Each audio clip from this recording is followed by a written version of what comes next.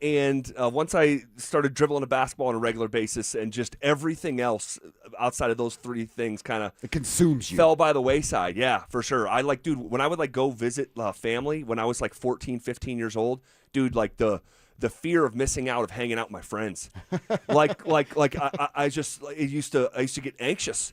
They're having so much fun without me. And that was actually real. The phrase FOMO was invented for someone like myself. Just a desperate, I can't believe they're having so much fun without me. They're probably eating pizza, playing basketball, lowering the hoop and dunking. Oh, dude. And I'm here in Buffalo with my aunts and uncles and cousins. Aunt Lynette, I'm coming, Aunt. Yes. Oh my gosh. Phil, we got a day, dude. Yes, we do, man. We got a day. There is so much going on in Denver sports, and obviously the Broncos getting their season off the ground here these past 2 weeks is the primary focus. And there's so many layers within, what happened with the Broncos on Friday night. But also, we got Deion Sanders has a separate legal issue than Shiloh. Bad boys. What you gonna do? Deion's just on a roll right now, ZB. He really is. We're talking about a federal lawsuit. And so you have that going on. You have Rich Paul coming out and sort of hinting that the advice that he gave for Peyton Watson. You have that going on. Must have been getting that advice from you, ZB. Must have been you. Hey, PY, stay on the low. It's okay. You got to get this contract. Okay, you're banged up already. Don't go out there and hurt yourself some more. So you have that going on. You got to update on the Cale Makar contract. We have Jokic going head-to-head with Wemby over the weekend. We just have a lot going on. But the Broncos were humbled a bit on Friday night. And obviously there's several elements to, how that game went down and all that. And a lot of positives to take away. But, I felt, and again, winning or losing the game is tertiary, all right? But at the same time, I did not have 33-13 on my bingo card. See, right there, ZB, that's the issue right there. All right, if the Broncos got beat at the end of the game when you had your fourth stringers in, some of the third and fourth stringers in, okay, so be it. But they got dominated. And there's context to it, of course, but also, even when the ones were in there were times where the Green Bay Packers, who started their ones, they dominated. Yep. And it was a trickle-down effect, domino effect, and you look up and you get beat, and you're the team looking like the Atlanta Falcons, the team you beat up on preseason week 1. And so that's where I think the issue is. And if for Sean, he is uneasy, as he should be, because it's not just about the starters. You know what the starters are going to do. But it's the depth, ZB. It's the second string, the third string. Hell, maybe in a fourth stringer that's going to be on the practice squad. What do they look like? Are they up to par? Can you trust them to go out there and win a game if somebody like PS2 gets dinged up or like Riley Moss got dinged up, right? Can you rely on these guys? And so this is why you do preseason games. This is why you put the second and third stringers out there longer so that you can truly evaluate what they're going to look like. Or you start to think, okay, we've given them opportunities after opportunities. Let's go elsewhere, or let's go get a guy off the couch, a veteran that is going to be able to do the job, or let's start looking around the league to see who else is getting ready to get cut so we can pick them up. ZB, these games are so important. And although it's not important to us when it comes to winning or losing, it's the depth that you're looking at, ZB. Yeah, there's a lot of layers. You mentioned the Moss thing. We'll spend some time talking about that because a couple different things could have happened to him on Friday night that we'll get to. But yeah, I think that and I know this has been maybe even a prevailing thought throughout the day, is that I believe what happened to the Denver Broncos on Friday night was good. It was good. And sometimes it's healthy to touch the stove. And that's the analogy that comes to my mind, when you're growing up. Sometimes you need to learn a lesson for yourself. I still touch that stove, ZB. And, well, that's because you're an idiot. Still touching that damn stove. No, I think of and this is just in life, right? This has nothing to do with the Broncos, but like my son, I have a newly turned 8-year-old son. And I remember this time last year, getting him going. We knew we were going to jump from a less serious basketball level like I-9, where it's just kind of anything goes, right? Introducing yourself to sports. Exactly. Introducing, and I think that's the best approach, or it was for us anyway. I guess each family kid is different. But I knew we were going in this league that there was going to be, they're going to call double dribble, bud. Like, they're going to call it. It's like, yeah, okay. And then we'll play one-on-one and say, hey, bud, that's a double dribble, my ball. No, it's double dribble. He'll throw a fit. Okay. You don't know what you're talking about, Pops. We're sounding like grease monkeys out here. That's fine. You keep it. I'm just telling you, in 2 weeks, when we start up, they're going to call that. Okay? Then, bud, that's double dribble again. Now he starts crying. Right? And this was really happening. And I'm like, dude, I'm just telling you, like, you got to, like, this is going to happen. We get to the game. Double dribble. Double dribble. Happens for the first time. Double dribble. Second time. Double dribble. Third time. For a fourth time. And it's just like, you're learning your lesson right now. And that's life. Again, it's got really, like, yeah, sports, but sometimes he was looking at you probably about to cry, like, damn. He Dad. was. No, he literally was. He cried in that first game. And I'm like, you're learning your lesson right now.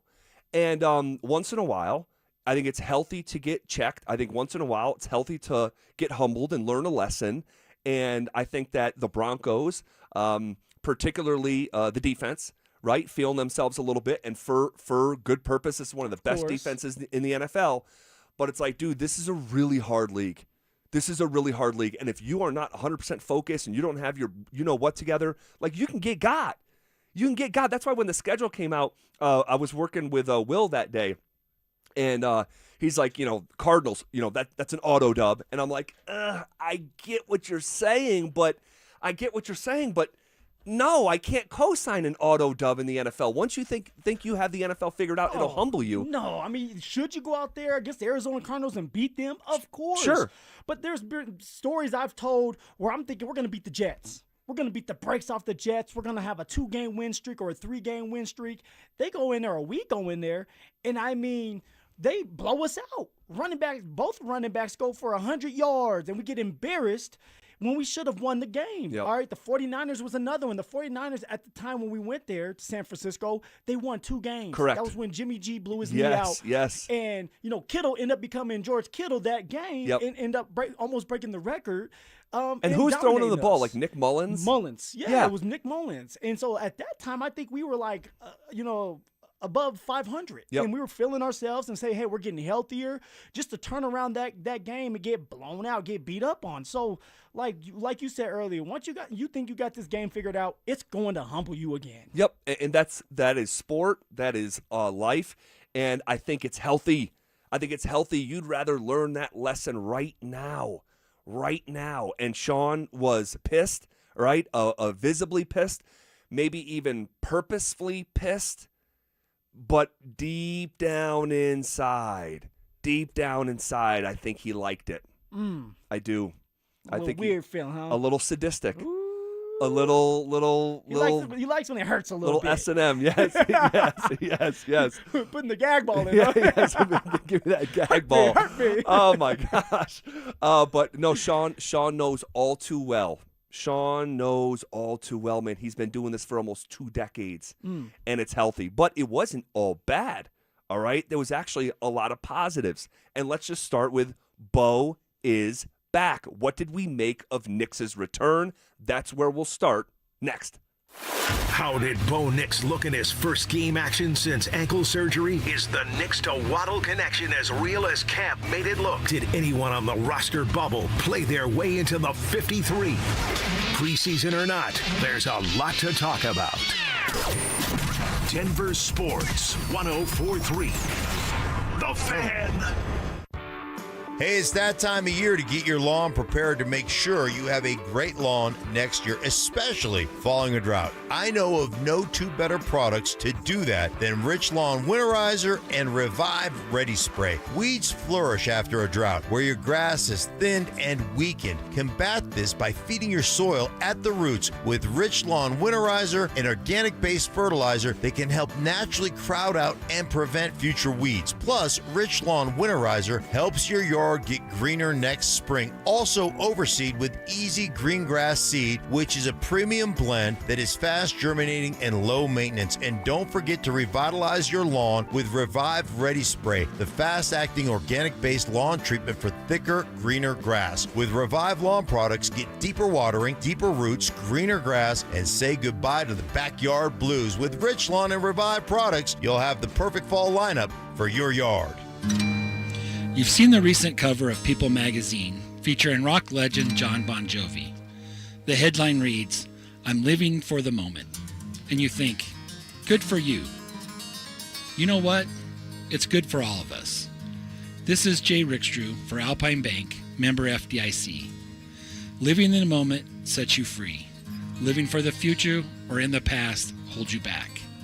You recognize the danger if 3 words creep into your life. What are these 3 words? Coulda, woulda, shoulda. It's easy to slip into the past. You think of all those mistakes you've made. You could have done this, or things would have turned out better if I'd have done that, or I should have known better. John Bon Jovi knows that all the happiness he seeks is right here, right now. Alpine Bank knows that living for the moment is good for all of us.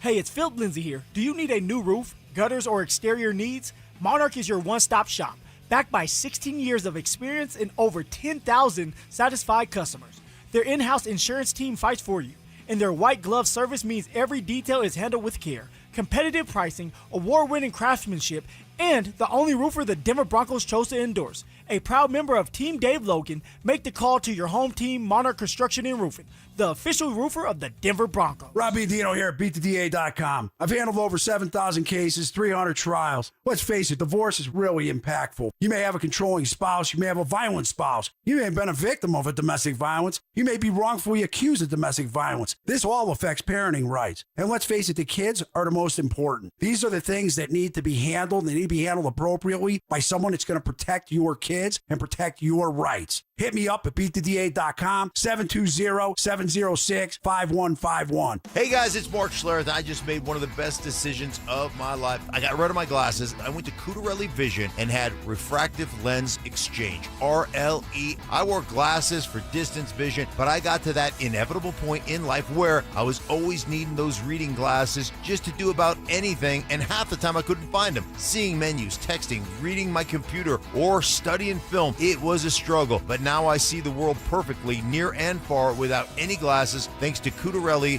Vision RLE, the perfect permanent solution to spending your good active years not needing reading glasses. And here's the cherry on top. You'll never develop a cataract. Dr. Cutarelli is Colorado's most experienced with over 90,000 vision correction procedures. You can trust him to know if it's the right time for you and RLE. Schedule your free Zoom consultation at ColoradoRLE.com. Cutarelli Vision, RLE, no readers, glasses, or contacts, or cataracts. ColoradoRLE.com. Want real Broncos talk? Cecil Lammy and Andrew Mason bring the heat on Orange and Blue today. The most passionate, intelligent, and in-depth Broncos coverage in the game. Weekdays at 5 p.m. on the Denver Sports 104.3 The Fan YouTube channel. Hit subscribe at Denver Sports 104.3 and never miss another tape. Denver Sports 104.3 The Fan. Denver Sports 104.3 The Fan presents The Drive with Zach By and Phillip Lindsay.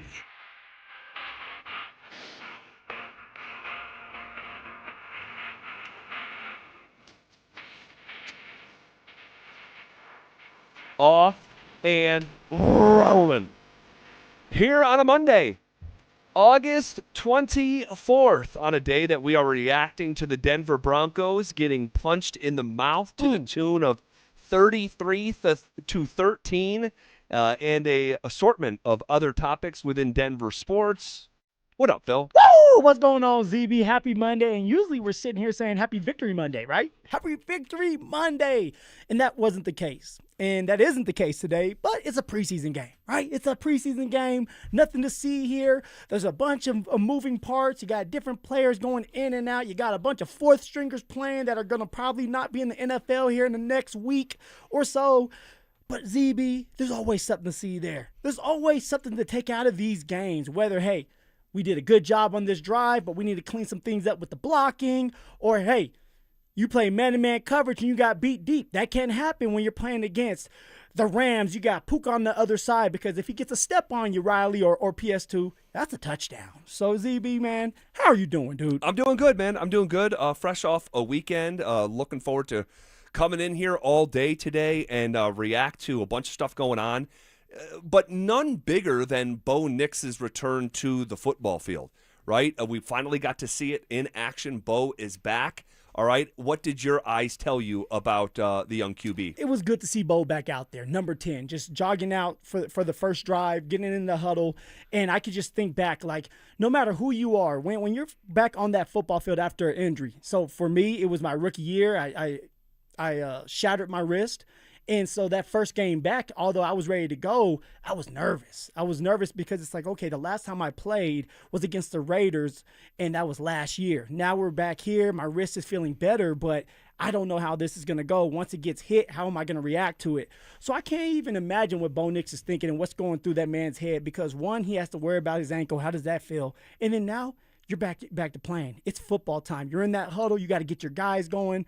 And it was good to see Bo Nix out there making some plays, messing up a couple plays, messing up, getting the snap right, things like that. This is why you play in the preseason. But I was happy with what I saw. I saw Bo Nix go out there, get in and out of that huddle. Now, were the passes as crisp as I wanted them to be? No. But the last time Bo Nix played in an actual game was in the playoffs last year against the Buffalo Bills. So I was expecting that, and that's why I said I was going to give Bo Nix some grace. Yeah, that's the conversation from Friday. Like, are we going to, because the game literally doesn't count, but it matters, are you grading just a little bit on a curve, given that it's been a long time since he's played in one of these, and he missed the entire offseason, and you missed your connecting flight with Waddle, if you will. As you were coming back, he immediately got hurt, and what was that going to look like? And we immediately got our answer. I mean, it was, what was that, play 3 or 4 or whatever it was? 3 or 4, right there. A seam route. Waddle did a great job of setting that play up. You saw the explosiveness, the speed, the separation. Yeah. And it was right on time. That was a 35-yard gain that you got to get used to. ZB got to get used to that in Bo Nix. Well, honestly, I mean, that could have been potential house call.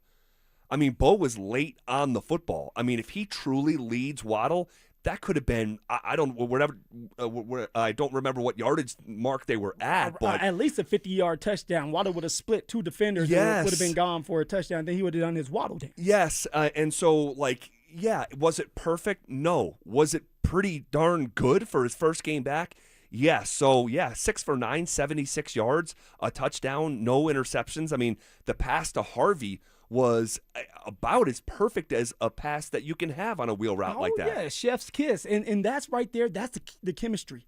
That's being on the same page with each other a whole year. All right, during camp, what did we see with R.J. Harvey and Bo Nix during camp? A couple times there were wheel routes, and R.J. Harvey was coming down with the ball for explosive plays. So I'm looking at it like, hey, this is just like practice. Bo Nix, R.J. Harvey have great chemistry together. They understand what they need to do, and that's good for R.J. to get more involved, get more confidence with himself as a pass catcher. And then for Bo Nix, that's your safety valve, knowing and understanding that no matter what, I got my guy right here that is going to secure this catch. So it was great to see Bo Nix stay in the pocket, have a beautiful throw in man coverage. Okay, RJ beats the linebacker as he should for a touchdown. And now, hey, for Bo Nix, your day's almost done. Couple more passes, a couple handoffs, and you get to eat some sunflower seeds, ZB. Dude, it was fantastic. And on that throw, and I'm sure you already saw this for yourself, but he did not even step into the throw. He was completely flat-footed and just kind of flicked the ball. Yeah. But I think that play or that throw is just worth talking about in dedicated fashion, because we have asked, I know I have asked, Bo Nix to find the middle ground of a ball with pace. You know, that mid-range jump shot that I'll often refer to it as. And the fact that he was able to just flick that ball and not, rifle it and just accurately drop it in a bucket down the football field, it's just super encouraging. We have talked so often about Bo having this like frenetic nature about him, and especially early in games. And we know that kind of thought process was validated by Sean Payton in the Wickersham article. He spazzes out sometimes. We've talked about it. Yep, and he can be a bit of a spaz, just a little bit. And the fact that he was just just cool as a cucumber in that moment, and it being the first series of his first game back. Again, not saying that it's going to be a sweeping judgment and Bo's going to go win the MVP, but about as good of an early return within expectation, like the level of expectation that we could have asked for. Well, ZB, it's a step in the right direction. One, identifying the coverage. For Bo Nix, it's like, okay, it's man coverage. That means my guy, R.J. Harvey, is going to be on a linebacker. If he can beat him, which R.J. Harvey was able to do with a double move, I'm going to give him a chance. Number two, if it's man coverage and you got a guy that's just following that receiver around, that defender's not going to be looking at the quarterback. So for Bo, it's like you have to place it the right way and let RJ make that play, which RJ did. It was beautiful to see, and now you're building off of that. And so for Bo, it's like you got the game day jitters out. You got your touchdown pass that you needed. Now it's time for you to continue to work on your footwork, continue to work on the little things that's going to help you out, the little things that are going to put you over the top and make some more better passes throughout, whatever you're doing throughout the games, throughout the season. So it was great to see Bo Nix back in action, ZB. It was great to see Bo Nix with that confidence and trusting RJ Harvey. Yeah, it was pretty darn good. It was pretty darn good. It's fun. And going into the game, and this wasn't just Friday, but we've talked about this throughout the offseason, like, okay, what's the next step for Bo Nix in his growth? Playing from the pocket. Playing from the pocket and not feeling like you're drowning when you're inside that pocket, always needing to roll out. It's great that you have that ability, and you playing off schedule it's a real skill. I mean, it might be at the top of the list. Him throwing on the run, and Davis Webb saying he's the best thrower on the run in the entire league. Like, that's great. But can you keep the trains running on time? And the fact that our first viewing of Bo, we got to see some of that. You said step in the right direction. Yes, I mean, it's exactly that. And first game ever, getting the play call from Davis Webb. I don't know, man. I think just, again, early returns, it's one game, and it wasn't even a game.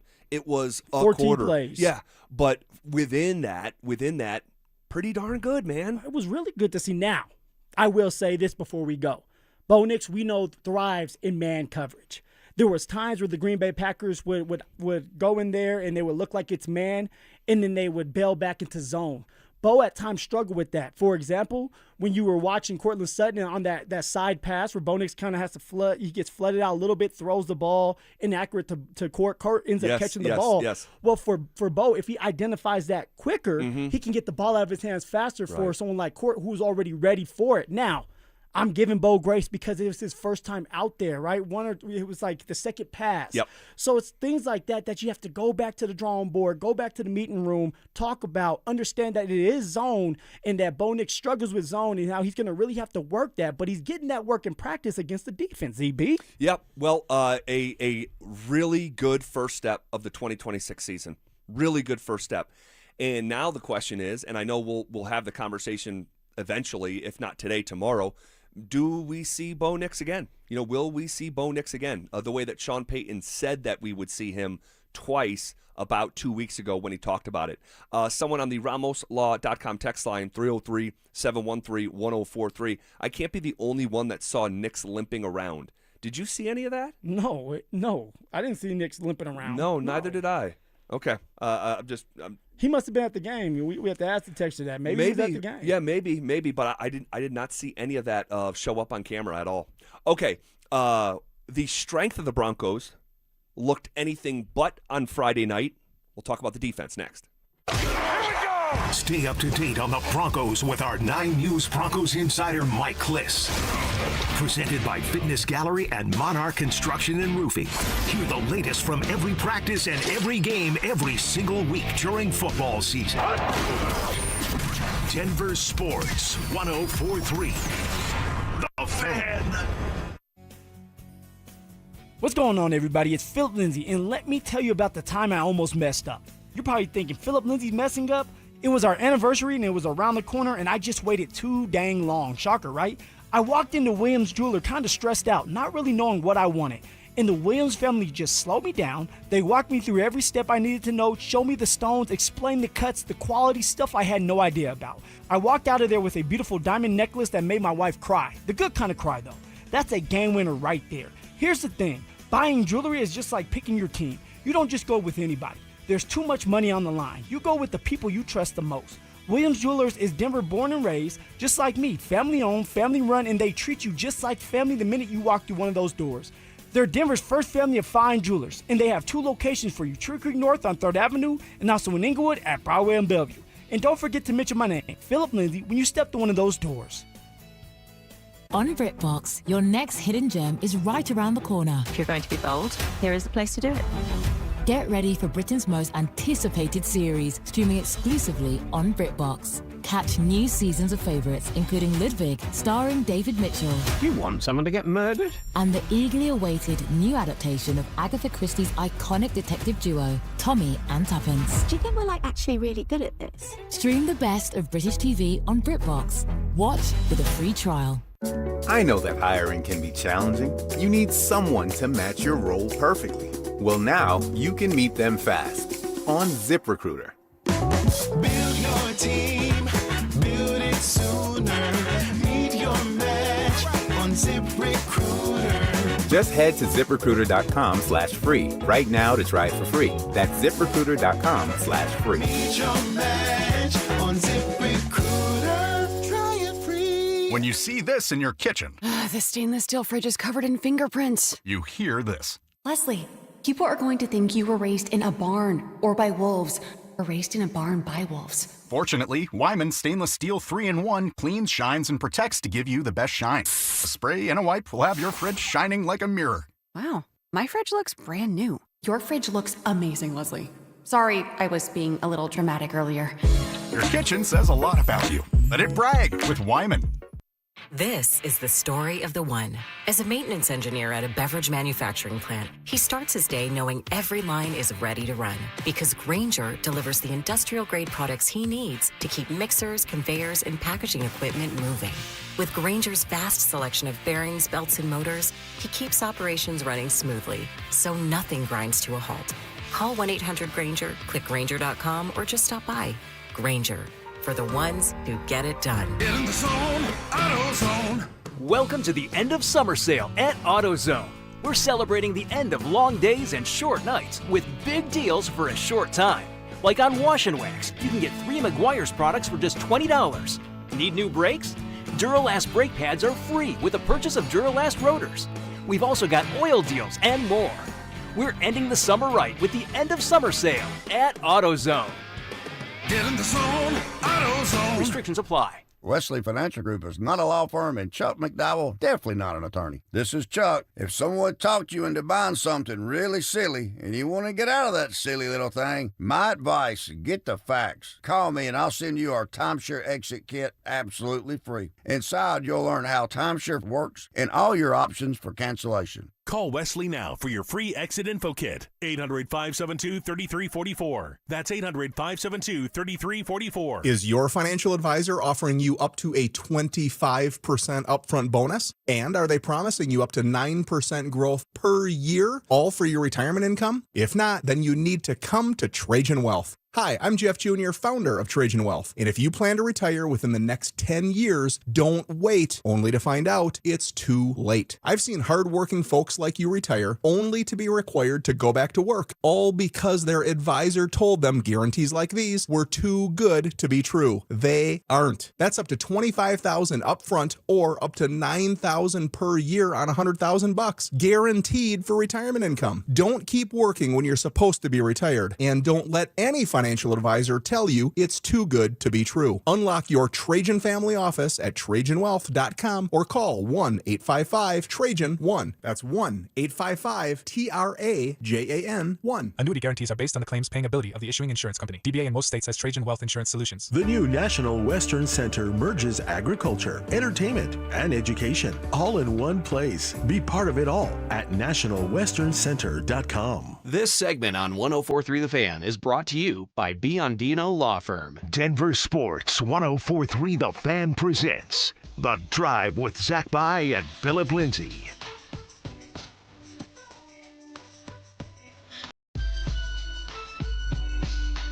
One, two, three, and step up, folk. Snoop Doggy Dogg and Dr. Dre is at the dough. Ready to make your neck flip, so back on. All right, we look at the other side of the ball. We'll get back to Bo here shortly. What'd you make of the defense on Friday night in the 33-13 loss to the Green Bay Packers? Ooh, the defense, man, they struggled. They definitely struggled, ZB. Now, going back and watching film, I always say this, just like on offense when we say Bo Nix struggles against the zone coverage, he does well against man. Well, defensively, VJ loves to go man to man. That's their identity. It's something they do all the time. Now, ZB, you and I have both been out there at practice. A lot of the times, VJ seems like he's doing a lot more zone, trying to reintroduce zone to some of these players or introduce it in general to these players to kind of mix things up. And a lot of times, now, not all the times, but a lot of times when there was miscommunication or some big-time plays being made, the Denver defense was in zone coverage. Yep. And when you're in zone, Z, you got to be able to communicate. You got to be on the same page. You got to be talking. And a lot of times these players were not communicating. They were not talking. You look up and you're not in the right zone, and now there's an explosive play being made because Jordan Love is a damn good quarterback. He is. So it was hot and cold. I love that the defense, like Pastor Tan, he was flying downhill and he's willing to hit and be aggressive that way. He lit up, homeboy.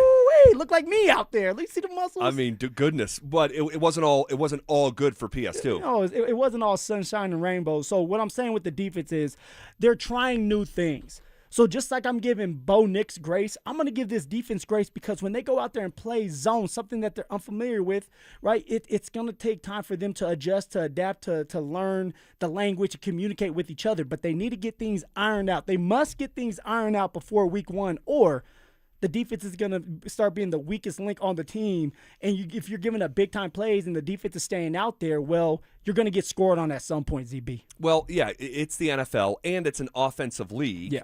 Now, if one or two things go differently, it's a completely different result, especially I'm talking about the starters here. Man, I thought PS2 ripped that ball out. I did too. Like, come on. Like, I still believe, even after the replay, like, he ripped the ball out. That's what I thought. And, okay, whatever. He did get a couple slants caught on him. Yep. All right. Again, he's a cornerback. Like, this is going to happen. But they did not – this was not like a scenario of like – and again, it's preseason, so maybe this went into the calculus. But it was not like, hey, stay away from PS2. Oh, they were going after PS2. Yeah, they went at him. And he almost created a second turnover. Didn't get any of them, and I have no issue with that. He also PS2 on a run play, short yardage, right? Made contact in the backfield. This was before the big hit. All right, so maybe he let out his frustration on that play because he just didn't finish the tackle, and it led to a first down. What happened with Moss was just unfortunate.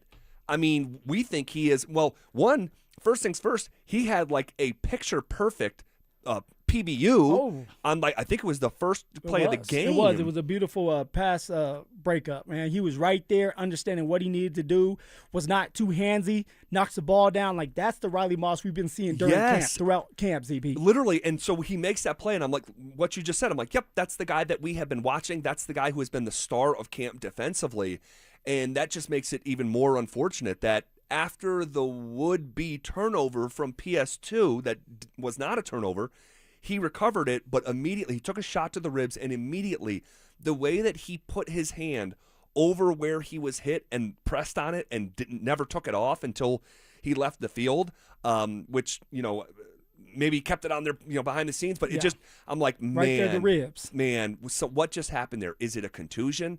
Is it a fracture?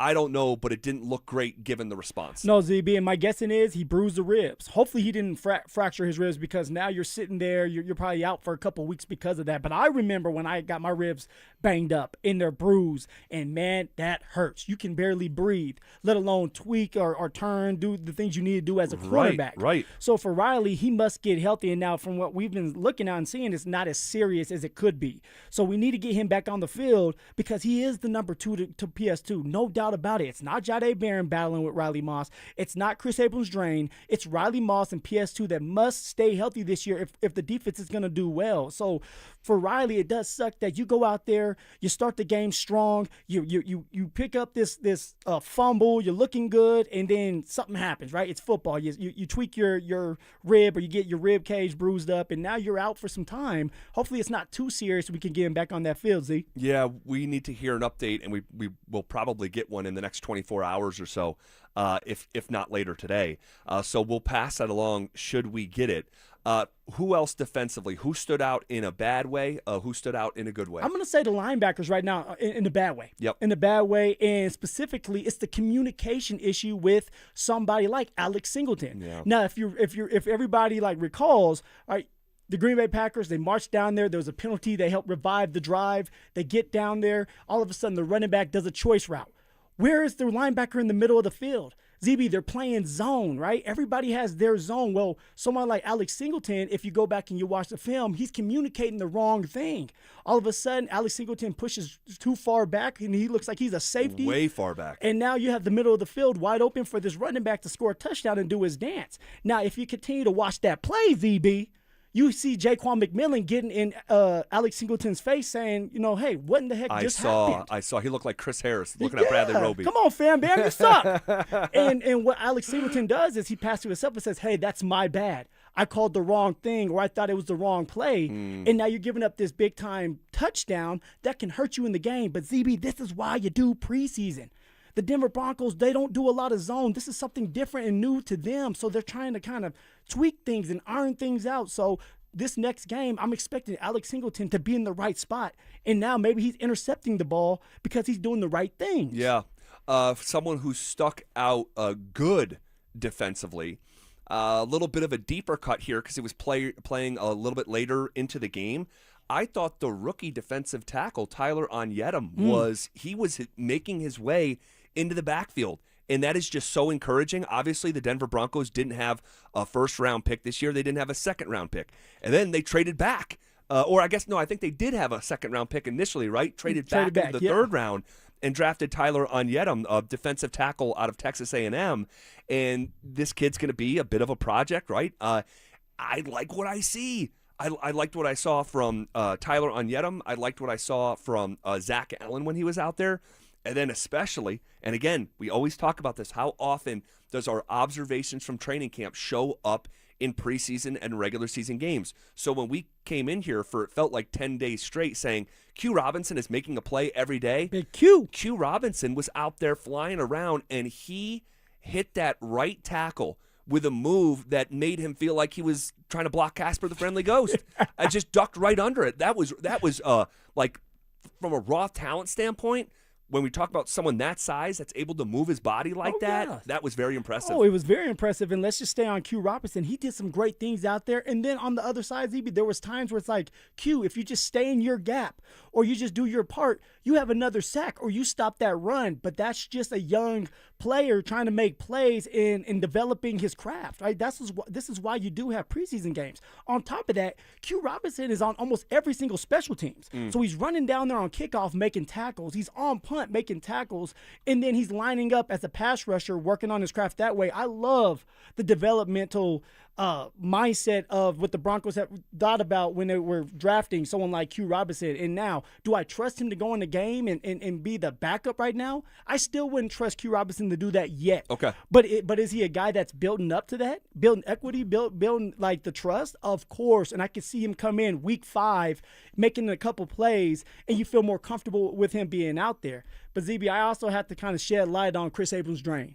I love what I saw out of Chris Abrams-Drain. They picked on him a little bit, and he was there. Sticky defense. He's a smaller guy, okay, but he's very handsy in the right way. He's always around the ball. He's fast. He can regroup, but he's never out of place. And he's a guy that's battling for that number 3 spot / 2 spot. If something happens to Riley, Chris Abrams-Drain, my guessing, will be the next one up. And there was times where they would, pick on him and try to throw his way. And sure enough, for Chris Abrams-Drain, he kept knocking the balls down in the way. And that's great to see, man. A guy that's confident, a guy who's been in this system. And he's going to be playing a lot because something like Riley, that situation with Riley, it's going to happen. It's football. And you got to be able to trust your backups to go out there and do their job, see? Yeah, I want to have a conversation in a couple minutes about what we saw from Jahdae Barron on Friday night against the Green Bay Packers. Jahdae! We'll hit the pause button on the Broncos for a second. We'll talk about here in right at the top of the hour what our single biggest takeaway from preseason game number 2 was with follow-up questions.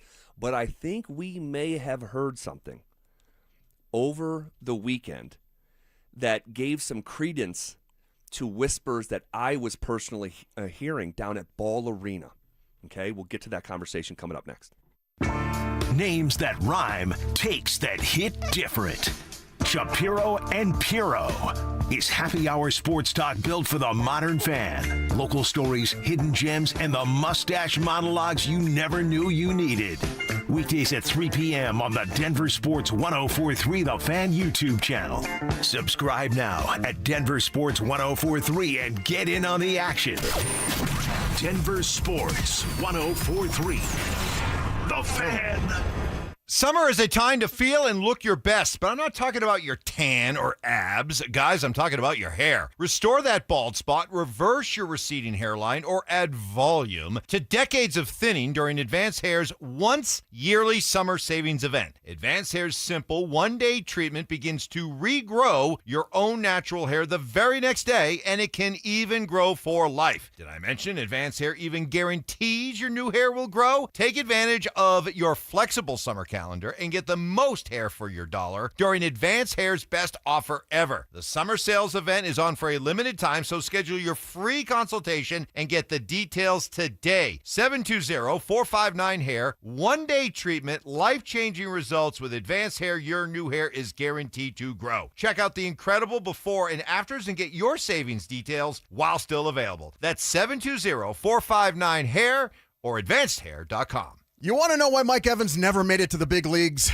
He couldn't hit the curveball. Well, I've got a curveball for you. For over a half-decade, we've been bringing you the best free meal in Denver every first and third Thursday at E Hills Church from 4 to 6 p.m. It's all about that delicious free barbecue and a trunk load of free groceries for anyone that needs it. You just pull up and you pop the trunk. No questions asked. Now, here's the curveball. We're changing the times just a little bit. From now on, all that delicious pulled pork, smoked chipotle chicken, and every once in a while, beef brisket will be served from 3:30 to 5:30 p.m. Same great food, same great groceries every first and third Thursday, just 30 minutes earlier, 3:30 p.m. to 5:30 p.m. If you have any questions, just feel free to call us at 303-LAW-4040. In fact, you should save that number in your phone. You never know when you're going to need it. It's 303-LAW-4040. Most home sellers get one offer. It's somewhere between lowball and not good enough. Orchard changes that. With Orchard's new Orchard offers, you don't just get one offer. You get multiple cash offers from serious investors all competing for your home. That's right. Make investors compete with Orchard's cash offer marketplace. Here's how it works. You work with an Orchard agent who submits your home to their exclusive network of hundreds of local cash buyers. They come to you with offers. You review them all and pick the best one on your terms. So you don't have to settle on one offer or worry about leaving money on the table. You see every offer side by side. That's how you know you're getting top dollar. Orchard offers means no repairs, no showings, no drawn-out process. Before you accept any offer, see them all first. Get a free home valuation and see your offers today with Orchard Offers. Go to Orchard.com. That's Orchard.com. Hey guys, it's Mark Schlereth. I just made one of the best decisions of my life. I got rid of my glasses. I went to Cutarelli Vision and had refractive lens exchange, RLE. I wore glasses for distance vision, but I got to that inevitable point in life where I was always needing those reading glasses just to do about anything, and half the time I couldn't find them. Seeing menus, texting, reading my computer, or studying film, it was a struggle. But now I see the world perfectly, near and far, without any glasses, thanks to Cutarelli Vision RLE, the perfect permanent solution to spending your good active years not needing reading glasses. And here's the cherry on top. You'll never develop a cataract. Dr. Cutarelli is Colorado's most experienced with over 90,000 vision correction procedures. You can trust him to know if it's the right time for you and RLE. Schedule your free Zoom consultation at coloradorle.com. Cutarelli Vision RLE, no readers, glasses, or contacts, or cataracts. coloradorle.com. This segment on 104.3 The Fan is brought to you by Aero Seal Colorado. Catch Telestrator Tuesday weekly on Stokely and Evans with Mark Schlereth, where Stink or Stoke dive into the past weekend's games with a coach's eye, using insights into what went right and wrong on critical plays. Telestrator Tuesdays, powered by Colorado Credit Union. Love where you live, love where you bank. You're listening to The Drive with Zach By and Phillip Lindsay on Denver Sports 1043 The Fan.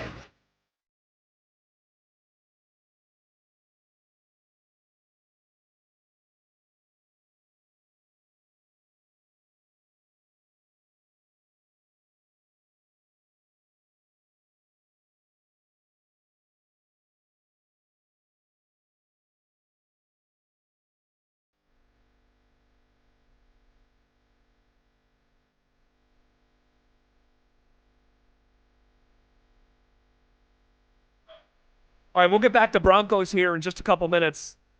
Talk about our biggest takeaways.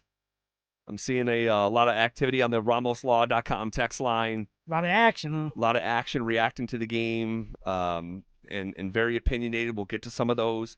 But before we do, did we, and I think it's a question, did we get confirmation this weekend about something that I was hearing whispers about at Ball Arena as the spring was approaching?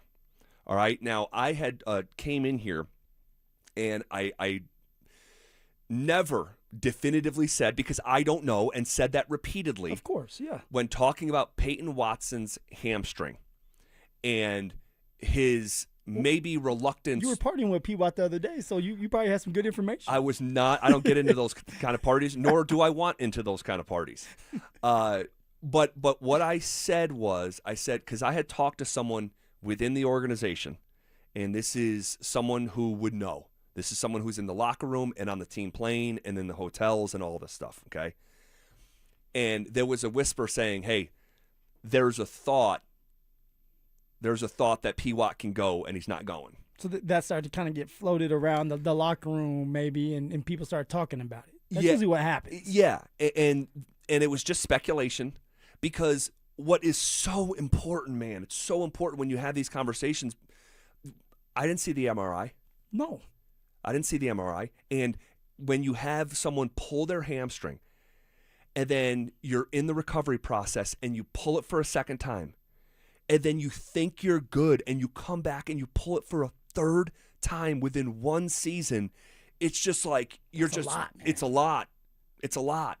And so I wasn't sure, but I knew from just a sports journalism standpoint, the person I'm talking to, I'm like, holy smokes, man, if this guy is like saying that this is a thought within certain members of the team, and maybe he was, because he never specified, was he talking about players, trainers, right, who are working with him and are like, hey, you can go here. Which usually is the case. Yeah, this was not, and I want to be clear, this was not like a member of the PR department, like putting it out there to apply pressure on P-Watt to play. It wasn't like that at all. It was a genuine conversation, and it was being relayed to me. So I said that during late winter, early spring about P-Watt, while also giving the disclaimer, I don't know, man. This is serious, what he's been going through. And then you hear Rich Paul on the podcast. Now, Rich Paul has a podcast with Max Kellerman, all right? Rich Paul, his agent, who's relatively new, he was signed up about 1 year ago. For the first 3 years of P-Watt's career, P-Watt's agent was Jokic's agent. That's how P-Watt got into that, what was it, Hotels.com or something, that commercial. He got into that not because he's a star and is in commercials, but his agent, because he was working, that company was working with Jokic, he was able to shoehorn P-Watt into the commercial. But then P-Watt dumped that agency and went with Clutch, and that's Rich Paul. And so here's Rich Paul on a podcast with Max Kellerman. You can listen for yourself. Let's explain what just happened with Peyton Watson. Clutch represents Peyton Watson. Yes. Peyton Watson was moved. It was a sign and trade. Sign and trade. Yes. And ultimately, what they got back is a draft pick, Picks right? where they couldn't take money back based upon what they asked. So it's really an issue of the way that CBA is structured. Yeah. Teams From a have to cap make perspective. business decisions. Yes. And Peyton Watson was moved for a business decision, and he signed a new, 4 years, $88 million? Yes. So he was a restricted free agent. Mm-hmm. You got to remember, he did not finish the season. He didn't play in the playoffs. He was dealing with a hamstring injury, soft tissue injury. And when you're dealing with those injuries, you have to be very careful in your return. Guys want to play. You have to protect them from themselves in that moment, because you're up for a contract, and it's the playoffs, and I've had a pretty good year. Very good year. Yeah, so I need to play. And it's important to protect that. How many parts moved to how many different There teams? was a 5-team trade. So it was 5 altogether. Yes, there was a 5-team trade. It's a lot of men. It's like that because the NBA has these ridiculous rules where things have to match up a certain Yeah, but also Cleveland had to move a player. So, what's your take on it? Like, what are you getting from this? I want to hear from you first. Okay, what I'm hearing from it is an agent just pretty much telling you how he feels about it. P-Watt probably wanted to play, was feeling better, wanted to get out there. You feel the pressure of your teammates that are getting ready to go into the playoffs, and you want to be a part of that. Now you have your agent that's sitting there saying, hey, look, That's probably not a good idea right now. ZB, you brought it up multiple times. You have already had 3 hamstring pulls. Right. You go back out there and you pull it again. Maybe this time it's off the bone. And so now you're having a surgery. And now you're coming back from a surgery. Nobody's going to want to sign you right off the bat. Let's secure your bag, just like Aaron Gordon, Jokic, Jamal Murray. All of them have their bags. They have a ring. All right, you have one too, although you want a big part of it. You have one too. Let's get you taken care of. Generational wealth. And then you go back out there and play your heart out. You go back out there and risk having injuries because you can do it. That's exactly what AG did. Right. ZB, I like Mike McIntyre was my agent, and I hurt my toe. I broke my toe in my contract year, and I wanted to play, and I was feeling good enough to play. And Mike calls me, and he says, "Hey, look, I know you want to play, but like right now, you came off of having a really good game. Let's settle down because." If you do end up signing back, like you want the long haul, right? You want to be there for the future. You don't want to go back out there and hurt your toe because now it's going to be harder for me to pitch to the Broncos or anybody else that you're not hurt prone or injury prone. Yeah. And so sometimes you have to listen to your agent, and your agent is trying to protect you and also protect him because he wants that percentage. Sure. Right? For 3%, 2%. And so you have to work together. And so that's what I'm hearing out of this. As the agent said, settle down. You're not playing in this. I'm going to make the final decision. We're going to get you paid, and this is how it's going to go. Yeah, it wasn't shocking to me at all. I mean, like, truly. In fact, if it didn't go down like this, that would be more surprising than hearing the admission afterward. Why is that? Just because this is sports. This is the NBA. This is an agent. An agent's number one priority is the client, not the Denver Nuggets. He's not serving any mission for the Denver Nuggets. So, and within the spectrum of dealing with agents, this is Clutch Sports. This is Rich Paul. This is who he chose to work with. And by the way, when I say it like that, it sounds like a negative connotation. Any agent might have given him this advice. Yeah. And so what's unique about it is the agent's got a freaking podcast. You know what I mean? Like, well, should Denver fans be upset? They will be. They will be. But I'm telling you, you go back to Jamal Murray. And we're waiting for Jamal Murray to return for like a year and a half from an ACL, to the point where there's a belief that the organization was putting information out there like Jamal can play. He's just not. Like, you know, and maybe that was Jamal talking with his agent. And maybe that was just Jamal saying, hey, look, I'm not ready to play. I just don't feel comfortable. Yep, I'm like 90%. And could I help the Nuggets? Yeah, I could, but I'm not 100%. So it will be the low-hanging fruit thing for fans to do, to say, get this guy out of here. He didn't play when the chips are down the way that Aaron Gordon did. But our response to that would be, well, Aaron Gordon's made $200 million playing basketball. PY hasn't. And so, again, it'll be for the fans to ridicule, and he's already out the door, so it's going to be in vogue anyway. But this wasn't surprising to me at all. It's just unique because we got to hear it. We actually got to hear it in a way that we typically don't. But this agent has got a podcast. But yeah, okay. This agent got a podcast. Like, what are we doing here, dude? And the people getting podcasts these days. Oh, these different lines of work. And I'm sure we'll discuss it in the coming days. But yeah. All right. What was our single biggest takeaway from Broncos preseason game number 2? We'll get to it next. Ditch the bland, flavorless sports talk and tune into Freshly Grated, where Will Peterson and Marcello Romano serve up piping hot takes and bold opinions with no filter and an extra side of sarcasm. Every weekday at 2 p.m. on the Denver Sports 104.3 The Fan YouTube channel. Like and subscribe today at Denver Sports 104.3 and come along for the ride. Denver Sports 104.3 The Fan. If you have unpaid tax debt to the IRS that you can't pay, please hear this special notice. Specially approved IRS relief programs designed to aid delinquent taxpayers are now in effect that can significantly improve your financial situation. Depending on your circumstances, you may qualify to have your tax problem resolved in your favor and may even have your back taxes reduced by thousands or eliminated entirely. A relief hotline has been established by Community Tax for you to call and see if you qualify at 800-224-4083. If you owe the IRS back taxes that you can't afford to pay, don't let the IRS trick you into thinking you have no way out. Our highly accredited tax professionals will let you know what you qualify for and how much you can save. We may be able to stop all liens, garnishments, levies, and save you thousands. Call and see if you qualify for this taxpayer relief at 800-224-4083. 800-224-4083. That's 800-224-4083.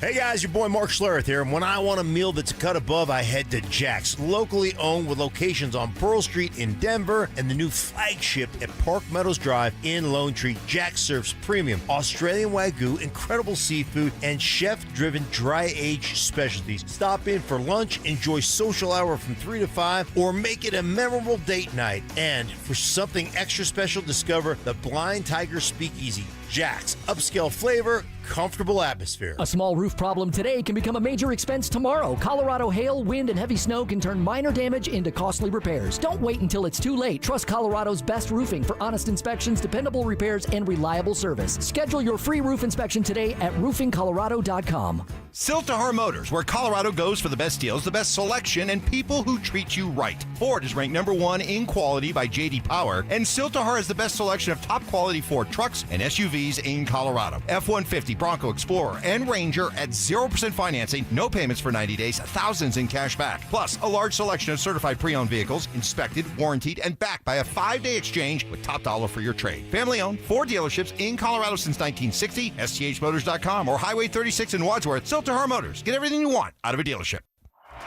Tune in to Mile High Money. My biggest goal is education. I come from a family of educators, and I want you to know the who, the what, the why, the when, the how. Helping you achieve your ideal retirement. The risk that you're taking, does that equal the return that you should be getting? And a lot of times, the answer is no. Tune in to Mile High Money with Adam Moeller. Saturdays at 8 a.m. right here on Denver Sports 104.3 The Fan. On BritBox, your next hidden gem is right around the corner. If you're going to be bold, here is the place to do it. Get ready for Britain's most anticipated series, streaming exclusively on BritBox. Catch new seasons of favourites, including Ludwig, starring David Mitchell. You want someone to get murdered? And the eagerly awaited new adaptation of Agatha Christie's iconic detective duo, Tommy and Tuppence. Do you think we're actually really good at this? Stream the best of British TV on BritBox. Watch with a free trial. Every year, summer ends and the kids go back to school. This year, I'm going back too, at My Computer Career. They helped me get financial aid, and I got to choose online or on-campus classes to fit my needs. Now I'm on a fast track to a high-demand IT career where the rewards can finally match my value. Visit mycomputercareer.edu and take the free career evaluation today. That's mycomputercareer.edu. It's never too late to go back to school. Financial aid is available to those who qualify, including VA benefits. Everyday expenses keep climbing, and high credit card interest isn't making life any easier. If you're a homeowner, your home equity is your best financial tool. American Financing can help you consolidate high-interest credit card debt so you have some breathing room. Timing matters now more than ever. With a strong chance of an interest rate hike this September, waiting could cost you thousands. And with rates in the 5s, there's no better time to find out how much you could save. Ditch those 20% interest rates. By consolidating, you can slash your monthly obligations. In fact, American Financing borrowers save an average of $800 a month. Imagine what that kind of cash flow could do for your family. There are 0 upfront fees, and you may even delay up to 2 mortgage payments. Lock in your lower rate before September. Call American Financing at 303-695-7000. That's 303-695-7000, or visit them online at americanfinancing.net. NMLS 182334, NMLSconsumeraccess.org. APR for rates in the 5 start at 6.327% for well-qualified buyers. Call 303-695-7000 for details about credit costs and terms.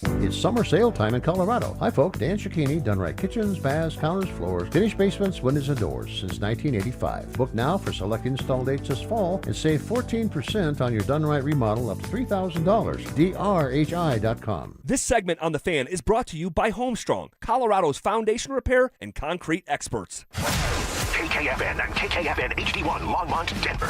Powered by Regen RX. It's The Drive with Zach By and Phillip Lindsay.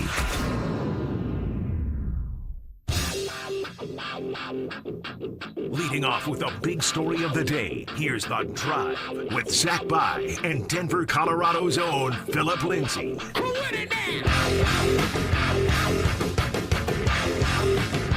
hour in the books. Quicker than a New York minute. Here we go. Hanging out with you on a Monday, August 24th. Reacting to preseason game number 2. As well as a handful of other topics that we'll cover today. We just hit that Payton Watson situation, or really not, situation's kind of over, but the update from Rich Paul over the weekend. Someone said on the RamosLaw.com text line, why even say that out loud? Sometimes lies are better. I agree. There wasn't no reason for his agent to go out there and even put that out there. Right. Why? Yeah, it's just... what are you gaining from that? Well, we just played his podcast, in a way that we otherwise would not have. So maybe there's something like that to it now that what's done is done. So he's there for clicks. I got you. I think to a degree sharing that, maybe. Someone else says it's typical NBA. No one should be surprised. I also agree with that. I mean, this is the league. This is the NBA. That it just kind of is what it is. Okay. Broncos. Friday night, they get beat pretty good, 33-13. All right. Beat down. Not that it was all bad. There's a lot of positives. We talked about a lot of those there in the first 3 segments. What do you think your single biggest takeaway was? The single biggest takeaway, Z, and we talked about it for a split second before crosstalk, the depth. That's what I'm concerned with right now. The starters are going to be just fine. All right, you're bringing everybody back for a reason. They're going to be ready to go. But it's a gauntlet of a schedule, and people are going to get banged up. Now, you pray that's not significant where somebody has to have surgery, but you may have a couple guys that go out like last year and miss some time. You have to be able to rely on the depth, the second and third stringers behind us. And this is why it's important to play these preseason games. This is why Sean Payton is upset with the showing of getting beat 33-13, because you need your depth players to go out there and produce, make some plays, whether it's Jarrett Stidham having to come up for a game and make some really good passes, or an offensive lineman or a defensive lineman or a cornerback. And I didn't see that enough throughout the game of the second string, third string guys going out there and making big time plays, and that's why the game got out of control. I'm a little bit more concerned about the depth than I thought I was.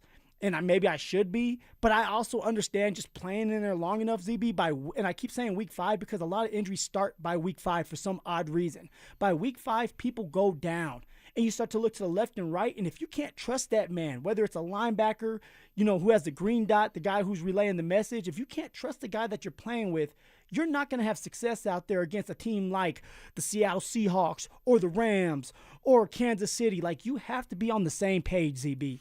Well, that's definitely a conversation point, for sure. I also think that for whatever reason, and again, it's preseason, so we take all this with 3 grains of salt. I don't think the mindset was where it needed to be, and when I say that, I specifically from the defense. Okay. Specifically from the defense. I thought it was mostly, not mostly, but a lot of sloppy football, penalties. This has been a bit of an issue for the Denver Broncos. I think it was 10 penalties for 79 yards there. Each quarterback, think about this. Last year too, man. It was. It became an underlying theme of the season where at one point the Broncos were the most penalized team in professional football. But think about this. Each quarterback, 3 quarterbacks played on Friday night, all 3 of them, the ball hit the ground. All 3 of them had either a mishap with the center, right? And we talked about that. It's been happening pretty consistently. Now, we know Luke Wattenberg isn't out there, so that's part of the conversation. But that's unusual to have all 3 quarterbacks have the ball hit the ground in the backfield. Sam Ehlinger's more of a traditional fumble as opposed to a miscue in the snap game. But also, ZB, it's what we've seen out there with the snaps, fumbles, but also when you're in shotgun more than you are under center, you're not getting that work. And then all of a sudden you're saying, hey, we want to go under center more than we are in shotgun sometimes. Well, then you have to work on it. because if you don't work on it, it becomes something where the quarterback gets under there and he pulls his hands out really, really fast. Instead of sitting in there, okay, having your hand on that center's butt, which is uncomfortable, and don't smell it because it probably stinks, then you get the ball and you have to hand it off. But if you don't do that enough and you don't rep it, well, then you can't do it in the game. And now you have muffs, you have fumbles, and now you lose that play because of that, or it's a turnover, and now the momentum shifts to that other team, and now you're losing because of it. So let's keep our eye on that. My biggest takeaway, Phil, was that Bo Nix looks the part. He looks the part. You know, one, he's healthy, right? That's the most important thing for me with the Bo conversation, is that he got through it and is hanging out on the sidelines for 3/4 of it. But, man, again, it wasn't perfect. It wasn't perfect. But the fact that Bo looked the part after not playing in a game for a really long time and missing the entirety of the offseason, that ball to R.J. Harvey was nearly perfect. And what a grab from Harvey, too. That was good. Good concentration. Good. Catching the ball with his hands, and obviously his stomach when he's getting there, holding on to it as they're ripping at it. Like, that was just great to see with the R.J. Bo Nix connection once again. Yep, and him just playing from the pocket, right, and not having to get into a chaotic situation where he can thrive. So, like, all the rest of this stuff, the penalty stuff, the edge in terms of mindset coming into a game, just some of the, miscues or what have you. Yeah, all the that stuff. miscommunication was bad. Yeah, the miscommunication defensively. I mean, that was ugly, right? But it's preseason. You can work this stuff out. The Bo stuff, you're talking about, like, the Broncos finally found a franchise quarterback. What would he look like in his first time back? And again, given the expectation coming in, I don't know what else I would want to look for from Nix on Friday night. No, I mean, like, what else? Like you're not going to be perfect.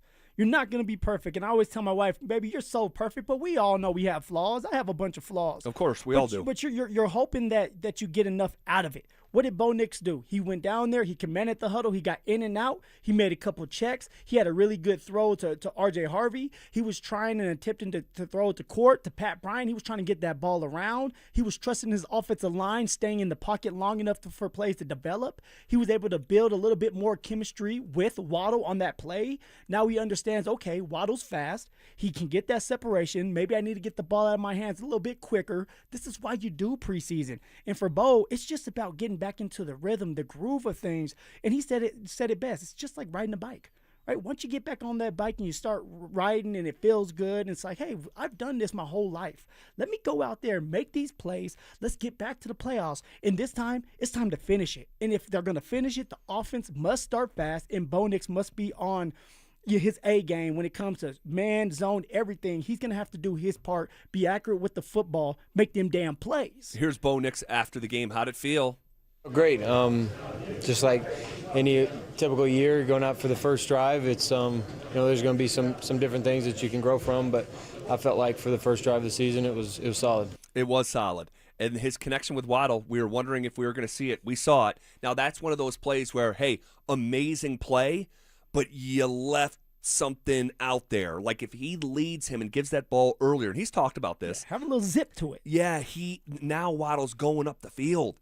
And Waddle still, I mean, his after the catch, act, his second act in the receiving game is going to be really, really fun to watch. Explosive. And he truly is. And for those two to share a football field for the very first time in a game setting with a brand new play caller that's in your ear for the first time on a game day, for him to only play 14 plays, but we got to see the flash. Oh my gosh, it's tantalizing of what could be awaiting us come September. What will be, ZB? What will be? I mean, look, Waddle's very explosive. You got to see the separation. Bo Nix is probably like, damn. Like, game action is just different, right? It's just like playing in practice, and then you go into a game, things speed up for you. And that's your mindset. That's the process. And so for Bo, it's like, all right, when I throw the ball to Waddle, whether it's a slant, whether it's an in route, a comeback, I'm going to have to be a tad bit faster than what I would do if I was with Pat Bryant or Cortland. It's not bad. It's just understanding your teammates, and that's why I can't wait to see what it looks like in this next preseason game. I believe that the starters are going to play again because they need to continue to build that chemistry before having a little bye before the season actually starts. So you do need to be out there gaining traction, getting that chemistry down, especially Bo and Waddle, because Waddle's been on that side field, Great Dulcich Memorial Field, ZB. We're still calling it that. Yeah. All right, he's been dealing with that injury, so now he's coming back, and so you need that time to kind of build that chemistry back up. But ZB, are you ready to admit that Waddle's going to be receiver one this year? No. Go ahead, lay it on me. Come on. Lay it on me. No. Well, a lot of Sundays, of course, he will be. But we'll see in aggregate and totality what it looks like over 17 games. My position is still Cortland Sutton has been taken for granted by people like you. And I think that this guy, like, it's going to reveal itself. I like the new toys, ZB. I like the new toys. I know you do. I know Flashy. you do. Come on.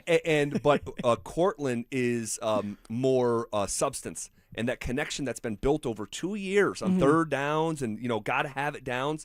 So we'll see. I mean, you may end up being right. Oh, by the way, I owe you a coffee. Jarrett Stidham went out there as the number 2 quarterback. Okay, yeah. Did you have intel on that? No, man, no. Okay. I just know, Sparky, right? Like, the thing is, and ZB, you know this, right? You go in here, you go to camp.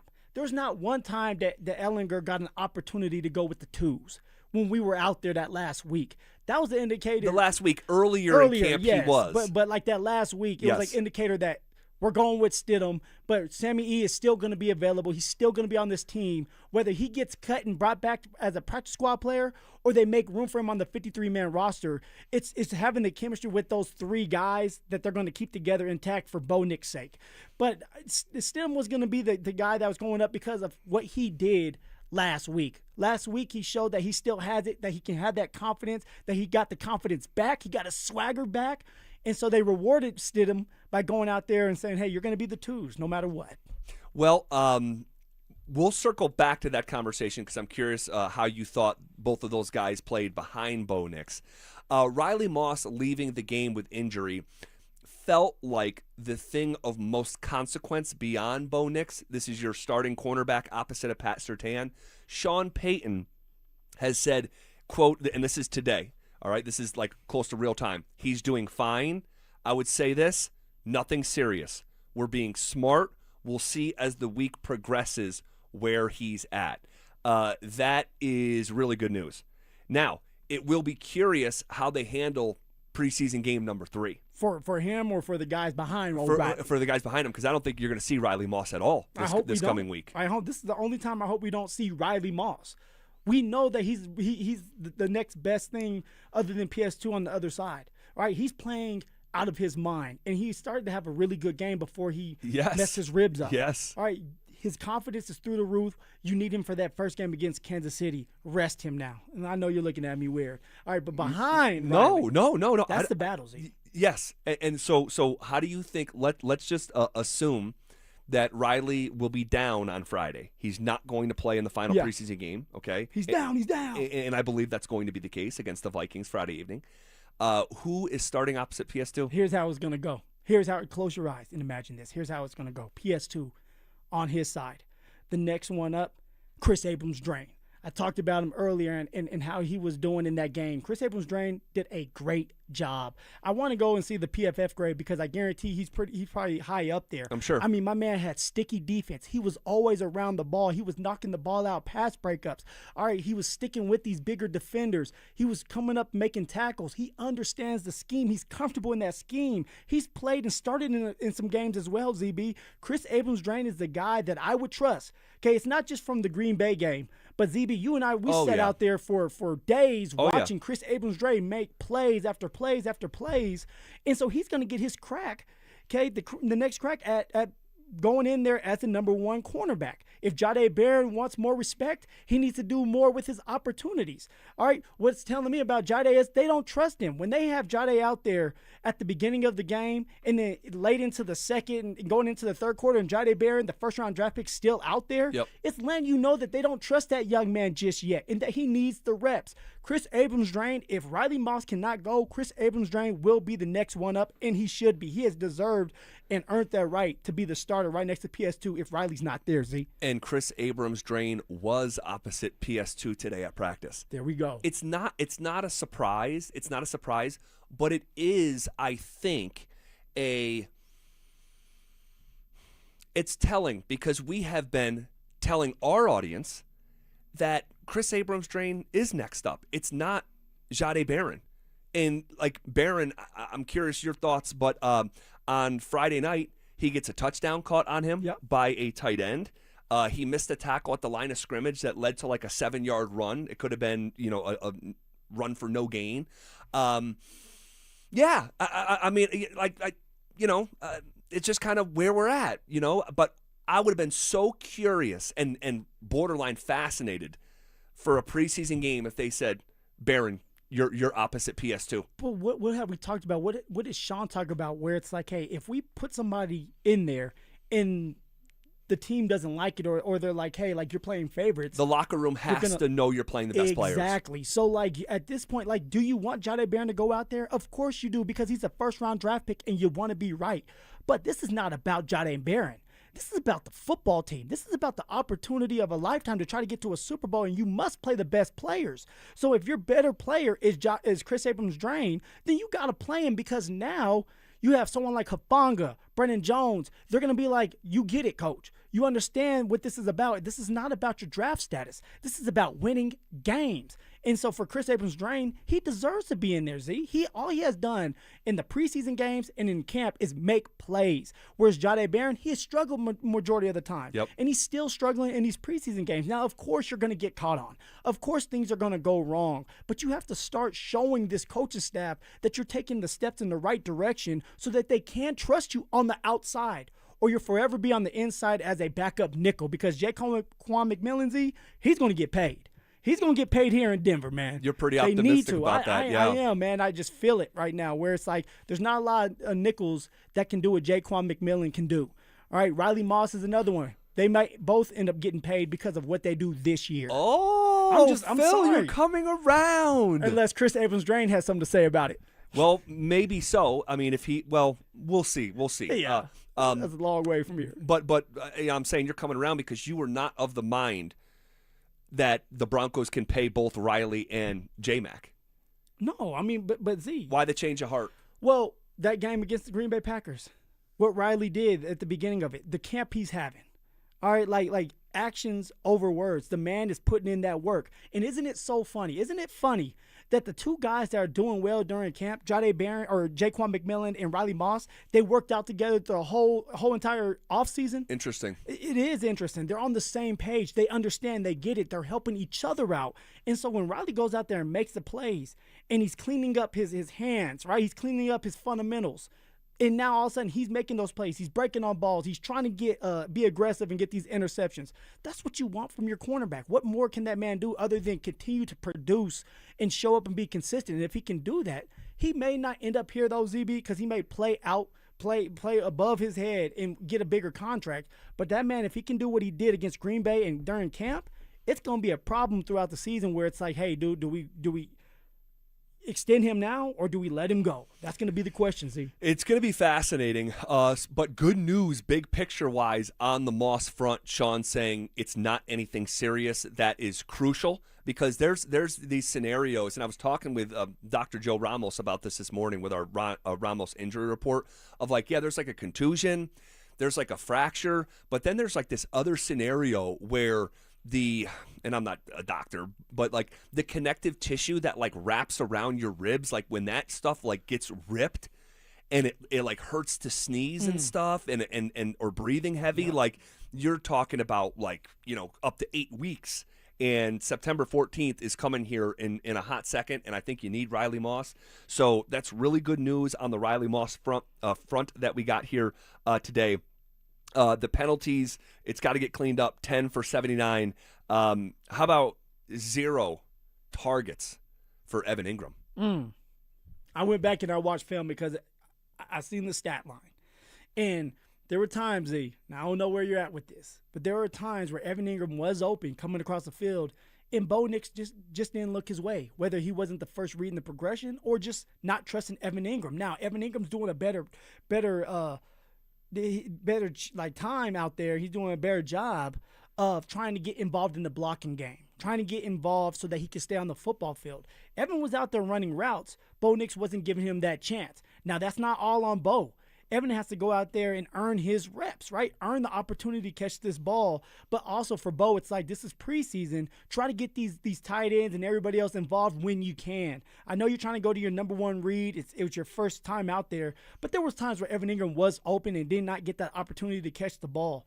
To me, for Ev, it's like, what does your body language look like now? Oh, there you go. You know, like that's something that you have to look for in this next preseason game. And then for Ev, go in there and talking to Bo, like letting him know, hey, man, I need you to get me going early. What do I need to do to become one of your reads, right? What do we need to do to get on the same page? And what do I need to show you so that you can trust me a couple times so when I'm coming across the field, I'm opening up everybody else, but reward me. So for Evan Ingram, I'm expecting him to get more targets in this last preseason game, whether they're trying to show him off or they're trying to get him going. Evan Ingram was out there a lot during this preseason game, Z. And when you say try to show him off. Show him off, baby. Show him off. Like showcase him? Yeah.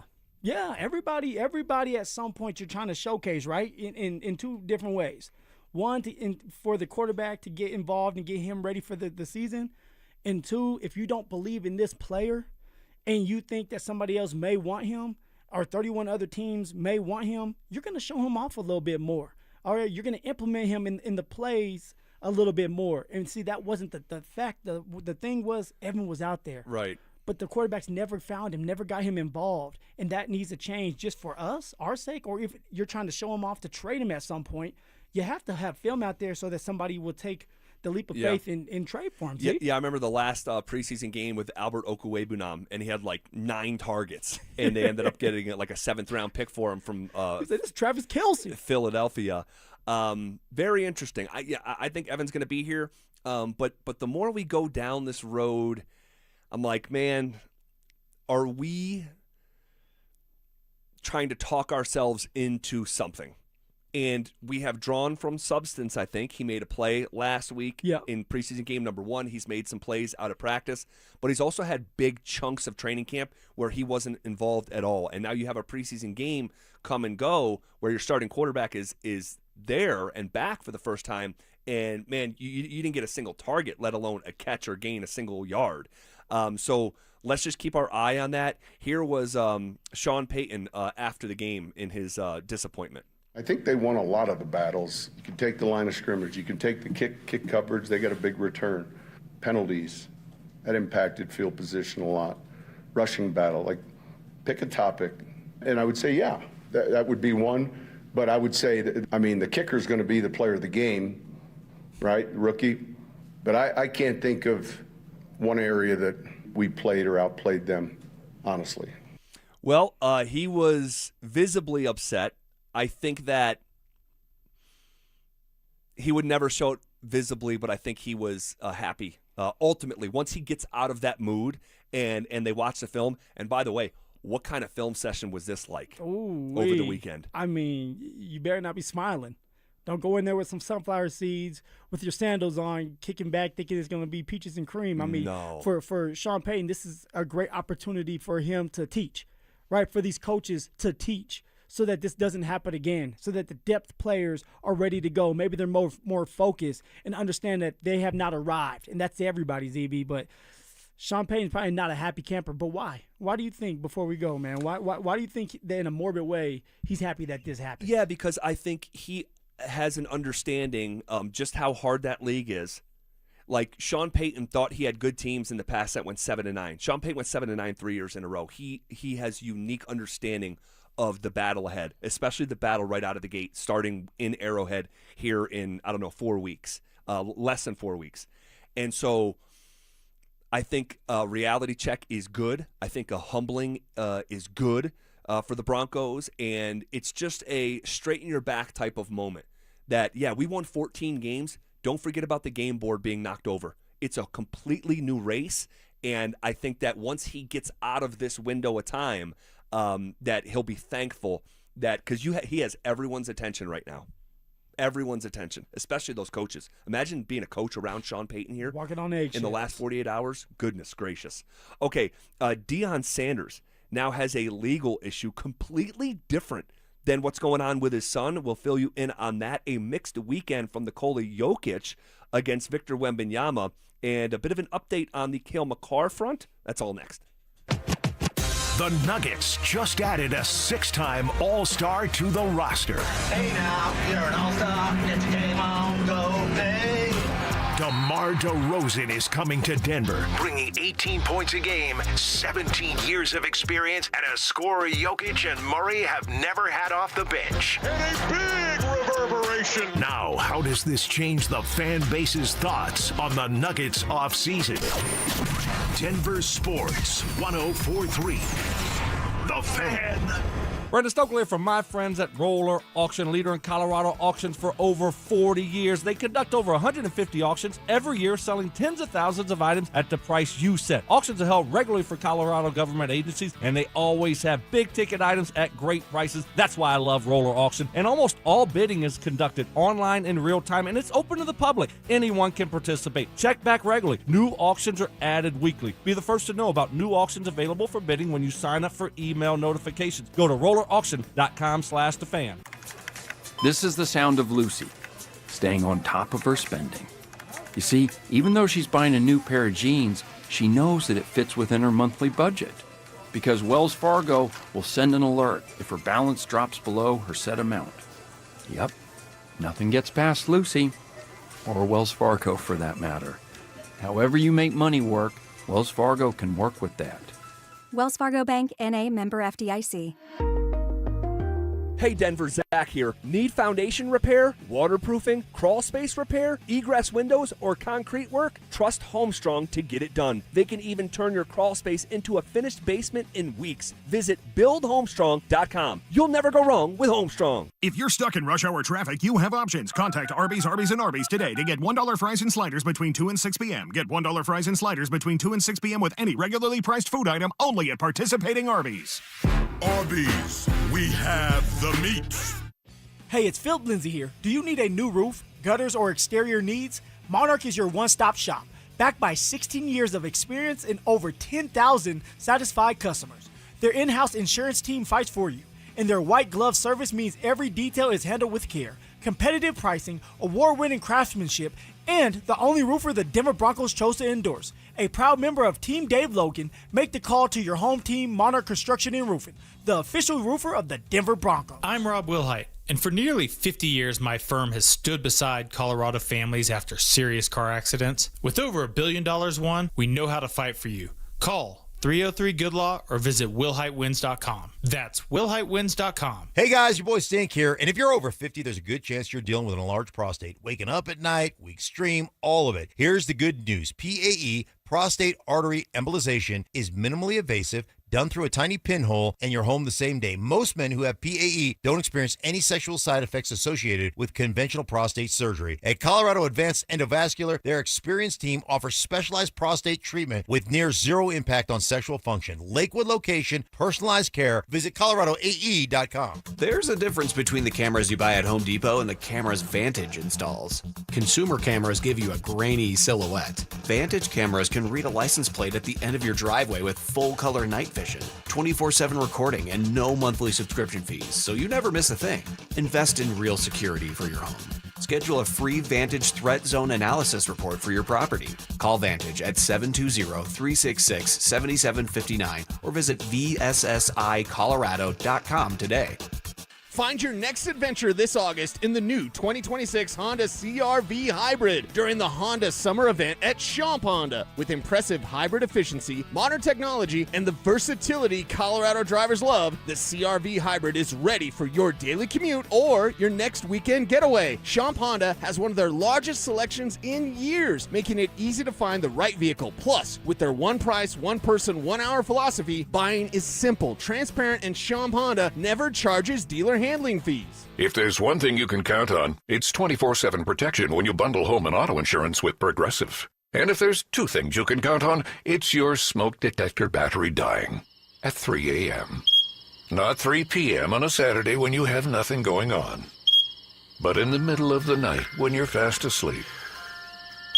Oh, come on! Get 24/7 protection when you bundle home and auto with Progressive. Just one more thing you can count on. Progressive Casualty Insurance Company affiliates and third-party insurers. Not available in all states or situations. Get in the zone, AutoZone.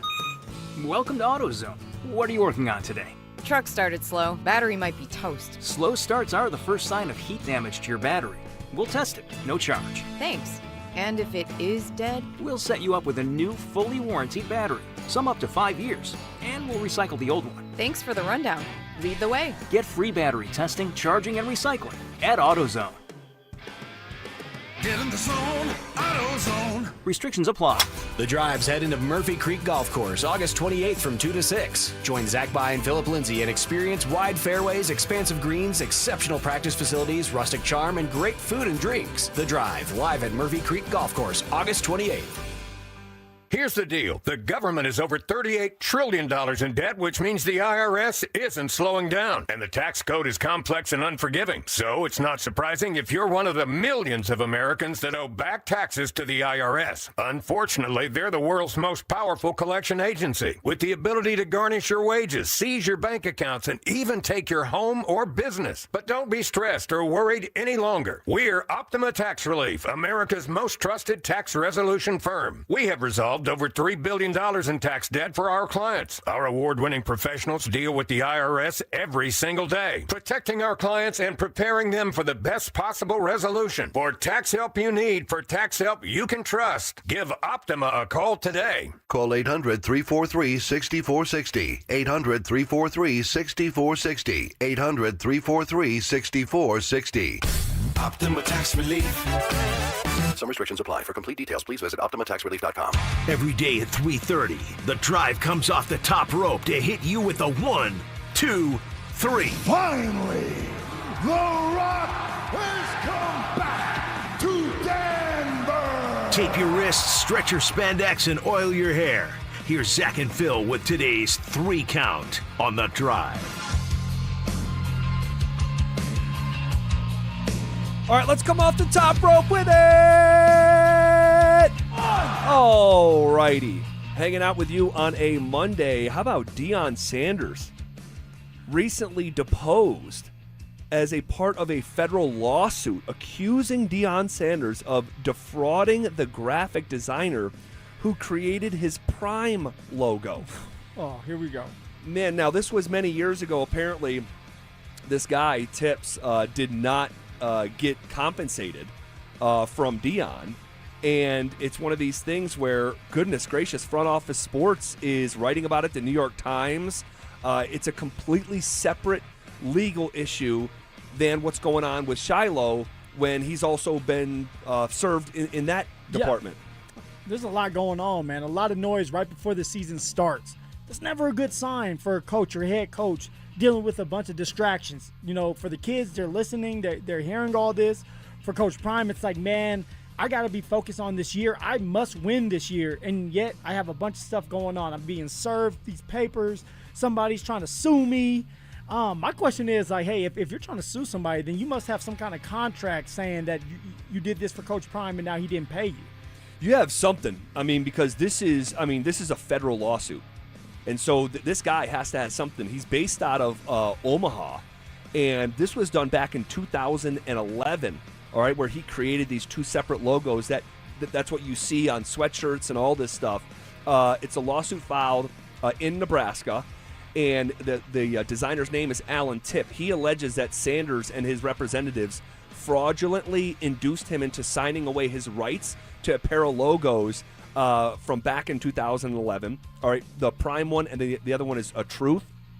They've become staples of Sanders' branding, during his tenure both at Jackson State and Colorado. And according to the complaint, Sanders began using the logos around the same time he co-founded Prime Prep Academy in 2011. The design has also appeared in a wide range of commercial partnerships tied to Sanders, according to this lawsuit, including Under Armour, Gillette, Jeep, Lamborghini, Aflac, Boost Mobile, Motorola. And while Tipp, I'm reading from Yahoo now, Tipp initially filed the lawsuit in January 2025. The case's docket was updated on July 30th, here just very recently, to reflect that Sanders was scheduled to be deposed. And Front Office Sports has since confirmed that deposition has already taken place. And Sanders, a merchandise company, Primetime Enterprises, and talent brand management firm Smack Entertainment are all listed as defendants in the suit. And from what I gather, that basically Tip was made specific promises that he would be a part of Sanders' branding team and marketing team, help Colorado football players build their own brands, work with Nike on Sanders-related merchandise, including footwear. But you said promises, right? Yep. Nothing's like, hey, pen to paper. That's the issue right there. That's why you don't just listen to promises. You make sure that you put it pen to paper so that when something comes up like this, you got the facts right here. Right, we signed, we agreed to do this, and now Coach Prime would have to pay even more money. Well, apparently the graphic designer says that Sanders and his team began evading him nearly immediately after he signed that agreement. Okay. So, yikes, man. I don't know what to say, but 2 different lawsuits surrounding the head football coach of Colorado as the season's getting started is just not ideal. I don't know how bad or if at all things will get for Deion Sanders. I just know that it's not great. Deion, go ahead and pay Tip off. Alan Tip, give him his money. Was it $100,000, $75,000? I mean, you're making a lot. Right. Over millions of dollars. Go ahead and give my man what he deserves for helping you with that logo. All right. Yeah, I have to go ahead and follow my lawsuit. I don't know, man. I don't know. I don't know the true truth, right? But if he did actually do that and use this guy up and then ignore him, that's wrong. That's wrong. All right, next in the 3 count. 1, 2. All right, Joe Sakic says he's confident Cale Makar's contract will get done before the season. He added, quote, not really worried about it. It's just a matter of term in the contract, 4 years, 7 years, 8 years potentially. Are you worried about this at all? No. Like you said, it comes down to like how many years does Cale want to be here, and I think that's kind of what they're talking about right now. The money is right there. You can only have so much money. So if you want the most, you're going to take the $20.5 million. If not, you'll probably take 19. Maybe it's just 20. Who knows? It comes down to how many years do you want to be here with us. And this for Sakic, my guessing is you're talking him into that 8 years. Let's get this done so you're secured for 8 years. And if you're Cale, do you really want to do that? Is the 8 years worth it, or do you go into 4 years so that you can double dip when you're still in your 30s? All right, it's all about business. It's about the money, and also it's about what does a team look like as these Avs get older and they leave. Yeah, I'm not worried about Cale not being a member of the Colorado Avalanche, but there is potential for a harmony that has existed from a financial standpoint within the Avs locker room being disruptive if Cale does take the shorter term and the most money. Mm-hmm. Because Nathan McKinnon set a precedent with the quote, Avs cap culture, end quote. That's Elliot Friedman, who covers the NHL as close as anyone out there. And if McKinnon took less, all right, and is making 12.5, and that's the tone that he set for the quote Avs cap culture, and Cale turns around and says, actually, I'm going to take 4 so I can circle back and make even more, and I'm going to take the most right now as well. So you think it would rub the locker room the wrong way, or is it or specifically Nathan McKinnon? Yes, specifically Nathan McKinnon. Yeah, so again, this will sort itself out. Not worried about Cale being an Av or like losing Cale Makar. Not worried about that at all.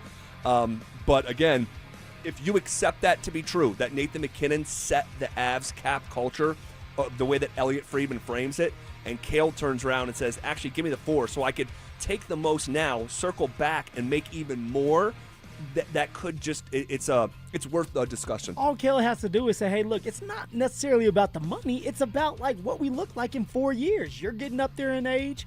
There's a couple other guys that are probably not going to be here. And so the question becomes, like, do I want to be here?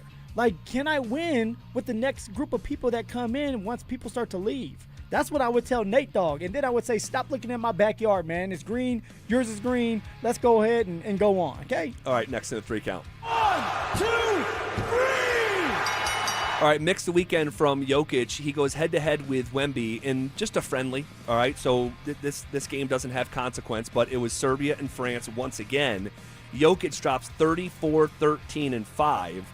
the internet was making it all about Wemby, like blocking Jokic multiple times in one possession and all that. Jokic still played great, but I'll say this, man. When there was just seconds left in the game, and I do mean seconds, I have no idea what Nikola Jokic was doing. Went to go play defense in the backcourt in a way that I was like, wait, what am I looking at? And meanwhile, he does that. Their big man runs down the floor, unencumbered, and makes a game-winning dunk with 1 second left to win the game. Literally, they won 91-90. So it was. You think it was a miscommunication, dude? It's one of these things that's like it doesn't even make any basketball sense for Nikola Jokic, of all people, to be playing defense aggressively in the backcourt with 5 seconds left while the other front court player goes down and literally wins the game. Dante, you saw that as well. What did you make of that sequence? I don't understand what he was doing. It was like he was playing defense if there was 2 seconds left and he was getting ready for like a half-court heave. Right. He was in like that middle circle at center court. I don't know if he maybe forgot how much time was left, but yeah, losing on a dunk or layup is embarrassing at that point. It was head-scratching. It was almost like he forgot what situation he was in. And he is like a supercomputer, so... Hey, the P. Watt stuff's messing with him. He's frustrated right now, ZB. That's what it is. Leave my man alone. Man, oh man. He's going through it. That was weird, but he played great, and physically he looks tremendous. So from a Nuggets perspective, you take that almost every time. Okay, we have an update in one of the most toxic situations in recent NFL memory, and it's got a Colorado twist, plus an update next. How did Bo Nix look in his first game action since ankle surgery? Is the Nix to Waddle connection as real as Camp made it look? Did anyone on the roster bubble play their way into the 53?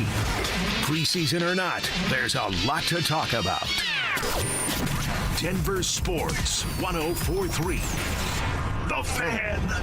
Everyday expenses keep climbing, and high credit card interest isn't making life any easier. If you're a homeowner, your home equity is your best financial tool. American Financing can help you consolidate high-interest credit card debt so you have some breathing room. Timing matters now more than ever. With a strong chance of an interest rate hike this September, waiting could cost you thousands. And with rates in the 5s, there's no better time to find out how much you could save. Ditch those 20% interest rates. By consolidating, you can slash your monthly obligations. In fact, American Financing borrowers save an average of $800 a month. Imagine what that kind of cash flow could do for your family. There are 0 upfront fees, and you may even delay up to 2 mortgage payments. Lock in your lower rate before September. Call American Financing at 303-695-7000. That's 303-695-7000, or visit them online at americanfinancing.net. NMLS 182334, NMLSconsumeraccess.org. APR for rates in the 5 start at 6.327% for well-qualified buyers. Call 303-695-7000 for details about credit costs and terms. This is the story of the one who keeps multiple buildings running smoothly day after day. Plumbing that flows, HVAC that hums, cleaning supplies that keep surfaces sparkling. That's why she counts on Grainger. With easy reordering online and 24/7 support, Grainger helps her keep the products she needs on hand. So shelves stay stocked and buildings stay ready. Call 1-800-GRAINGER, click Grainger.com, or just stop by. Grainger, for the ones who get it done. Chicken and waffles, a cozy combination. Chick-fil-A's got chicken and waffles. Sweet and savory together in a brand new way. Whoa. Introducing Chick-fil-A's new chicken and waffles. Crispy chicken between 2 maple-flavored waffles with bacon and honey butter spread served with syrup. Available all day long. Chicken and waffles. Right now we're Chick-fil-A. Order chicken and waffles all day at Chick-fil-A. Menu switches from breakfast to lunch at 10:30 a.m.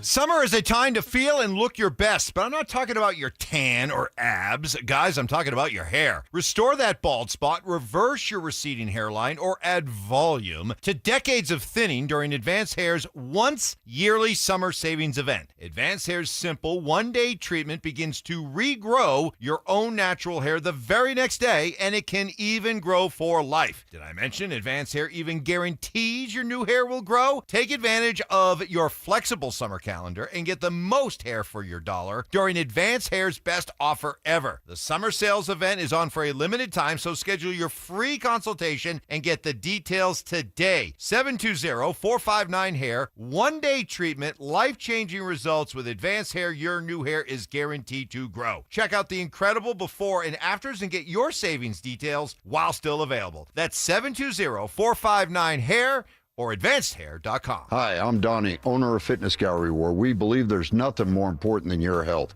We've just celebrated our 27th year in business. Thank you for your continued support. Hey, Broncos country, I'm Terrell Davis. That's why I made the smart move to invest in fitness equipment with Fitness Gallery. It's a game changer. Work out on your schedule from the privacy of your own home. At Fitness Gallery, we have the nation's lowest prices on the highest quality products that stand the test of time. Imagine this, no more wasting time in traffic, no more crowded gyms. And here's the touchdown play, get your family involved.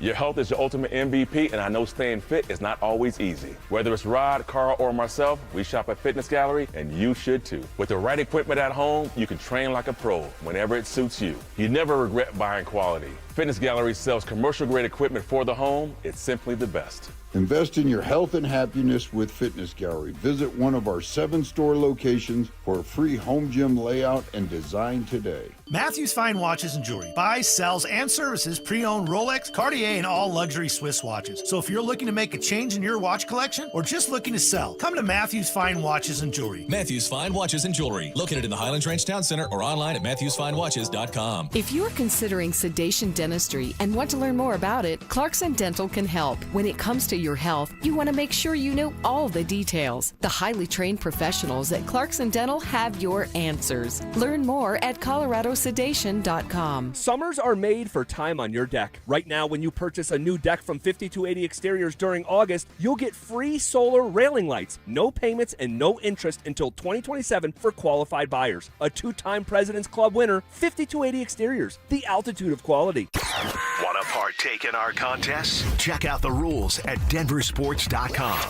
Here we go! Stay up to date on the Broncos with our 9 News Broncos insider Mike Kliss. Presented by Fitness Gallery and Monarch Construction and Roofing. Hear the latest from every practice and every game every single week during football season. Denver Sports 104.3. The Fan. It's The Drive with Zach By and Phillip Lindsay on Denver Sports 104.3 The Fan.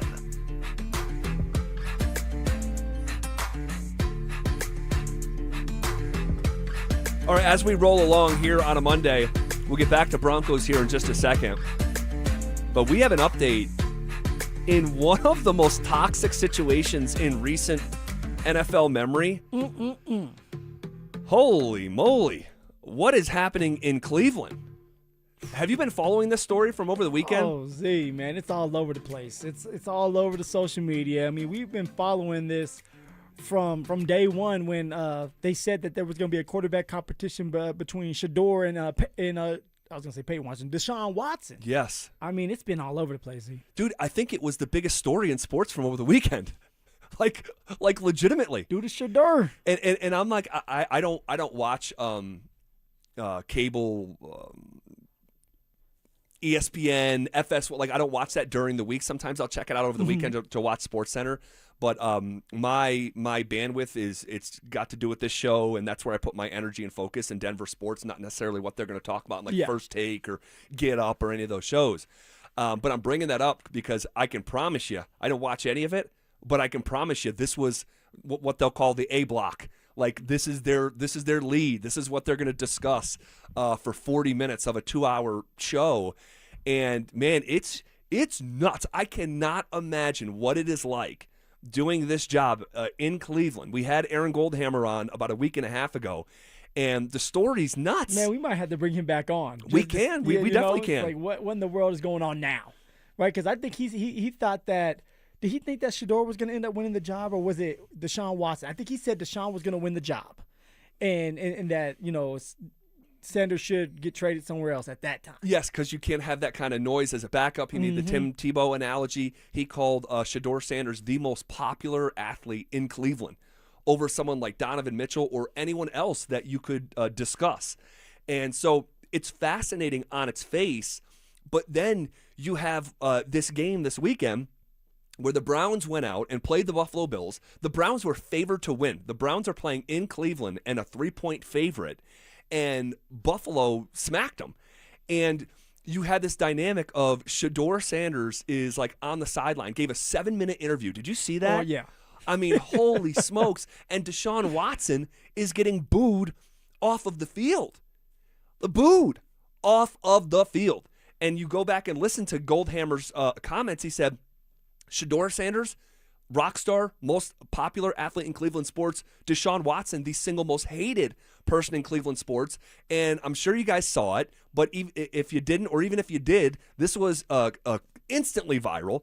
Deshaun Watson, after the game, while adjusting his $25,000 earring in his ear and fixing his rollie, the bust-down rollie. That Shedeur gave him. This was Deshaun, and I'll tell you what the update is here today in just a second, but this is Deshaun Watson after the game. Man, I didn't have no reaction. I think the biggest thing is I think you guys know too, and I think the whole world knows, it has nothing to do about the performance. It's a little bit personal than that, so I think that's it's a disrespectful thing. So, yeah, I mean, I'm going to keep whatever I feel with me and my family internally on how I feel about that. And, yeah, just move on. But don't you think, Deshaun, that winning and playing better would eliminate some of that booing? Last time I played on this field, I tore my Achilles. And that same fan base, they cheered when I got hurt. So does that have to do with what does that have to do with anything about performance? When a person get hurt, especially for your own city, and they cheer. Does any of that make you regret coming here? No, I don't regret anything in my life. You know, I think the Lord put me through situations for a reason, so I don't regret anything at all.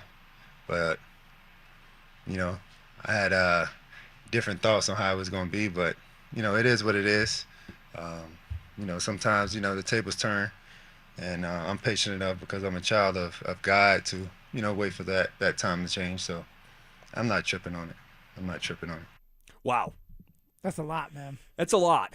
And what I know triggered a lot of people, probably not the right word, but it's what we'll go with now, is how he said, I don't regret anything in my life. I don't regret anything. And it's like, really? But what would you have liked him to say on that when he said he didn't regret? What would you have liked him to say? What would have helped out that? I don't know. I just think maybe just omitting that from the press conference. Because when you say, I don't regret anything in my life, and you had over 20 women come forward and say, this guy sexually assaulted me in some way, shape, or form, and you go out and say that, it drudges everything back up. And I think it falls on deaf ears for a lot of people. And clearly, the PR department must have talked to him. Did you see what he said today? Mm-mm. Okay. No, so this is new. This is for me. new. This is new. This is a Deshaun Watson going up and taking the podium today. First off, I want to address the comments from Saturday after the game. I think just human nature, just myself being very emotional, putting a lot of time these last 2 years to get back and spend time in this facility, in the city, meeting a lot of different people in the community. I thought I was going to get, a little different response, but, I think, my emotions got the best of me, and, my comments wasn't intending to go at any of the fans around in the city, because there's been a lot of great fans that have been supporting me, and I know the frustration this organization have put a lot of investment and coming, to get me back in 22, and things haven't been going the right direction that we thought it was. A lot of injuries, a lot of time off, and not putting the best football and my foot forward. So, again, just, I understand the frustration. I understand everything that kind of goes into that.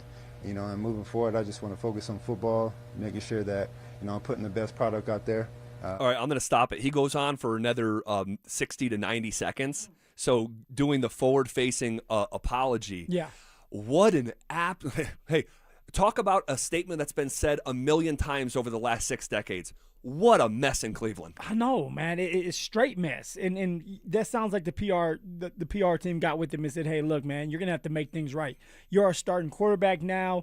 People aren't going to like you, but that it is what it is. All right, what you did, like, people are never going to get over. And even though it never came out that, like, you 100% did it, it's out there. Z, that was my teammate, right? He was a big reason before all this came out. He was a big reason why I was going to go to the Houston Texans.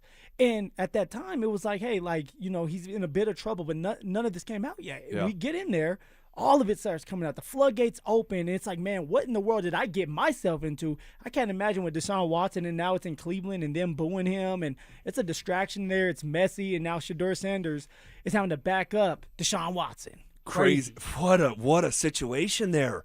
It's only a matter of time. Shedeur Sanders will be under center for the Browns. Come on. And do the Shedeur. Wow.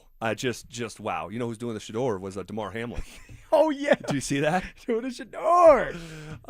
Yeah, that's going to be the response when people have success against Shedeur. I wonder if Shedeur threw a touchdown on Damar, would he do the Damar and just lay flat on the ground? Exactly. I mean, he'll get in trouble. He'll probably get fined for that. All right. We knew it was coming. We just didn't know when, but today was Pat Surtain's day. Friday night, though? Well, we'll talk about it all next. Stay up to date on the Broncos with our 9 News Broncos insider Mike Kliss. Presented by Fitness Gallery and Monarch Construction and Roofing. Hear the latest from every practice and every game every single week during football season. Denver Sports 104.3. The Fan. All right, Broncos country, buckle up. It is Phillip Lindsay, and if you've ever watched me play, I'm all about speed, agility, and getting where I need to go efficiently.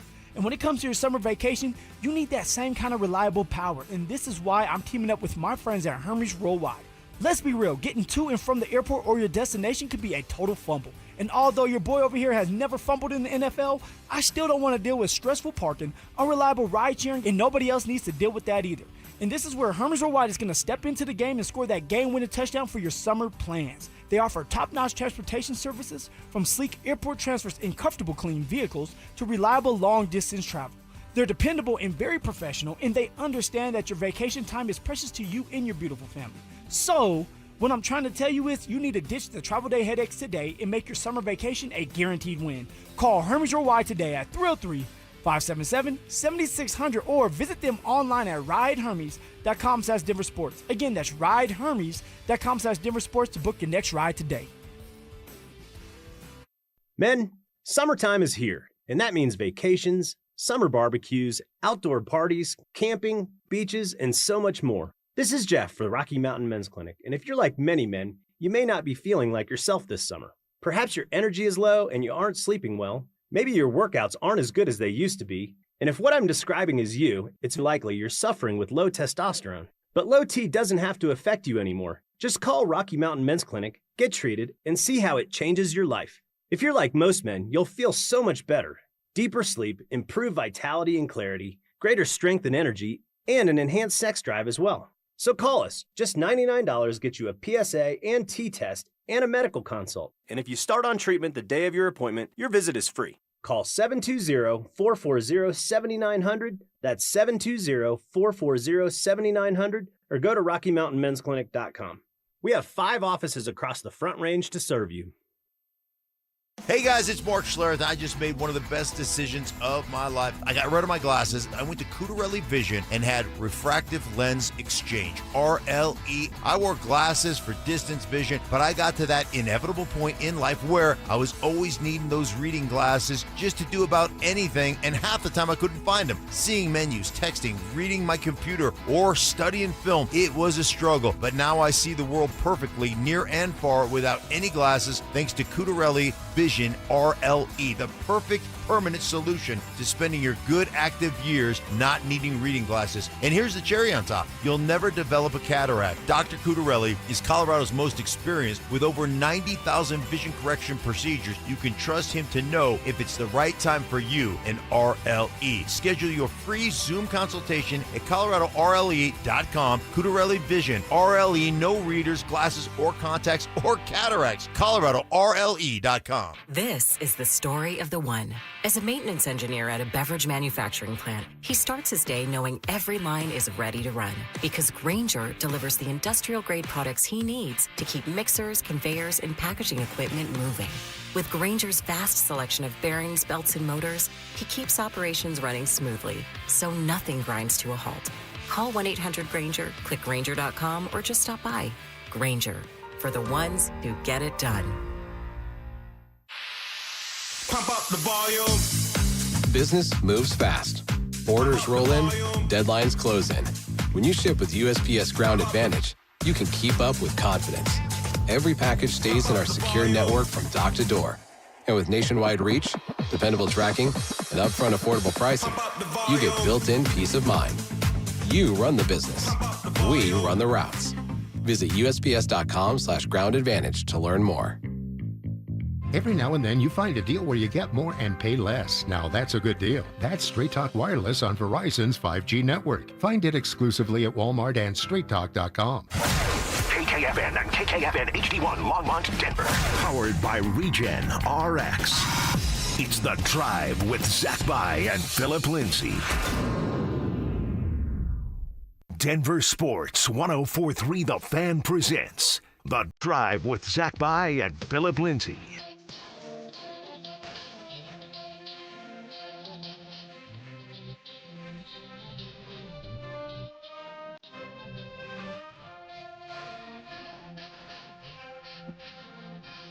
We'll get to the Pat Surtain stuff in just a second. I want to read a RamosLaw.com text. Uh-oh. Talk nice to us. From Mark from Denver. Is Deshaun Watson that unaware? Why would he expect a different response? He's been injured, awful when playing, and accused of sexual assault. Is he that uneducated? I don't think it's about being uneducated. I just think it's about being unaware. Yeah. And if you have been worshipped for your entire life and you have not reconciled that you allegedly did anything wrong, and that all like 27 women are all just conspiring against you. And it was actually the Lord who put you in that situation for you to be lying on that massage table asking for the things that you were asking for when you were asking. Yeah, there was a lot of detail to it too. And so it's like, yeah, it's just being a lack of awareness, you know. DB, and the one thing I like on a football sense too, it's not like Deshaun Watson has been great, right? He's been struggling. Even during camp, he has struggled. In these preseason games, he has struggled. Why not just go with Shedeur Sanders? Why not? If it's evenly matched, just go with the young man, because there's so many more distractions with Deshaun Watson than there is with Shedeur Sanders. Now, of course, there comes attention with that, but if I'm a player, I want to play football. Yep. I don't want to have to worry about a home game and we go out there and we're getting booed. Yeah. And I know it may be for Deshaun Watson, but my family's out here watching me and my kids are looking like, damn, they're booing you, Daddy. Like that's not fun. Yeah. Right? Like, it's always a away game for the Browns when Deshaun Watson's under center. Crazy. All right. We knew it was coming. We just didn't know when it was coming. But today was Pat Surtain's day. PS2 named the 10th best player in the NFL by the players in the NFL Top 100 list. Good for Pat. It's great for Pat, man. I mean, one, the dude stays out of trouble. Two, he doesn't say much. He just does his job. The best to do it. Cornerback, working on his craft. Always in the right spots. A great teammate. Everything that you want from that man, he's going to give you and more. So for him to be awarded and the players to do it, right? We're talking about the players. The players are sitting here saying, hey, dude, you're the baddest mother. Shut your mouth out there. It's a great thing for, one, the Denver Broncos, because it's like, hey, we hit on this guy. Yep. Like, you have to still draft. You still have to evaluate the talent like George Payton did, and they were correct. And then for PS2, it's like, this is who I'm going to be every single year. As long as I can stay healthy, I'm heading to the Hall of Fame. And that's the real. That's like, the real. Dude, he could have a Hall of Fame resume by the time he turns 30. That's crazy. And that's literal, because I was actually looking at some other Hall of Fame resumes, and PS2 is like literally 2 years away from making a case of like, yeah, this guy doesn't need to play another down of NFL football to ultimately be enshrined in Canton, Ohio. What does he need? Just the interceptions? No, I don't think it's anything about stats. I think it's just a couple more Pro Bowl years, couple more All-Pros, and he's good. He's already been 2-time first-team All-Pro. He's been a second-team All-Pro one time, and there are people that are in the Hall of Fame that, 4 All-Pros, 5 All-Pros with like 5 or 6 Pro Bowls. Like, you don't need to be Champ Bailey. Like, because the one thing that PS2 that someone like Champ and rarely any other cornerback in NFL history has, save for this side of Charles Woodson and Stephon Gilmore, like, you have a NFL Defensive Player of the Year award as a cornerback. Like, that just doesn't happen. Stephon Gilmore was the last one to do it as a cornerback. The last one to do it. 2019. It happens like once a generation. So PS2 was a Defensive Player of the Year in 2024. Before that, it was 5 years earlier. And before that, I literally think the most previous Defensive Player of the Year that played corner, and I'm just going to look it up here. I'm pretty sure it was Woodson, I want to say. I want to say it was Woodson as well. And that was a long time ago. No, yeah. And on top of that, Z, like, it seems like PS2 is only getting better. Like, now PS2 is making a conscious effort to try to get the ball out. Yeah, you saw that, right? You saw that multiple times in that game. The interceptions will come because they're going to play a little bit more zone. So for someone like PS2, you're waiting on the ball. You're setting up the quarterback. Okay, he's long. He's rangy. Like, it's going to be an exciting year for Riley Moss, PS2, and we're going to see more turnovers just because of that, and PS2 is going to create a bunch of turnovers. Well, that's the one area, if I had to not complain, but how should I say, like nitpick? Yeah. Is that he doesn't make a ton of plays on the ball, right? And Sean Payton has talked about that, sort of like playfully called him out on that. But he only has so many opportunities. That's why I'm more critical of Riley Moss not making plays on the ball. You see the most traffic of anyone in the entire National Football League. You got to be aggressive. You just have to come away with the ball a little bit more there. But yeah, we're looking at PS2 in 2024. Stephon Gilmore, a half decade prior to that. A decade prior to that, Charles Woodson in Green Bay. And then the last one before that was, gosh, you have to go back to Deion. Yeah, Deion Sanders in 1994. So you're talking about Deion, Woodson, Gilmore, and Surtain. So 4 guys since, wow, am I looking at I am. 4 guys since 1980 have played cornerback and won Defensive Player of the Year. And PS2 still in his 20s. Literally, dude, he's 26. Like, he should be, like, he's at the peak of his powers right now. He should be able to sustain this for, I don't know, a handful of years. He's pretty healthy, right? He's 3 to 6 years. Pretty healthy. Yeah. And so he got his number called today. This is what it sounded like when they played his video. The voices you're going to hear are Derek Stingley Jr., Keenan Allen, Brock Bowers, Brian Thomas Jr., Tre'Davious White,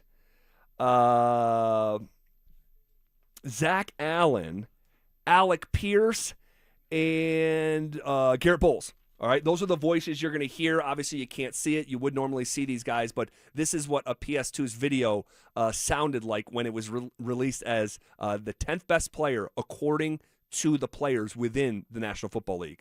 Each and every year, my experience level and knowledge of the game grows. Seeing things slower, seeing movement slower. He plays the game at his speed. He doesn't let people mess up his rhythm or his timing, regardless of whatever coverage he's in. He's just a technician. He batted that one down almost like he was insulted that they threw it in his direction. You gonna try me? Pat is definitely, one of the better corners, I would say top 5 I've faced throughout my career. 6'2", long arms, and he knows the game. Poked away, incomplete, intended for Keenan, but a nice play by Surtain. He's big, long, fast, and physical enough to keep up. Surtain had good coverage on McLaurin.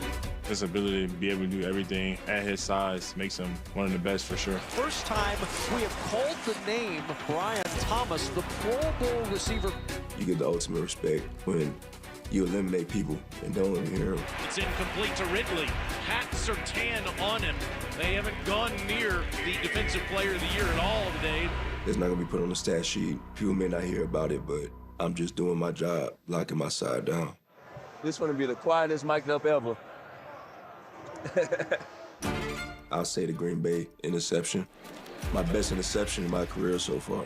It's one of those plays where it's like, I gotta have it. It's do or die right now. Stepping in front is Surtain. Pat is the guy, man. Can do it from press. The defending defensive player of the year on the spot right there. They can't get off press at all. Pressing these boys up. Can do it from off. We've seen it so many times with Surtain. People think they get past him, and he just runs them down, Dion-like. You can follow your best guy in the slot. Surtain, one-on-one on Pickens. We're talking about one of the best in the game, if not the best. There's a big difference between being one of the best and the best. Let's show them why we're the best in the world. Let's do it. And ask any receiver, they're all afraid of him. They don't want to play him. It's going to be a tough day every time you're going against him. You know, you're going to have a lot of tough contested catches. He's real tight on it. You're not going to get any yak on him. Surtain all over Garrett Wilson. If you want to put him in the backfield, they'll line him up at linebacker. He'll do that too. This guy's on it, man. Pat, keep doing your thing, boy.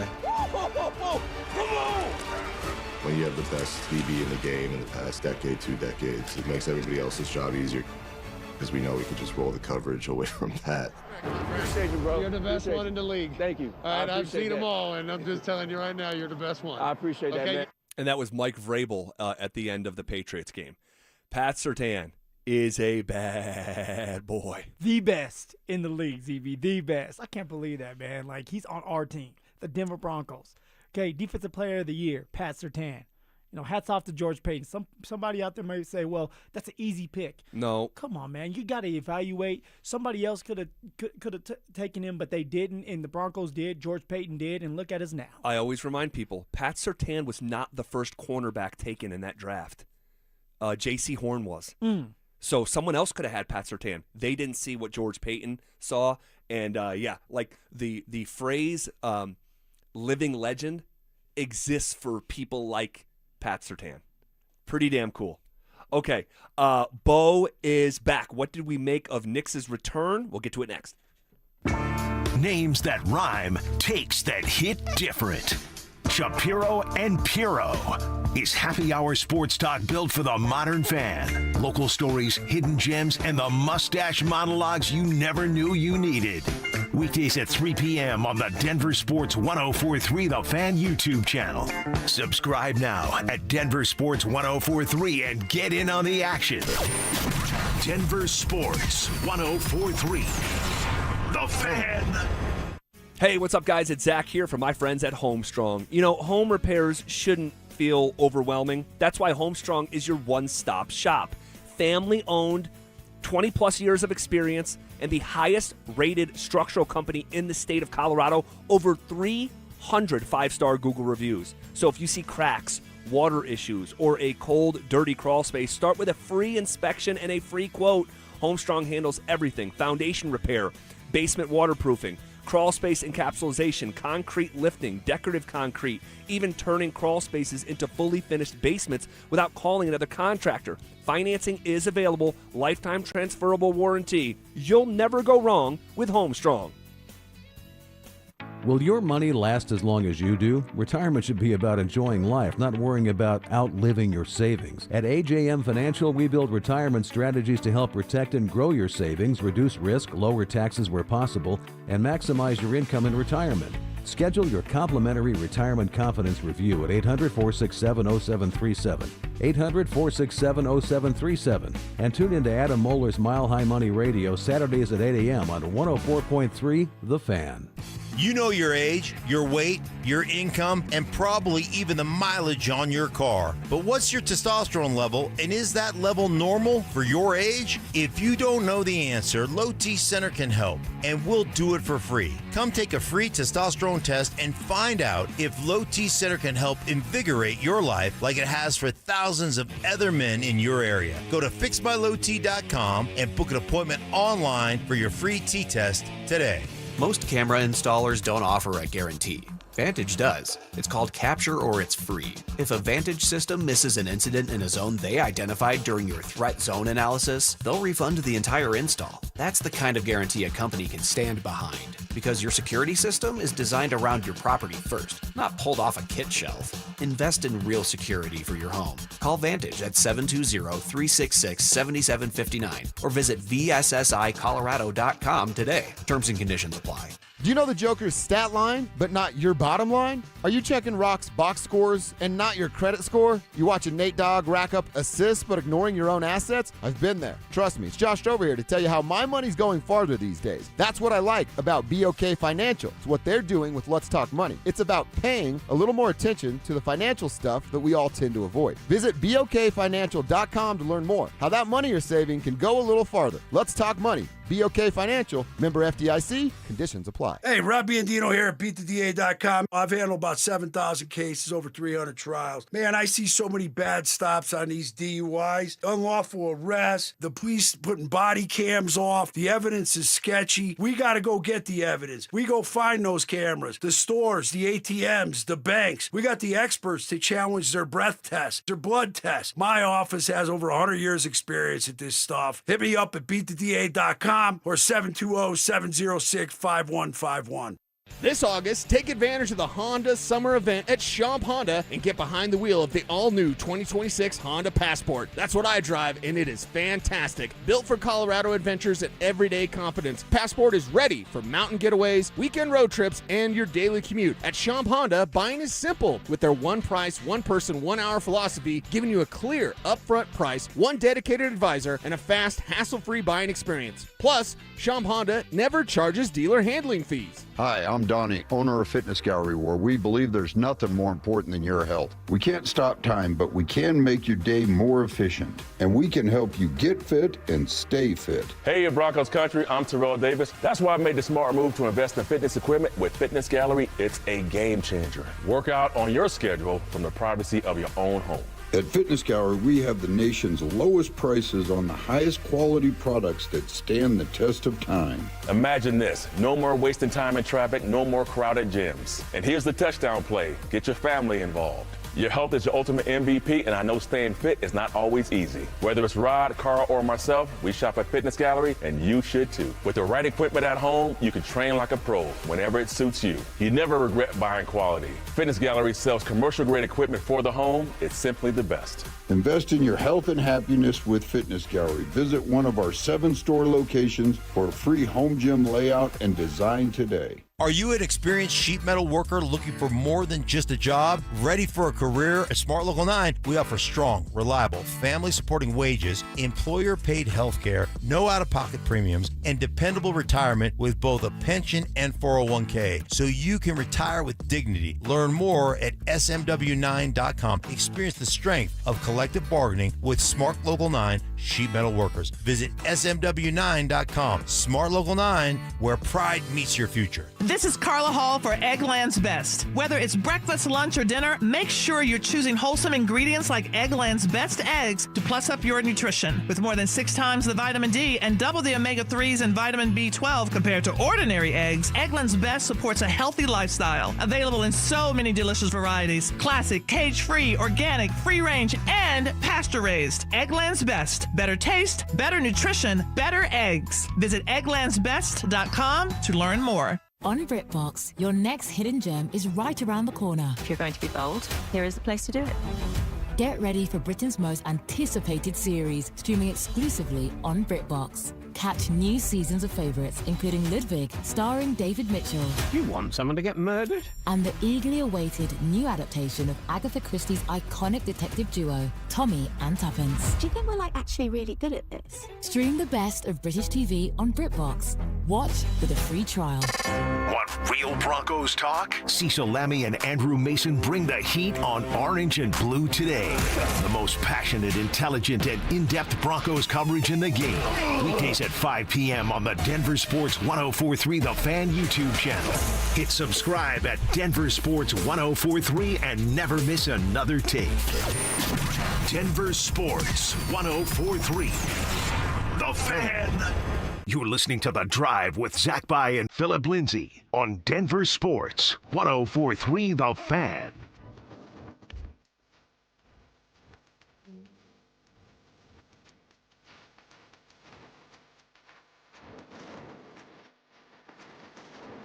Bo is back. He's back. What did we make of Nix's return? Bo goes 6 of 9 for 76 yards, a touchdown, no interceptions. How did Bo look to you? Bo was perfect. He did everything the right way. I mean, he just so buttoned up. Nah, Zibby, it was good to see Bo out there. It was. Right? It was good to see Bo out there. He wasn't perfect. Nobody ever is. But just to see number 10 run out to that field, crowd going wild, right? 70+ thousand fans were there on Friday. It's over 60. They said over 60. Okay, so over Dude, 60. but think about that. What we saw a week ago in Atlanta, there might have been 15 to 20,000 fans. Maybe. and, dude, to watch Broncos country show up over 60,000 fans for a preseason game, come on, man. They're not all built the same. This is not a one-size-fits-all. There are a handful of fan bases like Denver's, and then you look at the Houstons, the Miamis, the Arizonas. I lived to two of them, Houston and Miami. It's not like Denver. No. Not like Denver. In a great way, right? You use that as home field advantage. Use that against these other opponents coming in here. It's already hard to breathe. The fan base goes wild. They love their football. They know their football. So when you have Bo Nix run onto that football field with 60+ thousand fans going ballistic, going crazy for you, you get out of the huddle and you start to make plays. That's right there is what we want to see. What does he look like? A lot of these fans, ZB, they don't get to watch practice like we did and like we do, and we get to do that. All right, so like this is their first time actually seeing Bo Nix throw the football again since that injury back in the playoffs last year. Yeah. So when I'm watching Bo, I love what I saw out of Bo. Moving the ball, trying to get everybody involved, okay, setting his feet at times, giving people an opportunity, connecting with Waddle on that big 35-yard gain.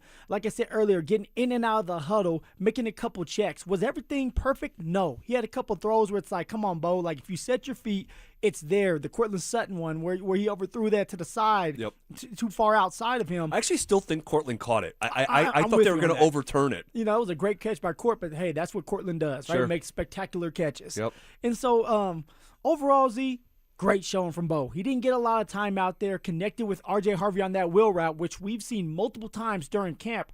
Bo Nix and R.J. Harvey building that chemistry on wheel routes where R.J. at camp a couple times scored touchdowns because of that. Yeah. He's solid out there against man coverage, and we know Bo Nix, you know, he demolished his man coverage, and that's exactly what he did on that touchdown to R.J. Harvey. It was great to see Bo out there, man. Man, it was a perfect throw. Now, he didn't step into the throw for whatever reason, but it's still like we've asked Bo, like, hey, can you find the middle ground on airing it out deep and lasering it and trying to break someone's fingers, 12 yards in front of you. And he put the perfect pace on the football to just drop it in the bucket.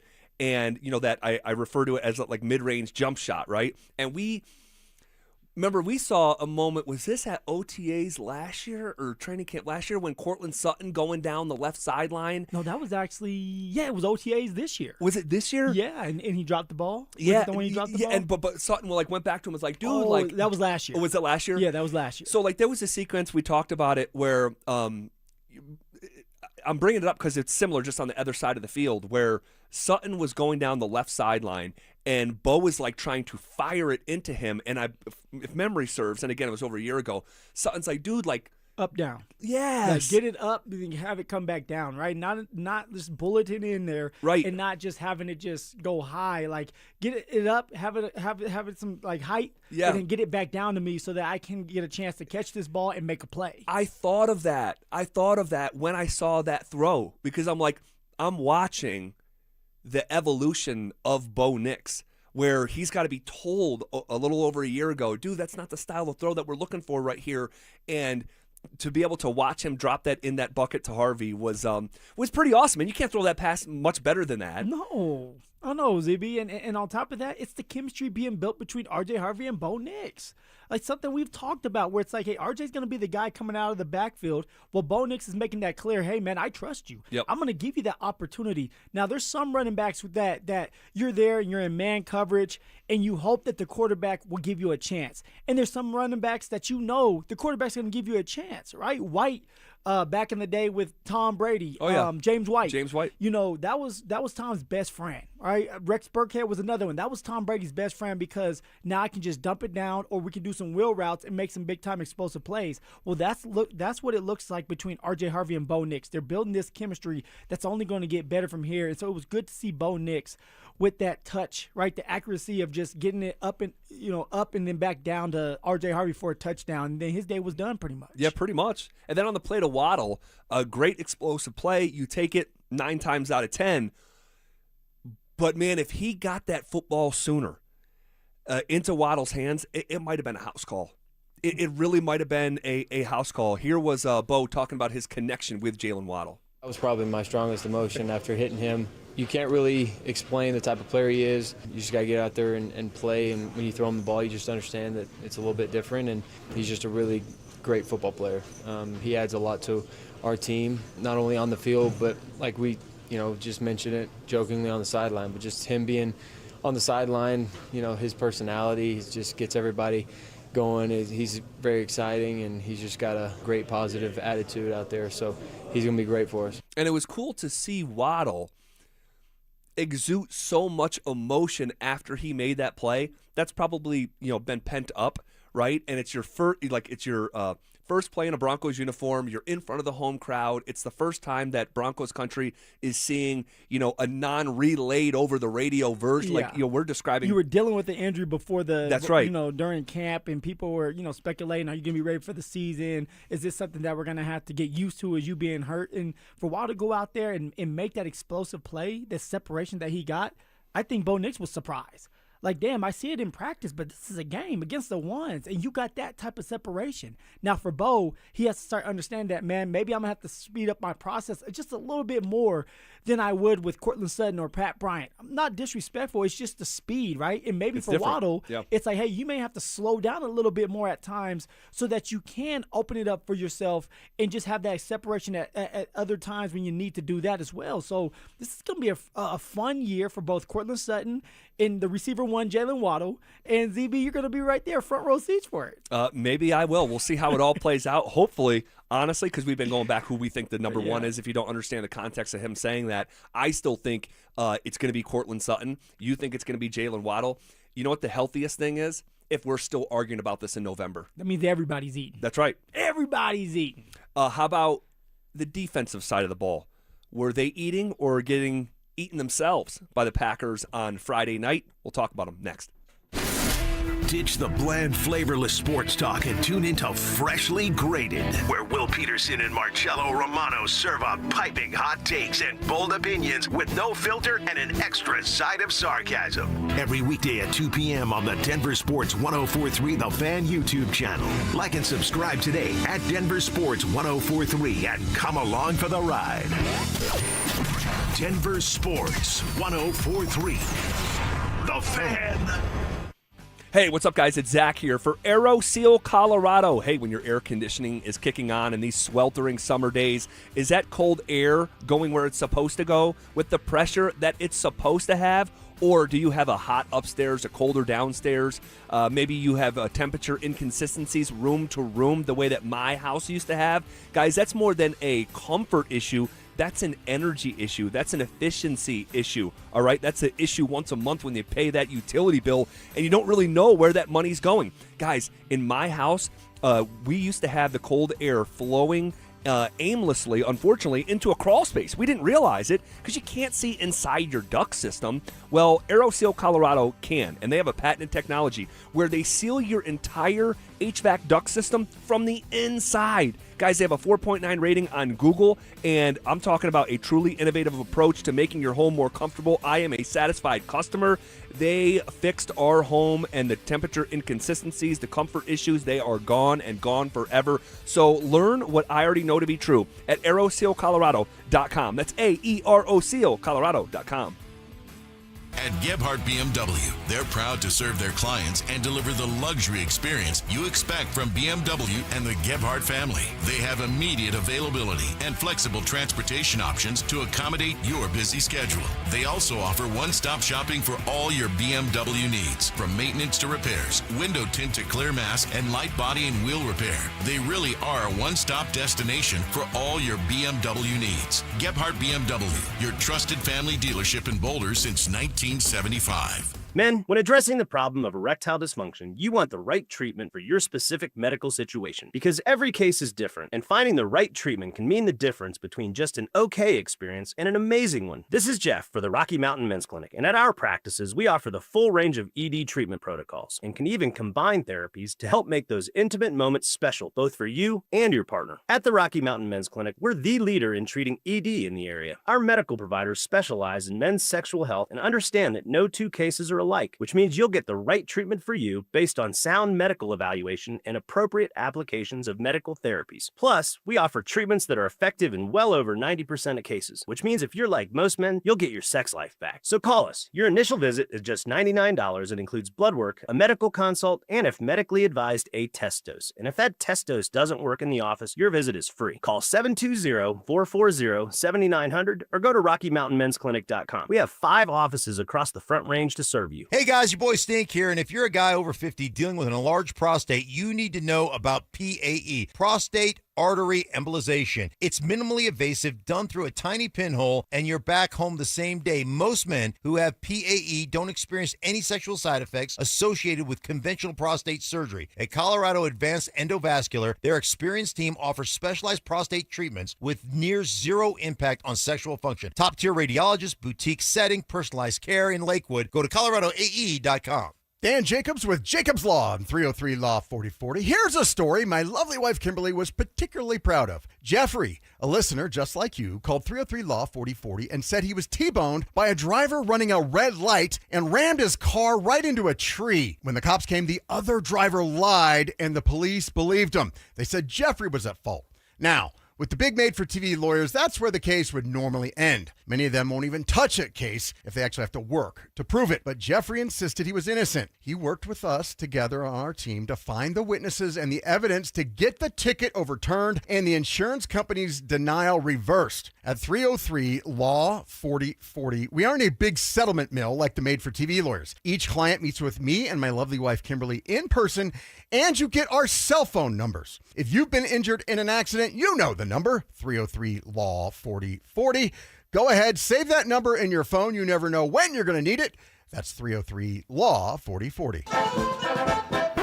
Skip this year's Front Porch Roofing Circus and bring in the local professionals. Visit us at DenverRoofPros.com. No matter if it hails, rains, or snows, nobody knows your roof like the Denver Roof Pros. Hey!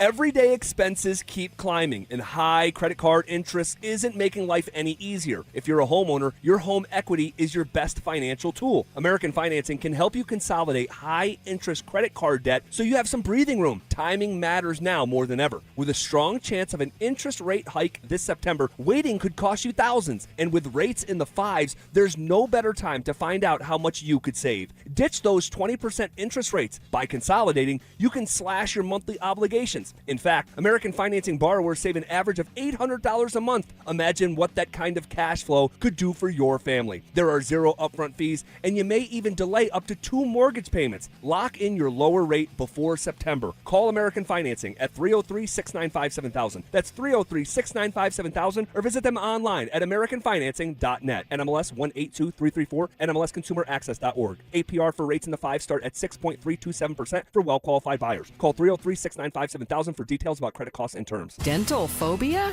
Consider Sedation Dentistry with Clarkson Dental. Their highly trained team will lead you through an exceptional dental experience from that first fearful call all the way through to aftercare. Call the most experienced sedation dentist and staff. Clarkson Dental, ColoradoSedation.com. Hey guys, Mark Schlereth here from my friends at Xfinity. How about the most intelligent Wi-Fi that can heal itself when there's a problem? That's what you get with Xfinity. Reliability, the most reliable reliable Wi-Fi for streaming, gaming, and working from home. How about coverage? Wi-Fi in every corner of your home. From corner to corner, they've got you covered. It's a security blanket for your network. That's what they provide. And reliability, fiber-powered network with 99.999% reliability, built for speed, powered by fiber, Wi-Fi that makes everything in your home work seamlessly together. Lock in 5 years of predictability, 5 years of the most reliable fiber-powered Wi-Fi with our best equipment. Plus, get online in minutes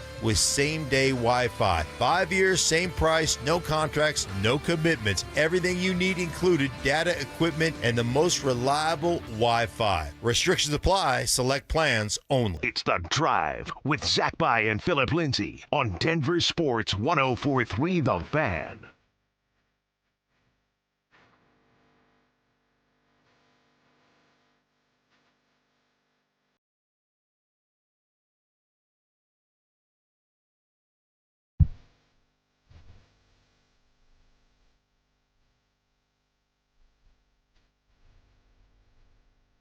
The Denver Bronco defense on Friday night ultimately gave up 33 points to the Green Bay Packers. It has to be a better way, Z, than giving up 33 points. There has to be, right? There has to be. What's real and what's not from Friday night? You know, I mean, all of it's real.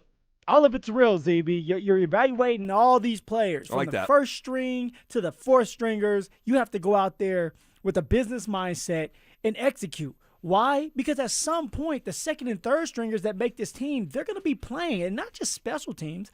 They may have to be put out there for a game because Riley Moss has his rib banged up and maybe he doesn't play, right? So, like Chris Abrams-Drain, Jahdae Barron, they got to be ready to go. And as a team, everybody else has to be able to rely and trust you to do your job and not have to worry about doing your job and theirs as well. So all of this takes place. Everybody matters. Everything matters, ZB, and the defense has to be better. Now, I will say this. The defense is working on new things. We know that VJ, the defensive coordinator, he loves to play man. They're really good at it. They're going to bring pressure. They're going to play man. But just like you and I have been watching during camp, there's been a lot of times where VJ seems like he's doing zone, working on the zone. And at the beginning of camp, they struggled a little bit. Sure. Miscommunications, leaving a couple receivers wide open for a first down during a situational drill, and that's exactly what happened against the Green Bay Packers. There were a couple times where Green Bay was able to get chunk plays because there was a miscommunication between the safety, the linebacker, and the cornerback, and that led to a touchdown where Alex Singleton is trying to tell somebody or tell the team, hey, we're going with this play. And then Alex messes up. He bails back like he's a safety, live in the middle of the field wide open. It's a choice route for the running back, so he gets an opportunity to turn it inside or keep it outside. Running back decides to go inside with it. Open touchdown. It's a free touchdown for the running back to do his dance. And now Jaquan McMillan's upset saying, hey, man, like you told us one thing, you did something the other way. That can't happen if you want to be a good defense this year. The communication must be on point, ZB. That's what I'm getting at. Sorry, man. No, it looked like by the end of that play, Singleton was trying to take some of the blame for himself. But, yeah, J-Mac throwing his arms in the air. I was getting Chris Harris flashbacks, who used to love to throw his arms in the air. Bam, that's you. when someone didn't make a play. Oh, my gosh. We're playing the Chiefs. Quick story. We're playing the Chiefs, and you might have been at the game. Actually, you were. Thursday Night Football. And yes. you remember there was a receiver that just went streaking down the field, and it might have been Tyreek Hill. Okay. Streaking down the field for an open touchdown. And what they did was they had Tyreek Hill come all the way across the field like it was the CFL, the Canada League, and he comes motioning across field, and then he just takes off. And I think Chris Harris Jr. thought he had help over the top. He did not. And, I mean, Tyreek Hill was just free, butt naked, wide open for a touchdown. And Chris Harris did his famous throw the hands in the air and blame everybody else. Hey, man, you got to get there. You know I can't run like that. It's hilarious. And, sure enough, the Chiefs just demolish us. Yeah, that was 30-9, I think. I got to bring that up. Matt Moore. You literally brought it up yourself. I got to bring the score up. So, defensively, some penalties. Right, you're about to get off the field, or seemingly you have a chance to get off the field. Benito jumps. Yep. Right, you have the miscommunication on the Singleton play. You have Pat Surtain not finishing a tackle and leading to a short yardage conversion. I mean, we know this Broncos defense is better than that. I think for 2026, but man, they in some ways got a little humbled a little bit. Which they need, right? You need to be punched in your mouth. This is preseason. This is the time for you to experiment. This is the time for you to mess up so that when week 1 comes rolling around against the Kansas City Chiefs, you're ready to go. You're communicating the right way. You're making those plays. You're trusting each other. Everything is about trust. Even if you've been with somebody for 2-3 years, it still takes time for you to continue to trust that guy once things get going, especially if something is new. Right? When the Denver defense is out there and they're playing zone and they're trying to get these turnovers and they're trying to create more opportunities for the offense, you must be on the same page in order for that to work out. And it will. All right, it will. It was just one game. It wasn't even a full game. Who knows what went down if that PS2 play wasn't overturned and it was a fumble. Like, the momentum swings right back in Denver's favor, and now Bo Nix is driving down the field for another touchdown. Yeah. Look, football's hard. Packers are good, right? They're going to make you earn it. And so now that's not to say that it was all bad. I thought Tyler Onyedem, the rookie out of A&M, the defensive tackle, I thought he flashed multiple times getting into the backfield. How about Q Robinson? We've talked a lot about him. Now, he had the play. He got if you remember, he had the penalty for roughing the passer. Yeah. How you feel about that one? Well, it's just like they put these guys in an impossible spot. Now, did he land with the body weight? They didn't say that in the call, I don't think, but I think that was what got him into trouble. It was. Is his landing. Now, this is a guy who didn't play a lot at Alabama, and he's playing NFL football for the first time, so there's going to be a learning curve there. But he had the move on the right tackle that it was like the tackle was trying to block smoke.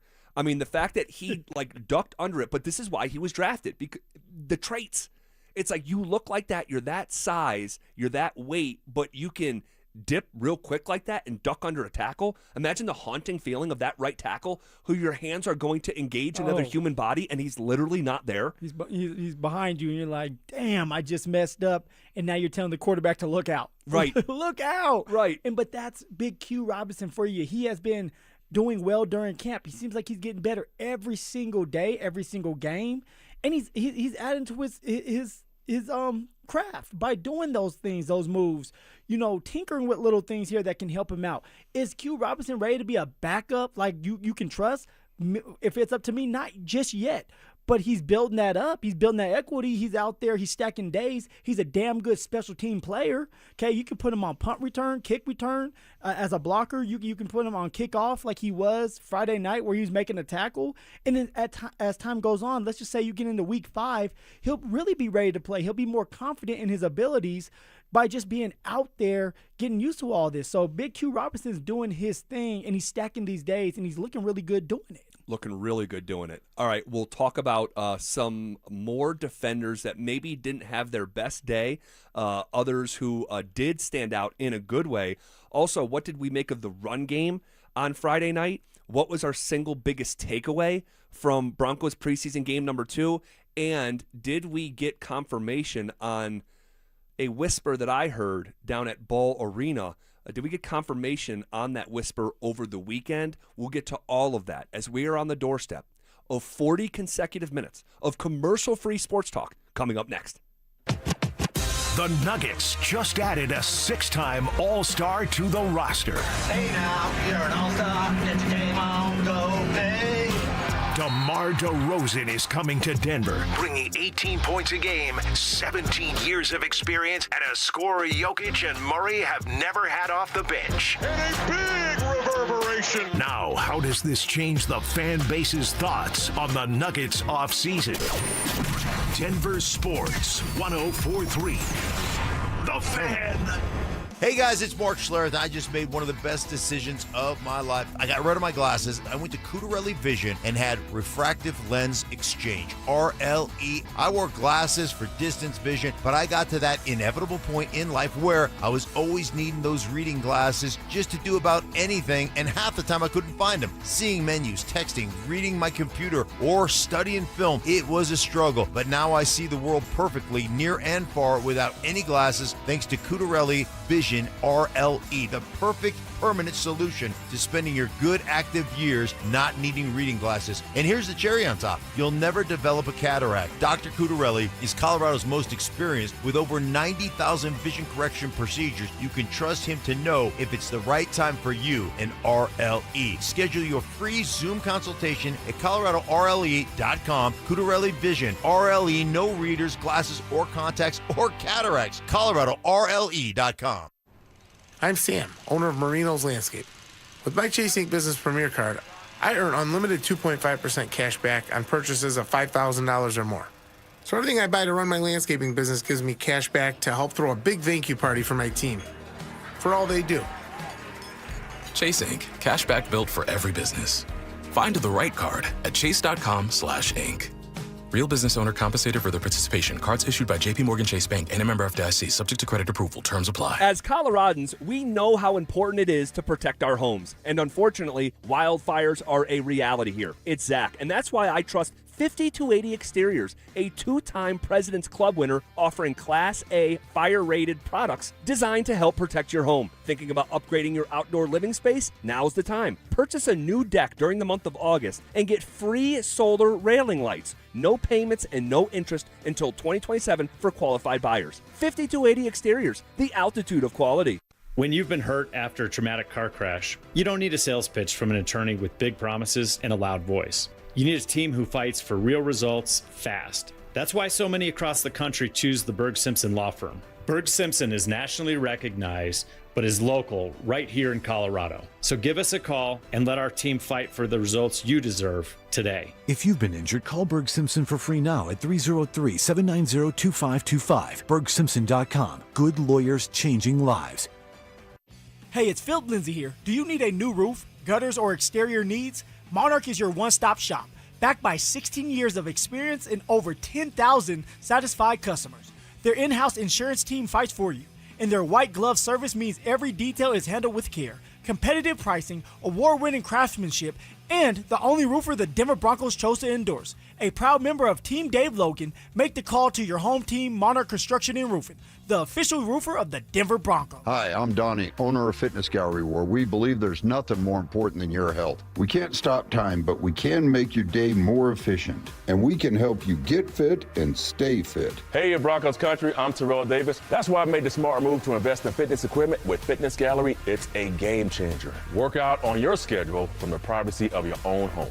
At Fitness Gallery, we have the nation's lowest prices on the highest quality products that stand the test of time. The Tree Farm's 50-cent tree sale, now through Labor Day. Buy the first tree at regular price and get a second tree for only 50 cents. Choose from thousands of shade trees, flowering trees, evergreen trees, and more. 5-year-old, 5 to 6 foot tall Wichita Blue upright juniper trees. Now get 2 trees for $4.40. And 8 to 10 foot plain straight cottonless cottonwood trees. Now get 2 for $2.90. Come see. I-25 to exit 235. Then 5 miles west to the Tree Farm. Hey guys, Mark Schlereth here from my friends at Spine One. Let me ask you a question. You live with back pain, neck pain? Well, my guys at Spine One, they're an emergency room for back pain with same-day appointments. They'll see you and they'll get the journey started. And that's exactly what I did. Whether it's chronic pain, acute pain, work-related, sports-related, doesn't matter. All you got to do is pick up the phone and start your journey just like I did toward pain-free. 303-367-2225. That's 303-367-BACK. Or as always, you can find them online at SpineOne.com. When Vantage walks your property for a threat zone analysis, they don't send a salesman. They send a security pro with years of experience designing and installing these systems. The same pro who walks your property, designs your system, installs your cameras, and picks up the phone 3 years later when you need them. Same team, start to finish. That's the Vantage standard. Invest in real security for your home. Call Vantage at 720-366-7759. Or visit VSSIColorado.com today. It's the most wonderful time of the year at Staples. They've got back-to-school supplies as low as 25 cents, up to 40% off select tech, and more at staples.com/back-to-school. Staples, that was easy. Catch Telestrator Tuesday weekly on Stokely and Evans with Mark Schlereth, where Stink or Stoke dive into the past weekend's games with a coach's eye, using insights into what went right and wrong on critical plays. Telestrator Tuesdays, powered by Colorado Credit Union. Love where you live, love where you bank. Denver Sports 104.3 The Fan presents The Drive with Zach By and Phillip Lindsay.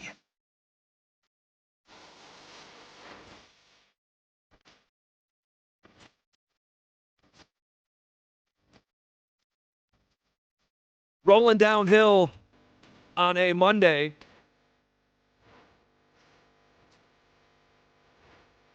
We're going to continue to react to the Broncos. 33-13 loss to the Green Bay Packers. Usually it's a victory Monday, ZB. Usually we're coming in here saying victory Monday, happy victory Monday. Especially preseason. They won 8 consecutive preseason games. They hadn't lost a preseason game in years. And so, yeah, it's been look, I think it's a good thing. You think so? I do. You think they needed that ass whooping? I tweeted it while the game was still going on. I said I think Sean Payton secretly loves this, that they're getting their ass kicked in preseason game number 2. Because make no mistake, the longer that game went, say they played a fifth quarter, it would have been a more of a beatdown. Yeah. Right? And just listen to the head coach talk about it. I think they won a lot of the battles. You can take the line of scrimmage. You can take the kick coverage. They got a big return. Penalties. That impacted field position a lot. Rushing battle. Like, pick a topic. And I would say, yeah, that would be one. But I would say that, the kicker's going to be the player of the game, right? Rookie. But I can't think of one area that we played or outplayed them, honestly. Yeah, and I think he's being authentic in that moment. Like, what area of the game would you point to where the Broncos outplayed the Green Bay Packers? And then Smack, right? Trey Smack. Yeah, Trey was the Smack. kicker. Man, that man was putting a smack down to the Broncos as a kicker. Yeah, 4 for 4. He looks really good. He's going to be really, really good for a long time as long as he can stay consistent. But you're right, ZB. From start to finish, it seemed like the Denver Broncos got that ass handed to them, which I'm with you. I had to ask the question, but I'm with you. It's good to get beat up a little bit, right? To get punched in your mouth, because now it's like, how do you react? Or how do you come back? It is not just about the starters. These are your backups that you need to play well. Mike Vrabel actually went to the podium not too long ago, and he was asked, hey, why are you playing the backups and not necessarily the starters? And he said, because I don't trust the backups right now. Yeah, I saw that. And so like it was a real moment, right, where you're being honest that we need to get more work with our backups, because 9 times out of 10, there's going to be a couple backups that are going to have to start for you multiple games, and you have to be ready for it. And for the Denver Broncos, the backups weren't able to do it. The third string players, they weren't able to do it either. And so with that being said, you get your butt handed to you. Now you go back to the drawing board, you force your coaches to coach better, and now the players are going to be locked in, especially for this last preseason game where everything needs to be laid out on the line, because this may be, if you're a third string player, this may be your last time with a football uniform on. Totally. And you mentioned the coaches there quickly in passing. Yeah. Could you imagine being on Sean Payton's coaching staff over the last 48 hours? You're walking on eggshells, not even walking, you're tiptoeing. Seriously. there's no way he let those guys go home on Friday night. Nobody has Friday fun. No, I'm Friday serious. Fun is done. You think after that game broke that those coaches were allowed to go home? There's no way. There's no way. No, not with Sean Payton. Bo played great. He was asked about Bo. This was the response. Seemed like 6 hours ago, so I'm having trouble with his series or whatnot. But I thought he was solid. He was pissed. But I think that once he gets out of this window of time of being infuriated, watches a little bit of film. Yes, which I'm sure he did on Friday night with the coaches. Yo, get food in here. Order food. No one, text your wife. What's the pizza place you like? He's like, well, right around here. Yeah, the Bills. I like Big Bills. Yeah, Sure. Yeah, order the Big Bills. Okay, because we're not going anywhere. We're gonna be watching film all night long. Yeah, I wouldn't doubt that at all. He was furious, but once he gets out of this window of being infuriated, I think, and I feel like I know this. It's like you're happy that happened right now. You guys are feeling yourself. You guys are smelling yourself a little bit too much right now. And you got humbled right? And it was Benito. That was your mistake, right? This was you can go up and down the list. I mean, from an execution standpoint, or even just from a penalty standpoint. I mean, we saw, offsides. We saw defensive pass interference. We saw a block in the back. We saw a false start. We saw a roughing the passer. We saw a Will Lutz get flagged for kicking the ball out of bounds. Yeah, it was very undisciplined. Undisciplined football that will hurt them, and honestly hurt them in a couple games last year. It did, Phil. So, you have to correct that. Now, do you think that Sean's kind of looking at Davis Webb, too, like you needed to be humble as well? You're on your high horse, you've been doing well. This right here puts into perspective of how hard this can be when you're going up against a team like the Green Bay Packers that have a rich history as well, and they're going to be in the playoffs as well, and we have to be better. Better operation, better, play calls, everything else. Yes. And you can't fix a problem until you admit that you have one, and the Broncos' problems aren't that big. You just got to get some stuff cleaned up. I don't think that and again, it's preseason. We've been prefacing these conversations good. Good. You stubbed your toe. It didn't count. You're still 0-0. But yeah, I'm sure Sean Payton will tell you in a private moment after a latte. Couple lattes. I'd rather have that because week 1's coming. Monday Night Football in Arrowhead is coming. I mean, what is it? The 24th right now, and that is on September 14th. Yep.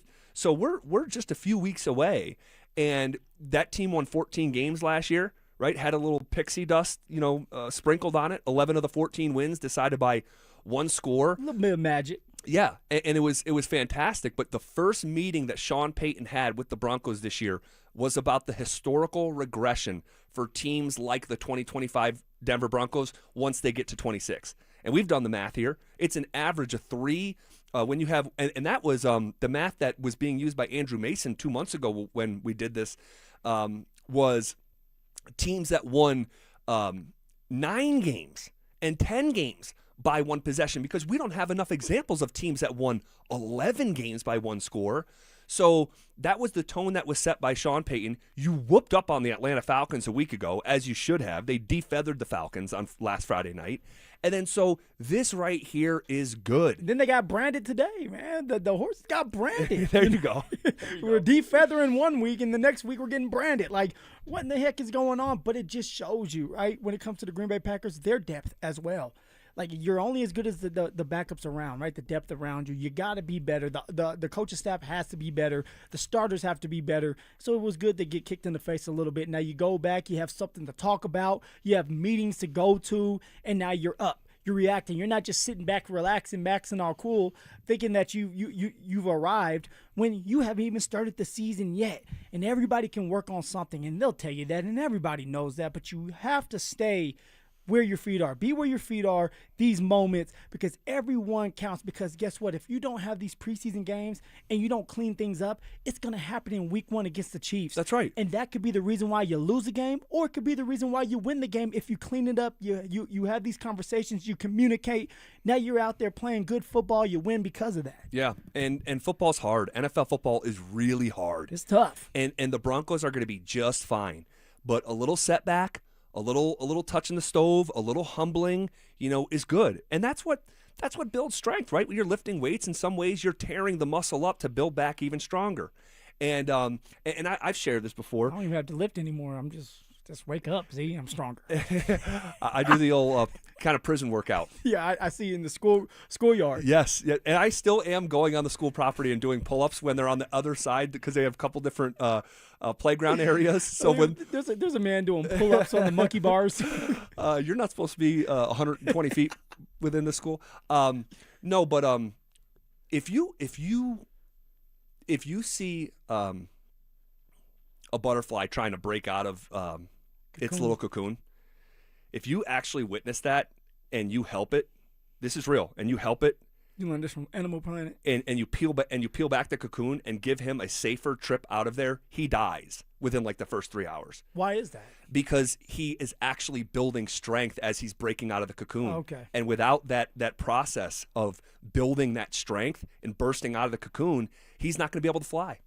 And so it's good to go through low growing pain here. Friday, it's preseason. Doesn't matter. It's it doesn't count, but it does matter. And it mattered a lot to Sean Payton. But again, I think the further you get away from that, it's like, I'd rather go through this now. Now I have everyone's attention. Now everyone's backs are a little bit straight. You know I'm pissed. Oh, yeah. And so my message is going to be delivered on time. It's going to land where it's supposed to. And so 33-13, whatever. I think it's a good thing in the step, in the direction where they need to. It's the process. Yes, the evolution. And you talked about it earlier, right? You talked about that mindset, the business mindset. The Denver Broncos against the Atlanta Falcons, they had that business mindset. Now, against the Green Bay Packers, it wasn't the same. Better talent, of course, there was better talent, but also it's just about doing your job, right? Making sure that you're ready to go when your number is called. Making sure someone like Q Robinson doesn't land on the quarterback. Making sure that someone like Benito doesn't jump off sides, because now you keep that drive alive, and now they move down the field and score a touchdown because of that, right? Like the margin of error is very thin. You can't mess around, especially when you're playing against better talent. And they know that. We're preaching to the choir. They know that. Yes. But then again, that's how you get beat. And somebody out there, a really good team, is going to get beat by a bad team because they're not ready to go. They don't have that business mindset, and they lack the fundamentals, the details, and they lose because of that. Here's a little bit more from Sean Payton after the game. Good. We'll look at the tape, but we had too many minus plays, too many penalties offensively. I don't know how many 3rd and 10 or mores we had, but quite a bit, right? More on the penalties? Some of them we keep seeing in practice. We're seeing the same penalties in the game. Saw it last year. So we got to get that cleaned up.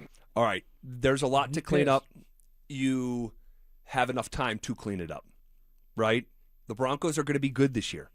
It's just a matter of how good. And can you achieve and unlock greatness, right? And we're still early in this marathon, man. Like it's mile 2, literally. It's mile 2. So long way to go. But everyone else is getting better too, right? And the Packers had a bit of a chip on their shoulder. Oh, they did, man. I mean, they'll probably remember some of their players that were there last year. Yes. You know, that game where the Broncos ended up beating them. Like, they remember that. And the joint practice 2 years ago. The joint practice. I mean, it's your chance to go out there, play good on good against a team. If the Green Bay Packers against a team like the Denver Broncos, who everybody is sitting here saying they can win a Super Bowl or they can get to a Super Bowl. So you're saying, okay, as a former player, you're looking at that as like, are you really that good? Do you guys as a team, can you guys achieve greatness like you're asking for? Well, let's see this, because we're trying to do the exact same thing. And you're either getting better or you're getting worse. Nothing ever stays the same. So for the Denver Broncos, look at that bar, I had to drop it. For the Denver Broncos, you got to keep moving in the right direction. Let somebody else tell you have a bar. Like the self-anointing bar. It's so silly. I had to go ahead and put that in there. This is KKFN and KKFN HD1 Longmont, Denver, and KARSFM Laramie. The 5 o'clock whistle, powered by Smart Local Union 9 sheet metal workers. Smart Local 9, where pride meets your future.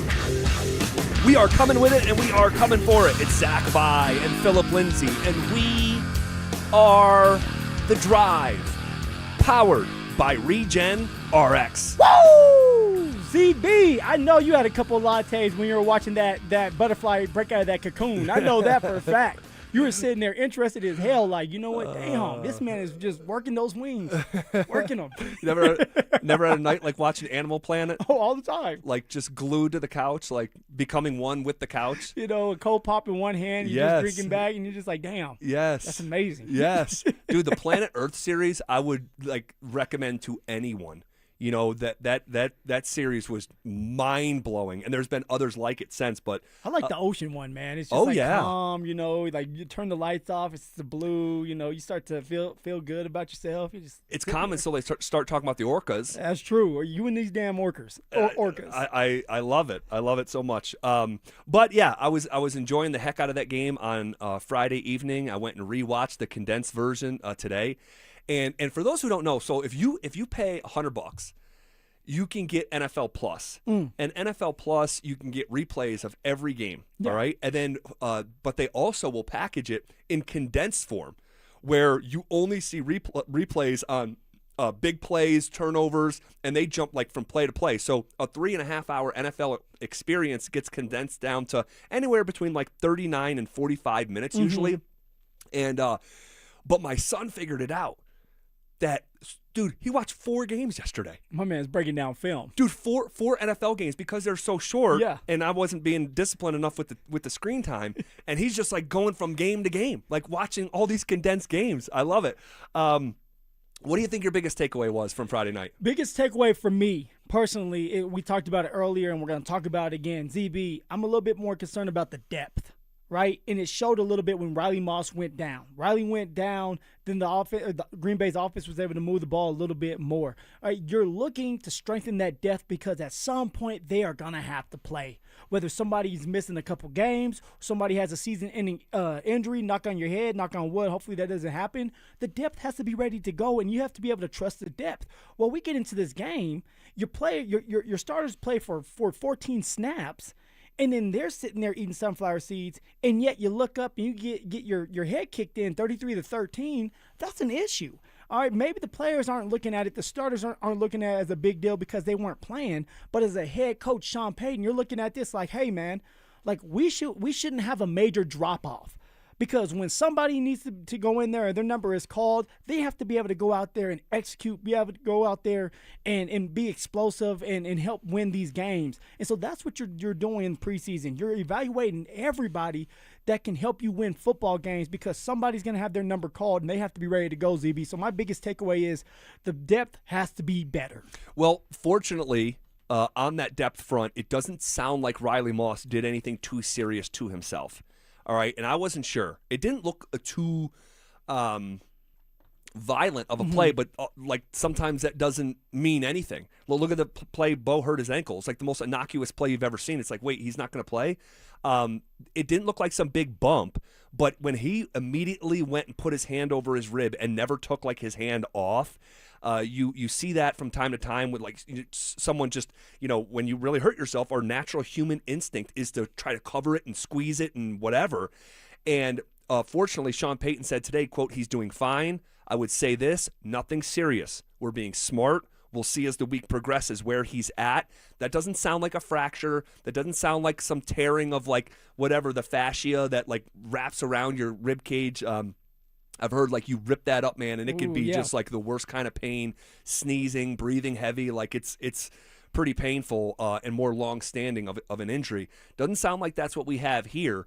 That being said, someone like Chris Abrams-Drain, Jahdae Barron, their workload probably is going to go way up here in the final preseason game. Definitely. I would not play Riley Moss for the rest of the preseason. You don't need to see him anymore. You know what he can do. He's been showing out during camp. Okay, that first preseason game against the Atlanta Falcons, he did well. Okay, this second preseason game against the Green Bay Packers, he started off doing really well before the injury. So now for you, it's like we know who our starters are, who our starter is alongside PS2, so we need to get him healthy. This is about evaluating Chris Abrams-Drain and Jahdae Barron.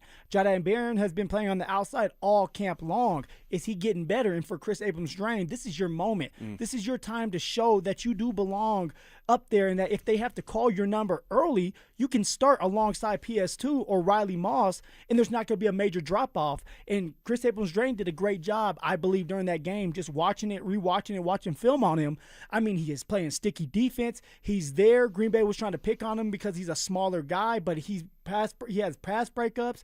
He's just like this fly, this gnat that won't go away, and he's tough. He'll go in there, he'll make a tackle. Like, he's doing everything the right way and more to be able to be that third string or that backup to Riley Moss or PS2, ZB. And if the Broncos played the Chiefs this weekend, it would be Chris Abrams-Drain starting opposite of Pat Surtain. Hands down.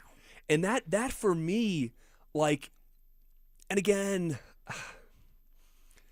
I am not trying to wake up and be like, let's go pick on Jahdae Barron today. Oh, no, you might. Like, brush your teeth, take that piss, put that bet in. It's like, okay, let's go mess with Jahdae Barron. Oh, my gosh. I'll tell you a bet I'm considering putting in here in just a second. Does it have to do with Jahdae Barron not starting? It does not. It does not. But it goes a long way in the conversation of that we were having 2 weeks ago, or maybe it was even last week. What to do with the Moss J-Mac situation as Barron is coming, and they're trying to get Barron on the field. If they played the Chiefs this weekend, it would be KAD opposite of PS2. And that, for me, is telling of where we're at with the Barron conversation. Now, I won't claim to have studied Barron on every snap on Friday night, but I know a tight end caught a touchdown on him. Yeah. And I know he missed a tackle at the line of scrimmage that would have gone for no gain and it led to a 7-yard gain. And none of this stuff is the end of the world. It's the preseason. He's a young football player in year 2. Yeah. I just do not see a scenario where this time next year, Jahdae Barron is starting opposite of the Defensive Player of the Year and seeing the most traffic of a cornerback in the entire NFL. Now, I'm not ready to go that far just yet because there's still time. He is not going to start over Riley Moss. We know that. But Jahdae Barron's going to still play a lot of the diamond nickel position. So he's going to be out there covering. He's going to be out there guarding these players. And maybe over time, he'll start to get comfortable and he'll get better with his craft. I will say this with Chris Abrams-Drain, he's been building up for this. He's had games where he had to start. If you remember, his first start ever was against the Chargers, and I want to say it was maybe a Sunday or a Monday night, and he ends up with an interception against Justin Herbert. Dang, good and memory. Justin Herbert, I want to say at that time had 3, maybe 2 or 3 interceptions, which made it his 4th. Chris Abrams-Drain has been in the system for some time now, is what I'm trying to get at. And he's ready to take on more of a workload. He's doing it in camp. He has done it in these practices and stacking days, interceptions, being in the right spot. And he's doing it in these preseason games. So if I'm a coach and I need to throw the backup cornerback in there, I'm trusting Chris Abrams-Drain because he's giving me the substance to say, okay, you're going to go out there and you are going to do this. You know what you're doing. And now the team knows and understands why you're out there, obviously because you're making plays. And now there's not a major drop-off if something happens to Riley Moss or PS2. Yeah, and if you're just joining us and people are like, why are you talking about Chris Abrams-Drain? Because Riley Moss got banged up. We found out today that it's nothing too serious, but we're surmising that he's not going to play on Friday. He's not playing in 4 days from now. No. And who reported that Chris Abrams-Drain went out there when it was the ones? I heard it from Kevin Kistner today. Today. So out at practice, Chris Abrams-Drain was out there opposite of Pat Surtain. And again, I'm not trying to pick on the guy, but if they thought Jahdae Barron was ready, he'd be out there. Oh, yes. It's not Moss holding them back now. It's Chris Abrams-Drain.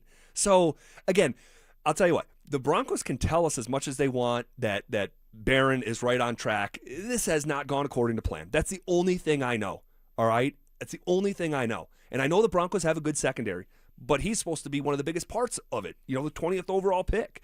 So we'll see. I'll say this from a more optimistic view of Barron. What an opportunity for you on Friday. Because my guess is, barring injury, on Friday will be the most football you will play in any game for the Denver Broncos this year. And hopefully he can make an impact and continue to earn that trust with the coaching staff. Phil, my biggest takeaway, yours was the depth. I would say Bo Nix looked great, and it wasn't perfect, but it was pretty stinking good.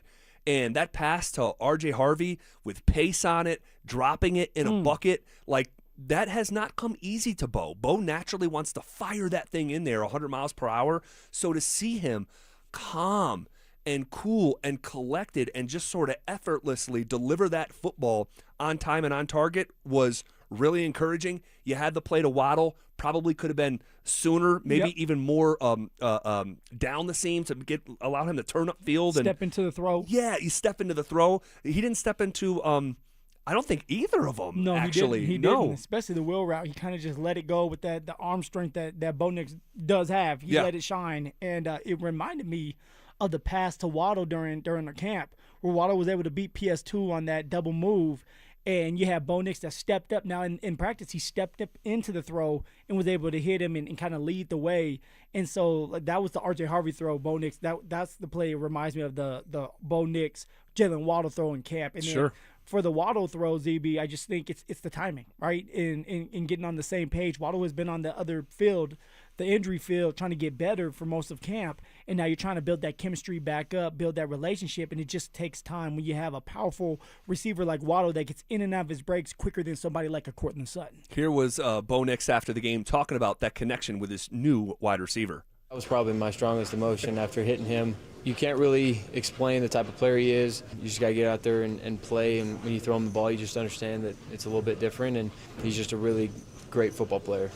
He adds a lot to our team, not only on the field, but like we just mentioned it jokingly on the sideline, but just him being on the sideline, his personality just gets everybody going. He's very exciting, and he's just got a great positive attitude out there. So he's going to be great for us. It's a little tease, a little preview on what could be coming in September, October, November, Little December. reminder to you guys. A little reminder to OZB why old Waddle's going to be receiver one.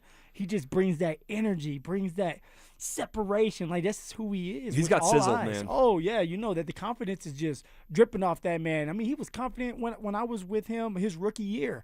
When you get into a huddle, your fourth, fifth game in a year, and you tell Tua, hey, look, find me. I don't care if it's double coverage. I don't care if Stephon Gilmore's on the other side. You find me right now. I'm going to be open. And then you go out there and you do it? I mean, damn, I'm sitting there as playing and protecting, and Z, I'm not protecting my ass off. I wasn't blocking, I was so gonna I say, was pretending. what'd that look like? I'm pretending, and Waddle is so fast, he gets in and out of that break that I don't have to block that long, thankfully. And Tua hits him, and Waddle was gone for a touchdown, and that's exactly what it looked like against the Green Bay Packers. If Bo Nix can build that connection and get on the same page with the timing, timing rhythm, the processing with somebody like Waddle.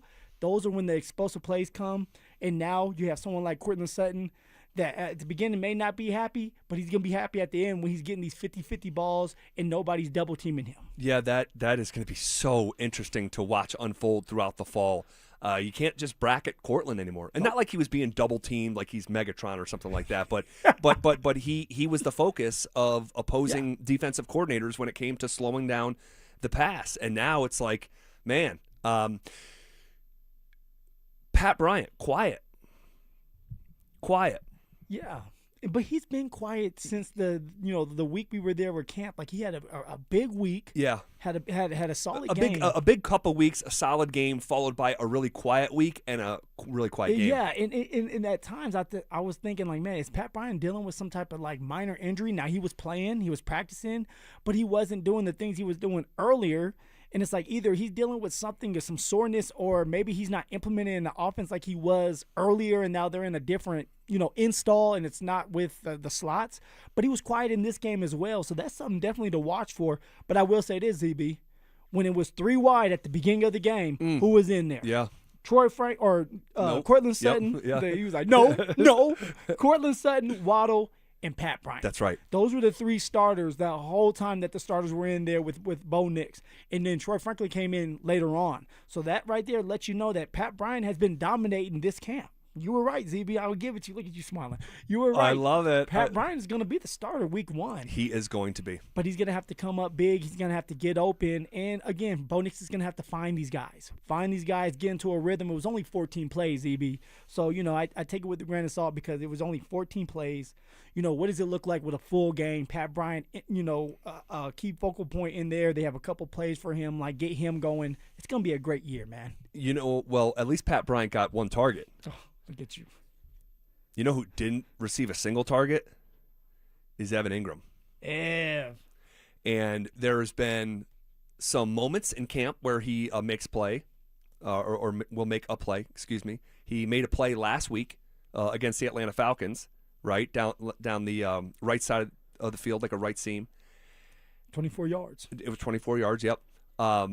There's also been huge swaths of this training camp where Evan Ingram is completely invisible.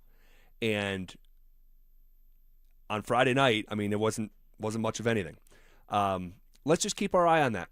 Let's keep our eye on that. What do you make of 0 targets for Ingram? I think it's interesting because, one, Evan Ingram wasn't he did not leave with the starters. He did not. They kept him in there, right? Yes. Number 2, he started the game, and they let him in there for the whole series. It wasn't like, hey, you're going to go for a couple plays and then a different personnel grouping when Adam Trotman comes in the game. No, that wasn't the case. Like, Evan Ingram was in there for the whole entire drive, whether it was pass blocking or run blocking for the running back or going for a pass.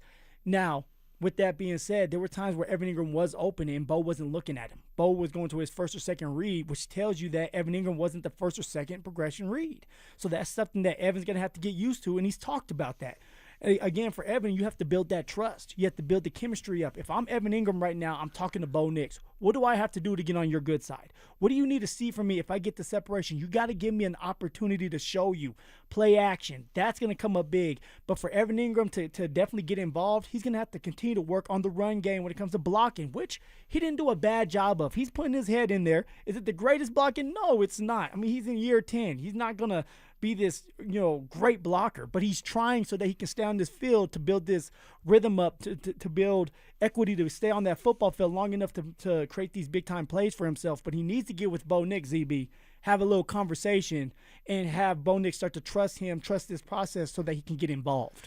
Yeah, it's just interesting, man. We're going to have our eyes on it for sure, because I feel like with the Ingram conversation, because there's a new play caller in Davis Webb, the hope that Ingram could be 70% of what we thought initially has been rejuvenated, and I'm hoping for a bit of a revival. It doesn't sound like it now. It sounds like you're kind of losing hope. Well, no, definitely not losing hope. I'm just looking at it as skeptically as I did by the end of last season. And then you get far enough removed from the situation. You got a new play caller. Well, he's actually Ingram's former teammate, and he talks highly about Ingram. But again, it's one of these actions over words things, and we'll just continue to follow it. But I'm not going to be getting carried away with my expectation. My hope for Ingram this year is that he's able to make a legitimate impact in 2 to 4 games where you look back and you're like, man, he was a direct or one of the main characters in why the Denver Broncos won game X. And I think we could do that maybe once last year, once in the Philly game. Yeah. Outside of that, I can't think of any. Maybe the Commanders game too. So let's go 2 times. Remember, he had that catch. Oh yes, he good memory. Should have scored. He didn't score, and then R.J. Harvey ends up running it in. That's at right. The 1 yard line. That's so right. Let's go with 2, which is still not enough. Yes. You're playing almost all the games, and yet you have 2 big time plays that we can talk about. You can't do that when you're a starting tight end, especially when they're sitting there saying you're the joker in this role and you're supposed to be explosive. Now that goes on Evan Ingram to be there, to do the right things, to get in and out of his breaks on time. That goes with Davis Webb, making sure that he schemed things up for Evan Ingram, maybe be the first reading of the progression. And then it goes on Bo Nix. All right, the coaches can tell Bo what they want to tell him, but Bo Nix has to trust you that he's going to get you the ball. Trust that when he throws you the ball, you're going to catch it. And this is why someone like R.J. Harvey and Bo Nix have a great connection, great trust. And this is why Bo Nix is going to continue to give R.J. Harvey the benefit of the doubt against tough opponents. Or if it's a little murky, he's still going to give him opportunity to go up there and get it because he's building trust within each other. They're building trust with each other. Well, we'll see if that trust can continue to evolve. And you're right, it maybe instead of 2 to 4 games, because I forgot about the Commander game. And so he was impactful in that game. It's crazy that you forgot about it, right? You shouldn't have to do that. No, you're right. You're right. When you're a starter, you should be able to say, hey, I did something every single game. Right. But if you didn't, and that's why I'm I should have remembered that, because he only really did impact 2 games. So instead of maybe 2 to 4, I'll say maybe 4 to 5, that he can impact 4 to 5 games this year. Wrong show. So maybe 4 to 5 games. It's Evan Ingram, direct impact in whether the Broncos won that game. And so that's the hope, but we'll keep our eye on it. What did your eyes tell you when it came to the run game? We haven't spent a lot of time on that today. You don't like the running backs anymore. You changed up on me. You were all in. I'm feeding off you. Okay. You've completely turned your back. I don't like the running backs anymore. You've completely turned your back. Screw them. Let's just pass all day, right? I don't want nobody going for 1,000 yards. Breaking your streak? Breaking the streak? Actively Come on now. rooting against these guys? They didn't get to, the running back group didn't get to get a bunch of runs in. And what I'm thinking of, and who I'm thinking of, is R.J. Harvey, who got 1 carry, and then Jonah Coleman, who got 3 carries. Now, it was good to see him in there. It was good to see Jonah Coleman with that first run, getting downhill, 1 cut, get vertical, pick up 5 yards.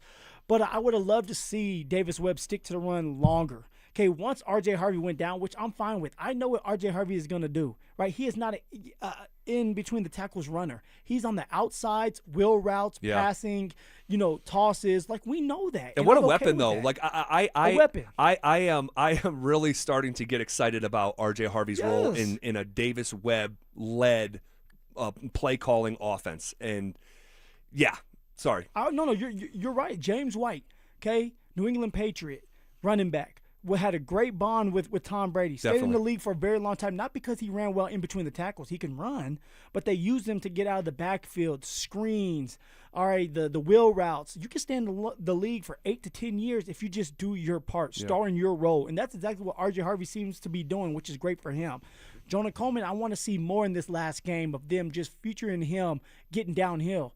But I wasn't okay with J.K. not playing, ZB. I was just going to ask you that. I wasn't okay with it, man. How surprising was that? It was very surprising. The reason why I'm not okay with it is I've told this story multiple times. At some point as a running back, you got to put yourself in a situation where you can callous your body, get into a rhythm, get into a flow, get hit for that first time before the season starts so that you can kind of get used to carrying this ball and people punching at you. When you're sitting on the sideline they call it being coddled, all right, and then they throw you in there, you're not ready for these moments. JT, Jonathan Taylor, would tell you that himself, where they sat there and said, hey, you're not going to do any preseason.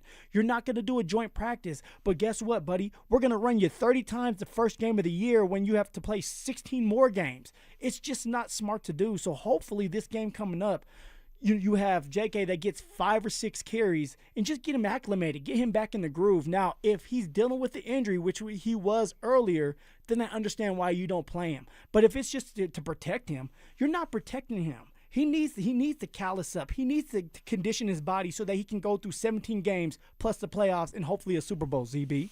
Well, hopefully this doesn't backfire in any way. The way that you have seen it backfire, and the next thing you know, he's got to buy us a drink. Buy you a drink. He gonna buy you the dress. Buy me the drink. Oh my gosh, I just freaking love that. Buy you a drink. Oh my God. Where's that drink? Well, Pour up, JK. you think we see him this coming weekend? We better.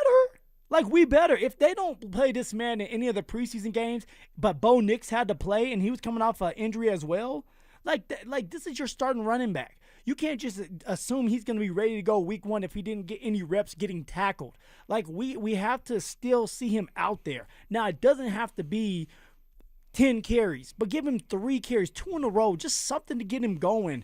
And for Jonah Coleman, then you can give Jonah Coleman the rest of the carries so he can get going, keep R.J. Harvey at his spot, starring in his role as this utility back, and you go from there. But I want to see more from J.K. Dobbins just sitting there, going through a warm-up with his helmet on, pumping up the team, and then sitting there with some sunflower seeds as Bo Nix, Pat Bryant, Cortland Sutton, with Jalen Watt, all the starters, all the starting offensive line, everybody's in there, but somebody like J.K. Dobbins. Very interesting.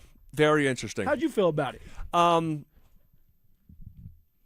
thought the run game was pretty average. It was below average, I thought, just in general. 3 yards a carry. They didn't do it a bunch. Is that an omen of things to come in a Davis-led play call? We'll see. We'll see. Get my belt out if it is. We can talk more about this here as the days go on this week. Did we get confirmation over the weekend on a whisper that I was hearing about down at Ball Arena as the spring was approaching? We'll get to that next. How did Bo Nix look in his first game action since ankle surgery? Is the Nix to Waddle connection as real as Camp made it look? Did anyone on the roster bubble play their way into the 53? Preseason or not, there's a lot to talk about. Denver Sports 104.3. The Fan. Someone had a birthday. Yep, 50. Can't believe it. 50 years of wisdom. Great segue. We have a health reminder from the CDC.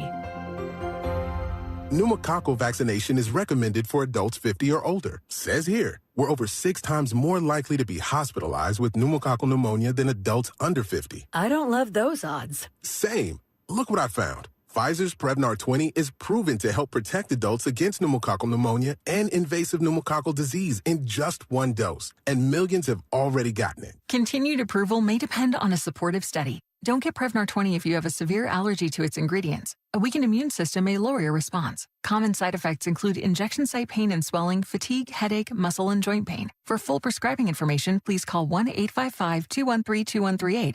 Visit Prevnar20.com or talk to your doctor or pharmacist. I'm on Prevnar20.com now, scheduling my appointment. Good idea.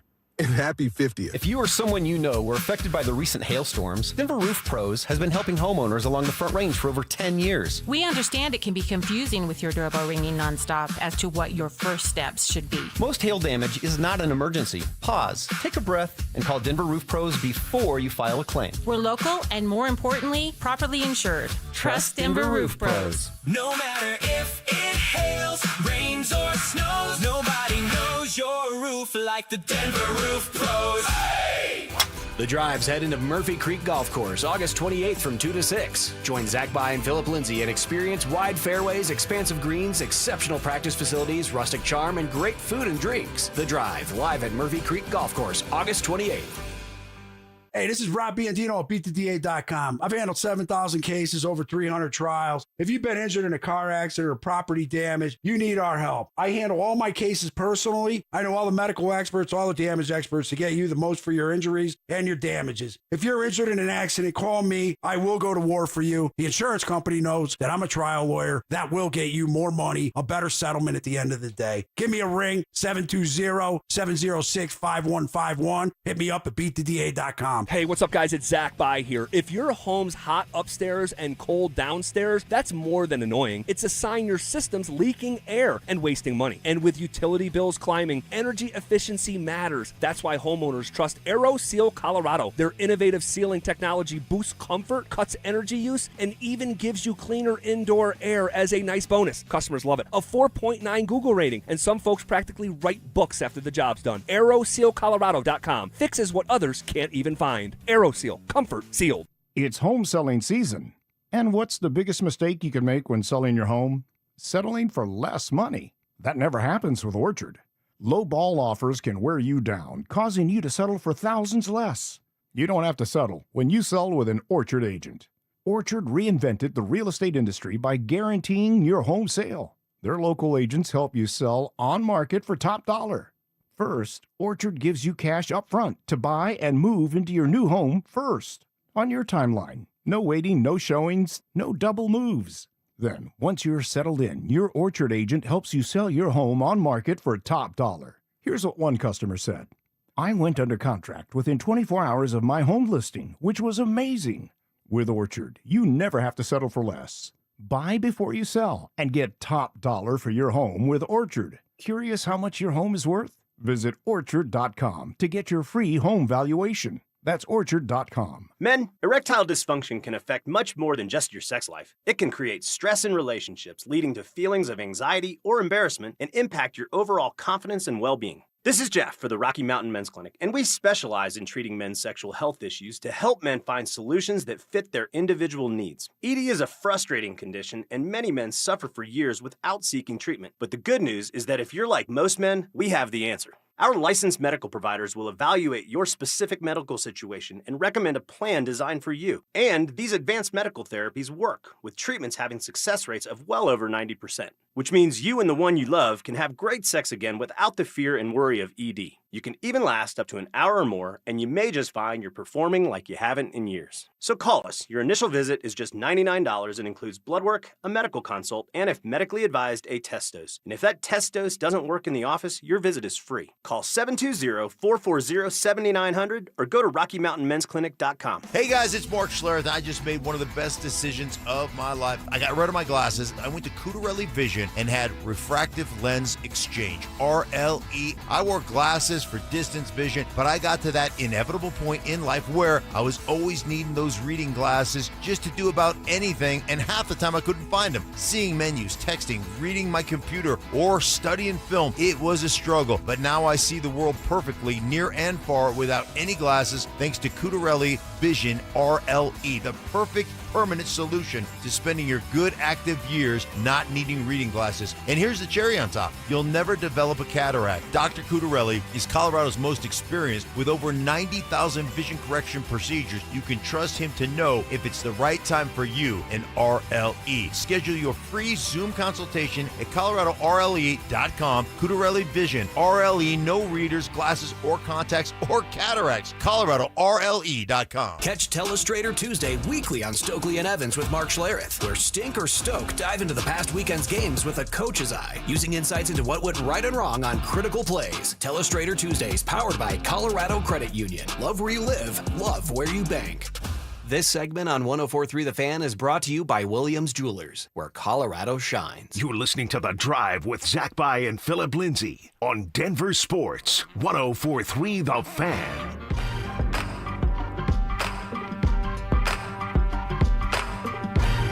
Bottom of hour number 4 here on a Monday. I thought we were just getting started, ZB.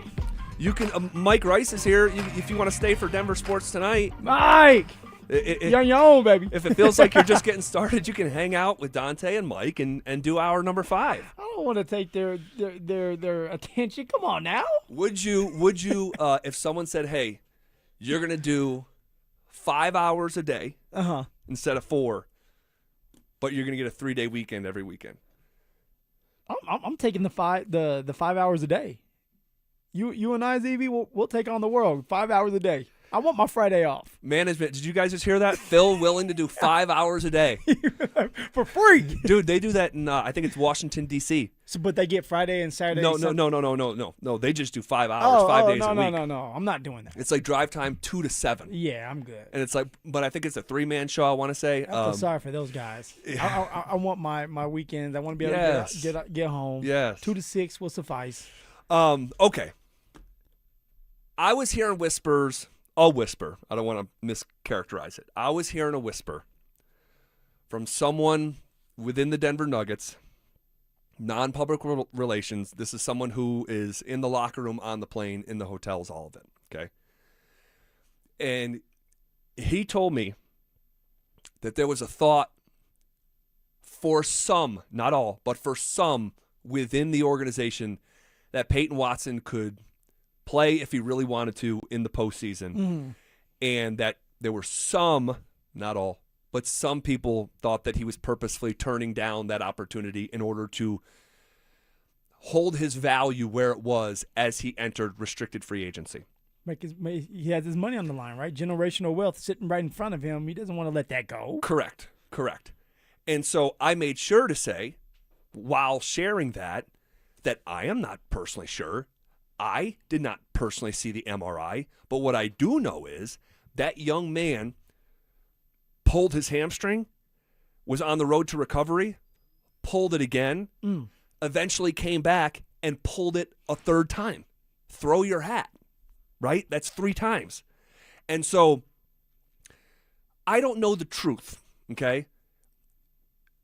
But listen to Rich Paul over the weekend, all right? In his podcast. And I can't believe people that have podcasts these days. I mean, from coaches to players and Rich Paul, can you explain who that is for some people that may not? And I know everybody probably knows. Rich Paul, the head of Clutch Sports, the very famous agency. Rich Paul, childhood friend of LeBron James, that has really become a super agent. Think of Rich Paul as like a super agent among maybe like 4 to 6 guys that truly have stroke behind the scenes in the NBA. Well, he, on his podcast, told Max Kellerman this.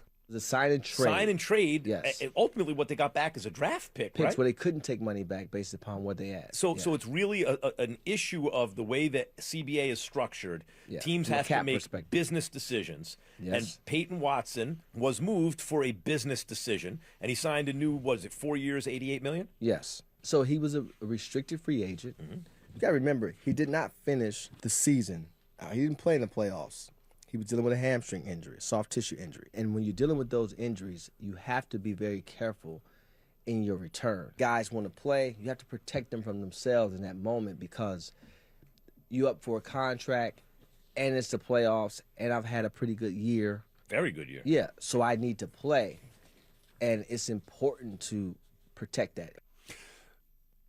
What did you hear as a former player who's listening to the agent describe the situation?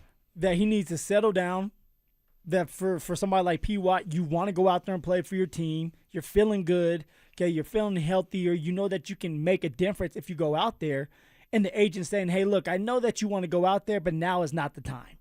If you've already had your money, be my guest. Go out there, and if you got hurt, at least you have your money to go home and lay on. But because you don't have your money yet, we're in a contract year. You need to make sure that you protect yourself and take care of you first. Okay, I know it's about the team, and that's how the fans want it to be, but this is about you and generational wealth. And if you go out there and you rip your hamstring off the bone and you have to go and get a surgery, do you think you're going to get the 4 years, $88 million? And at that time, I think they're saying, $130 million. Yeah. You're not getting that. So, let's pump the brakes and let's make sure we take care of our business first before you go out there and put your body back on the line, ZB. I think that's exactly what happened.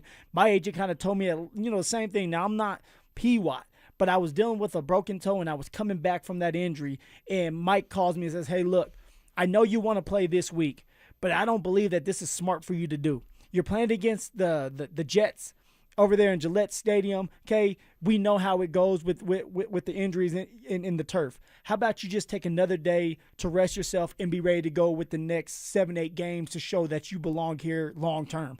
Don't go out there and make a decision because they're forcing you to, or because they're talking you into it, or teammates are talking you into doing it.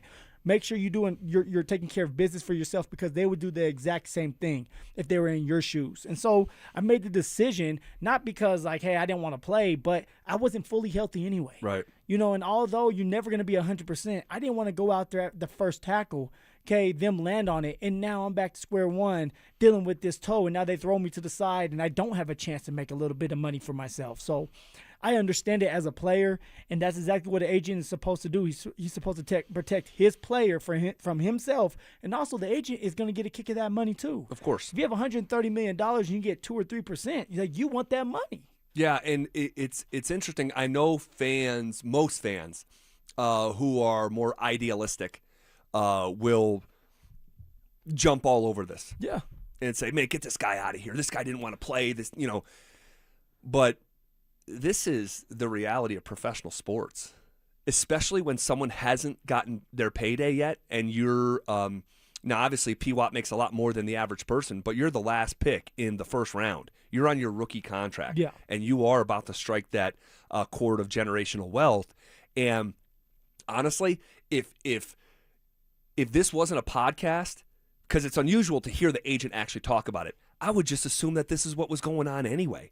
And there's a reason. If you remember, do you remember me saying when I came in and said everyone was on game one watch, is P-Watt coming back? Is P-Watt coming back? I said, guys, he's not coming back in game one. I wouldn't expect him to see him all the first round. And if it goes into the second round, I probably wouldn't expect him to see him there either. I remember that was big news to everybody. We're like, what in the world are you talking about? And it's just, you must have been talking to P-Watt on that yacht or the party that you were at with him. No. Hey, bro, I'm not playing.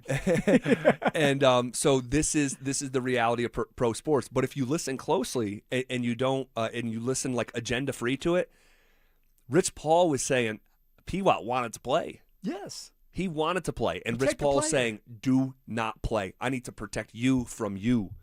And so, it's interesting. That came out over the weekend, and so just wanted to circle back and hit it. What's done is done.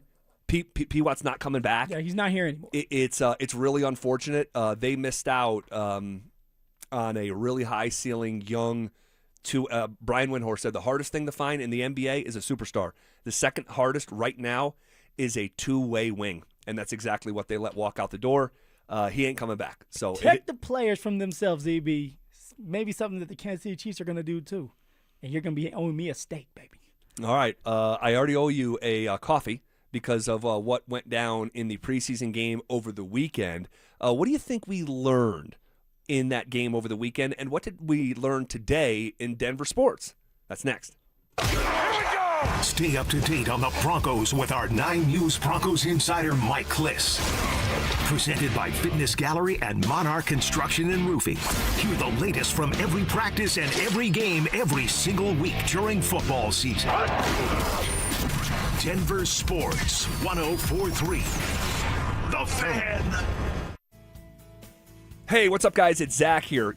Some guys live with erectile dysfunction for years. Years! Just white-knuckling through it, hoping it gets better on its own, avoiding the topic. What's worse is avoiding the moment. And look, no one's judging. It's not an easy thing to talk about, but here's what you need to hear. For most dudes, guys, it's treatable, not manageable. Treatable. Rocky Mountain Men's Clinic has advanced medical therapies. We're talking well beyond pills. I'm talking success rates over 90%. All right? Their licensed medical providers sit down with you, understand your specific situation, and build a plan that actually fits you. Because when it comes to ED, the right treatment for the right guy makes all the difference. And here's how easy they make it. $99 for the initial visit. That gets you a consult with a Colorado licensed provider, a T and PSA test, and if medically advised, a test dose right there in the office. Here's the kicker. If the test dose doesn't work, your visit's free, guys. There's no downside. You've already waited years. Don't wait another day. Call Rocky Mountain Men's Clinic, 720-440-7900, or visit them online at RockyMountainMen'sClinic.com. In honor of the new Denver Broncos Blitz Scratch game from the Colorado Lottery, I've brought in a real deal quarterback to tell you all about this latest game. All yours, bud. Blue 52, orange 80, scratch back twist 100K, big hat, strong stash, on two. Well, I think what he said was that the top prize is $100,000 and something about how great I look. Thanks for noticing, champ. New Denver Broncos Blitz Scratch. Must be 18 to play.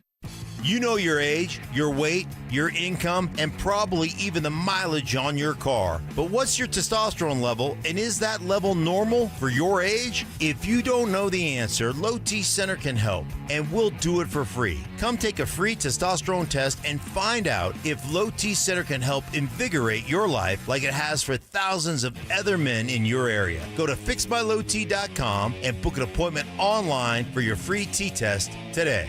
A lot of personal injury lawyers make claims about how good they are. But how do you know who's the best? At Berg Simpson Injury Lawyers, we've helped Coloradans for 50 years, and our results speak for themselves. We have 29 best lawyers in America, 19 super lawyers, and we're one of the National Trial Lawyers' top 25 most influential law firms. Compare us to other firms, then call Berg Simpson. If you've been injured, call Berg Simpson for free now at 303-790-2525. BergSimpson.com. Good lawyers changing lives. Everyday expenses keep climbing, and high credit card interest isn't making life any easier. If you're a homeowner, your home equity is your best financial tool. American Financing can help you consolidate high-interest credit card debt so you have some breathing room. Timing matters now more than ever. With a strong chance of an interest rate hike this September, waiting could cost you thousands. And with rates in the fives, there's no better time to find out how much you could save. Ditch those 20% interest rates. By consolidating, you can slash your monthly obligations. In fact, American Financing borrowers save an average of $800 a month. Imagine what that kind of cash flow could do for your family. There are zero upfront fees, and you may even delay up to 2 mortgage payments. Lock in your lower rate before September. Call American Financing at 303-695-7000. That's 303-695-7000, or visit them online at AmericanFinancing.net. NMLS 182334, NMLSConsumerAccess.org. APR for rates in the 5 start at 6.327% for well-qualified buyers. Call 303-695-7000 for details about credit costs and terms. Hi, I'm Donnie, owner of Fitness Gallery, where we believe there's nothing more important than your health. We've just celebrated our 27th year in business. Thank you for your continued support. Hey, Broncos country, I'm Terrell Davis. That's why I made the smart move to invest in fitness equipment with Fitness Gallery. It's a game changer. Work out on your schedule from the privacy of your own home. At Fitness Gallery, we have the nation's lowest prices on the highest quality products that stand the test of time. Imagine this. No more wasting time in traffic, no more crowded gyms. Guys, are you looking for a simple solution to hair loss this summer? Get Advanced Hair's breakthrough one-day treatment during their once-yearly summer savings event. Your own natural hair begins to regrow the very next day, and Advanced Hair guarantees it will grow. Take advantage of your flexible summer calendar and get the most hair for your dollar during Advanced Hair's best offer ever. For details and a free consultation, call 720-459-HAIR or at advancedhair.com. The Tree Farm's 50-cent tree sale, now through Labor Day. Buy the first tree at regular price and get a second tree for only 50 cents. Choose from thousands of shade trees, flowering trees, evergreen trees, and more. Buy 1 8 to 10 foot tall, number 7 container Cleveland flowering pear tree for $319.50 and get a second tree for 50 cents. That's 2 trees for only $320. The Tree Farm's 50-cent tree sale. You Come take see. I-25 to exit 235. Then 5 miles west to the Tree Farm. Stay up to date on the Broncos with our 9 News Broncos insider Mike Kliss. Presented by Fitness Gallery and Monarch Construction and Roofing. Hear the latest from every practice and every game every single week during football season. Denver Sports 104.3. The Fan. It's The Drive with Zach By and Phillip Lindsay on Denver Sports 104.3 The Fan.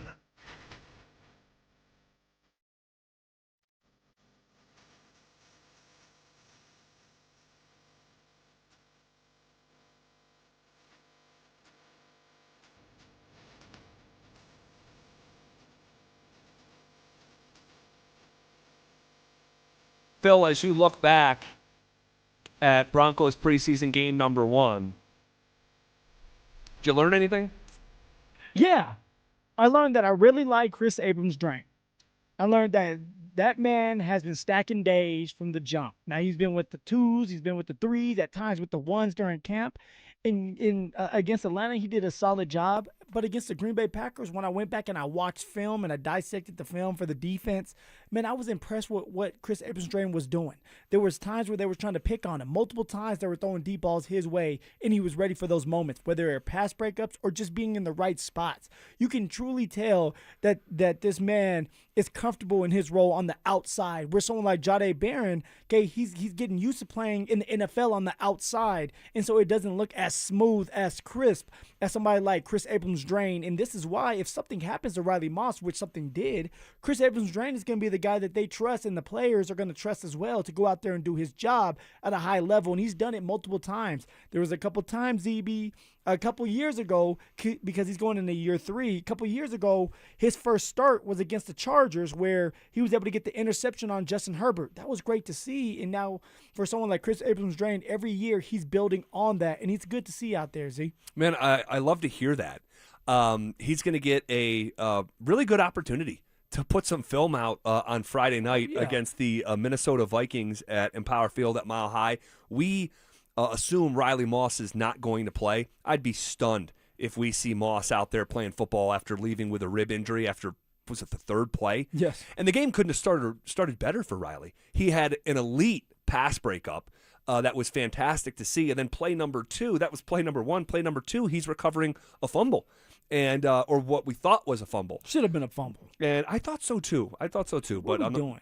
I'm not gonna talk too much about the refs here during preseason. But Boo! yeah, I thought it was a fumble. Clearly an emphasis, though. Yes. Clearly an emphasis on the Broncos defense this year. Okay.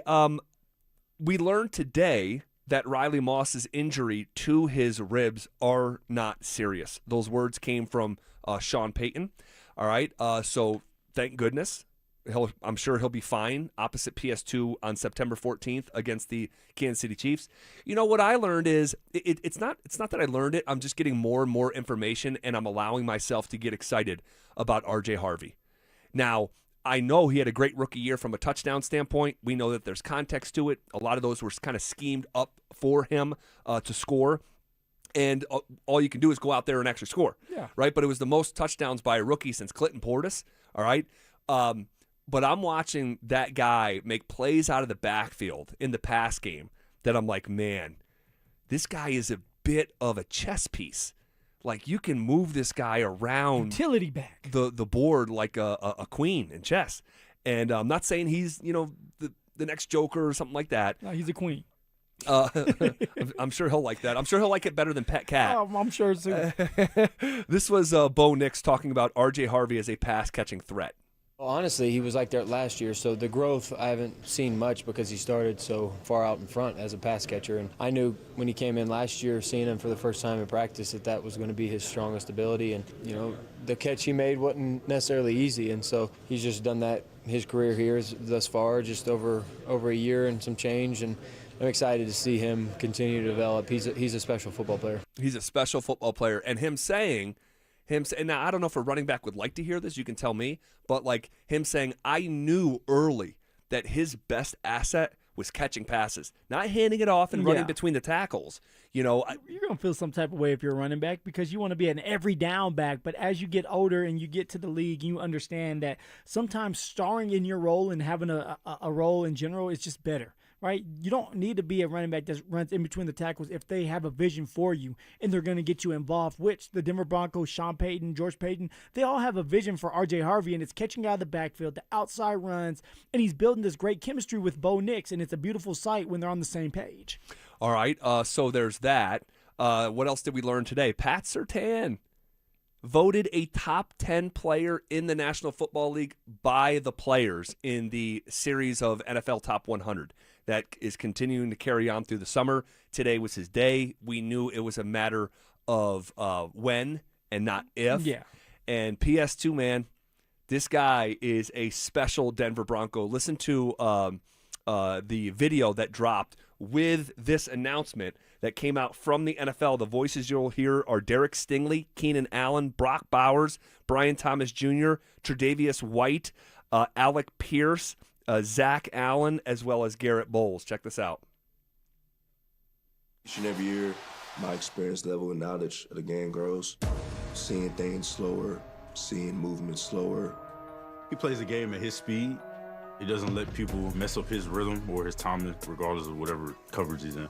He's just a technician. He batted that one down almost like he was insulted that they threw it in his direction. You gonna try me? Pat is definitely, one of the better corners. I would say top 5 I've faced throughout my career. 6'2", long arms, and he knows the game. Poked away, incomplete, intended for Keenan, but a nice play by Surtain. He's big, long, fast, and physical enough to keep up. Surtain had good coverage on McLaurin. His ability to be able to do everything at his size makes him one of the best for sure. First time we have called the name Brian Thomas, the Pro Bowl receiver. You get the ultimate respect when you eliminate people and don't even hear them. It's incomplete to Ridley. Pat Surtain on him. They haven't gone near the Defensive Player of the Year at all today. It's not going to be put on the stat sheet. People may not hear about it, but I'm just doing my job, locking my side down. This is going to be the quietest mic'd up ever. I'll say the Green Bay interception. My best interception in my career so far. It's one of those plays where it's like, I got to have it. It's do or die right now. Stepping in front is Surtain. Pat is the guy, man. Can do it from press. The defending Defensive Player of the Year on the spot right there.